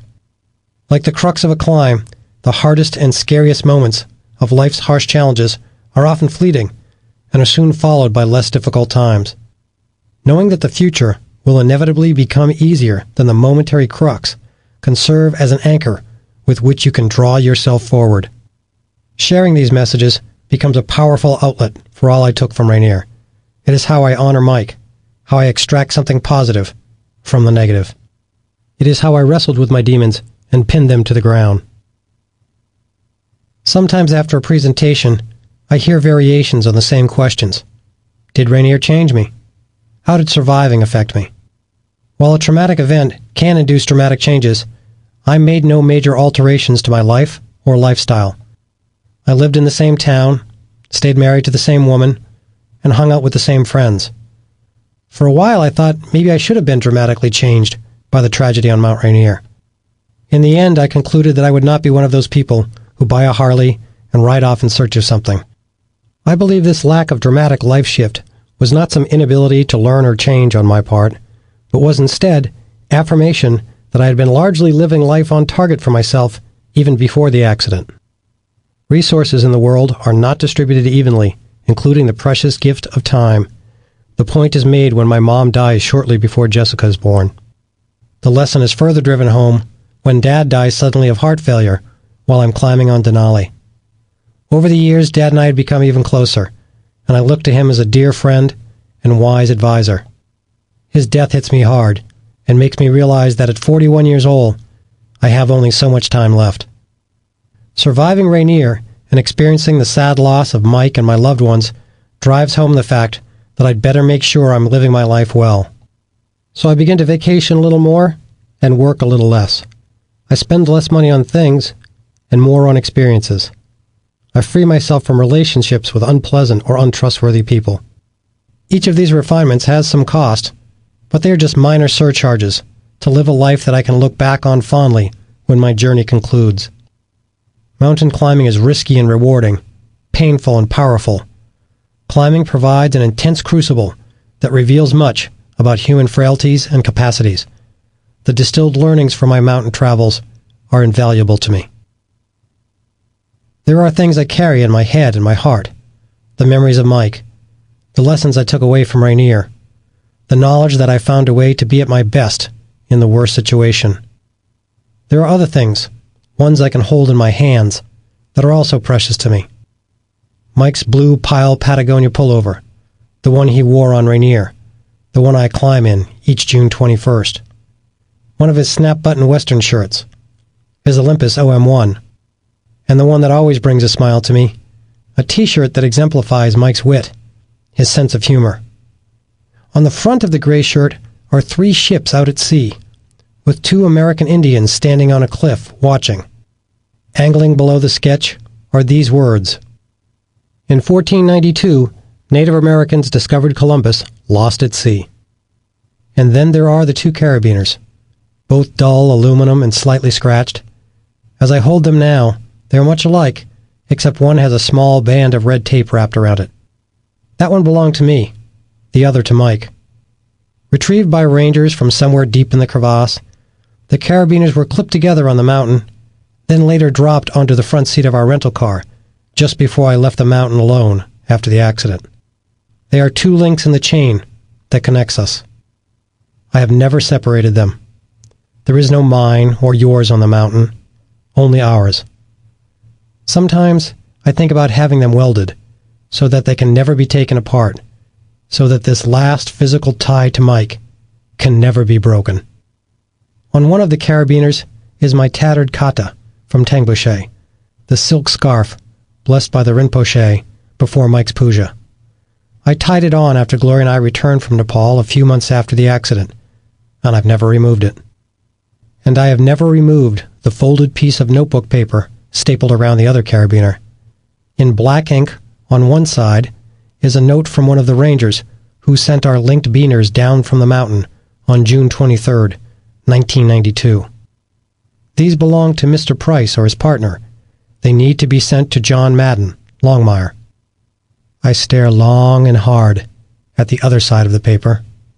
There, in blue ballpoint ink, is a note signed by Madden, the ranger who investigated the crevasse fall. That note contains a few simple words. Jim, these were just delivered. You did all you could. Life is a gift. Chapter 19. Over 27 years of climbing, I have loaded my pack 1,000 times, but never as carefully as now. This morning I have double-checked my gear against printed list, mental list, even my instincts. There can be no oversights as I'm preparing for the biggest summit push of my life, into the death zone, all the way to 8,201 meters. Within the hour, my teammates and I will begin rallying for our final 4-day push to the top of Chaoyu at 26,906 feet, the 6th highest peak in the world. 2 days pass. It's September 23rd, 2009, and I'm at Camp 3. It took me more than 3 heart-pounding hours today to make the 1,200-foot snow climb up from Camp 2. With every brutal step, I set a new personal altitude record, and here at 24,600 feet, just sitting in the tent leaves me fighting for air. Soon we will go on bottled oxygen for the first time, then try to catch 2 or 3 hours of sleep before our planned departure to the summit at 11 tonight. Before I lie down, I need to confirm that my down suit's left chest pocket holds the critical items I carry on all serious climbs. Photos of Glow and the kids, my amulet box holding a Tibetan coin from the Tengboche Lama, Mike's Outward Bound pin, and my Denali Pro pin earned by helping with a high-altitude rescue in Alaska. I warm my icy hand against my bare neck until sensation returns to the fingertips. Then I reach deep into my down suit, under all the layers, groping for my necklace, tracing along the familiar thin chain to the metal Gloria gave me 26 years ago. I warm my icy hand against my bare neck until sensation returns to the fingertips. Then I reach deep into my down suit, under all the layers, groping for my necklace, tracing along the familiar thin chain to the metal Gloria gave me 26 years ago. I mentally match each section of the summit push ahead with experience I have gained on other high peaks around the world. I can do this. I look at the black-inked messages of love that I asked Glow, Jess, and Nick to write on the left forearm of my red down suit, and I reach out mentally to those who will protect me. I ask Dad for the determination to keep going. I ask Mom to help me get back down to my family, and I ask Mike to watch over me. Around midnight, I reach the famous crumbling rock section above 25,000 feet called the Yellow Band. With K2, a Tibetan guide nearby, and with some fixed lines to clip into, I cannot fall far. But I can falter. I place my crampon points carefully on tiny limestone ledges and press down hard. Do it like you mean it. Moving my head fast sends my oxygen-starved brain swimming, so I learn to make slow, smooth motions. I try gliding through this alien environment as we push farther up into the darkness. On steep sections, I inhale so hard from the oxygen mask that I sound like Darth Vader on steroids. The stars have never seemed as bright as they do here at 25,500 feet. I keep checking my watch and altimeter. We are moving fast. When I detect orange light flashing intermittently in the valley far below us, I worry that I'm seeing things, that perhaps my brain is too oxygen-deprived. But then I realize I'm looking down on the flattened tops of massive thunderclouds, illuminated from within as lightning sets them ablaze. I should eat and drink, but it's so cold that the insulated water bottles freeze and food sets up rock hard. The altitude and the hours roll by. When my altimeter reads 26,000 feet, a distant voice in my mind shouts encouragement. Stick with it. Just as Dad taught me as a kid, I keep checking the stars to confirm our direction. We've spent several hours going southeast, directly at the Orion constellation.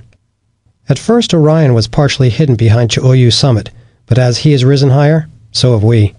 Now his full, friendly outline sparkles in front of us. Then, as we swing east toward the big drop into Nepal, Orion takes a protective flanking position to my right. At 26,500 feet, the terrain eases.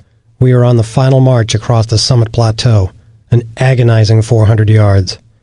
Mount Everest sits 20 miles dead ahead, and I can see a black spot where its bulk blots out stars. A biting wind picks up around 3:30 a.m., and stopping for even a minute feels impossible. The slope flattens more. My mountain sense tells me we're almost there. The altimeter reads 26,900. In my headlight beam, about 50 feet ahead, I see a small snow bump crowned with a sacred kata and bits of frozen food offered up during an informal puja. The top of Ch'oyu.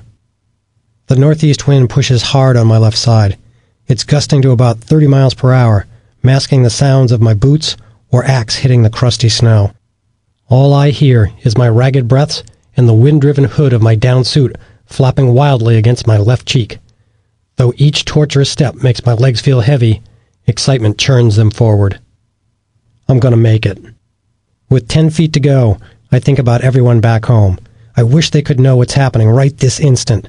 With my heart and mind, I broadcast out to them, I'm okay, we're going to summit. I take a final stride and lift my massive high-altitude boot onto the highest snow mound. Next to the food offerings, I rest my gloved hand on the snow and touch the summit. My 30-year dream comes true. The first two members of our team who summited have just started down, so K2 and I have the top to ourselves for a few precious minutes. We hug and slap each other's backs through inches of pile and down. Surrounded by darkness, with little to see, I look at the blue-white stars instead. Spectacular. Remembering my summit tradition, I ask K2 to snap a picture of me holding photos of Gloria, Jess, and Nick. Tears of joy and relief slip down from my eyes. The other 8 members of our team are on their way up here, but we can't wait long. At 4:17 a.m., numb hands and toes force our retreat, and we start down. After reaching Camp 3, I refuel and rest briefly, then begin the descent toward Camp 2 at 23,600 feet. Now out of the death zone, each person on our team finds his or her own pace, with 2 people descending ahead of me, and our leader, the Sherpas, and most of my teammates coming down an hour or more behind. Climbing alone down the modest snow slopes below Camp 3, where there are no fixed lines, I plunge my axe in hard, then take 2 careful steps downhill. I repeat the process over and over. No mistakes. My slow pace allows me to absorb the experience. During 47 years of living and 27 years of climbing, I have had successes and failures, opportunities and obstacles. Though it hasn't always been easy, I have endeavored to keep moving forward. I took breaks from climbing, but I always returned. The mountains, I know, are as much a part of me as my skin. The things I find there make me stronger and more resilient. They infuse me with the determination to rally back after I get knocked down, and the willpower to engage both the challenges I choose and the adversities thrust before me. The perseverance instilled in me by my family, my partners, and my experiences allows me to press on far longer than I might think possible. Even this climb of Ch'oyu has been a microcosm of that repeating cycle of resilience. Engage, persevere, rally. Now the descent is happening faster than I'd like. Knowing that I may never again be in such a rare place, on such a fine day, right after a special summit like Ch'oyu, I want to linger. At 24,000 feet, I find a flat snow ledge, so I stop and sit. The mid-morning sun tracks across the Himalayan sky. With no one in sight, I am alone with my joy and my thoughts. I scan the seemingly small 20,000 to 23,000 foot peaks below me, and I see the brown plains of Tibet stretched to the northern horizon. My oxygen mask feels tight on my face. I realize it's because I'm smiling so hard. I loosen the straps and let the black mask dangle below my chin. Delighted, I spontaneously speak aloud. Dad, Mom, I did it! I finally made the top of an 8,000-meter peak, just like I always wanted to. Mike! I touched the top, man. I touched the top for both of us. Thanks for watching out for me up there. Thank you all for helping me become what I am. I got to be here, to climb this awesome mountain, and now I get to go home, to Glow and Jess and Nick. I'll probably never be here again, so I soak in the view for a few more minutes, and then stand slowly, reluctant to leave. 400 feet below me, I glimpse some climbers trudging uphill. I cannot be alone in this place, this moment, much longer. Soon, the magic will slip away. It is time to move on. Somewhere there's another mountain, waiting. The climb continues. This concludes The Ledge. Please visit our website, www.tantor.com, for more information on our growing library of unabridged audiobooks and to take advantage of special offers. Or call toll-free 877-7-TANTOR to request a catalog.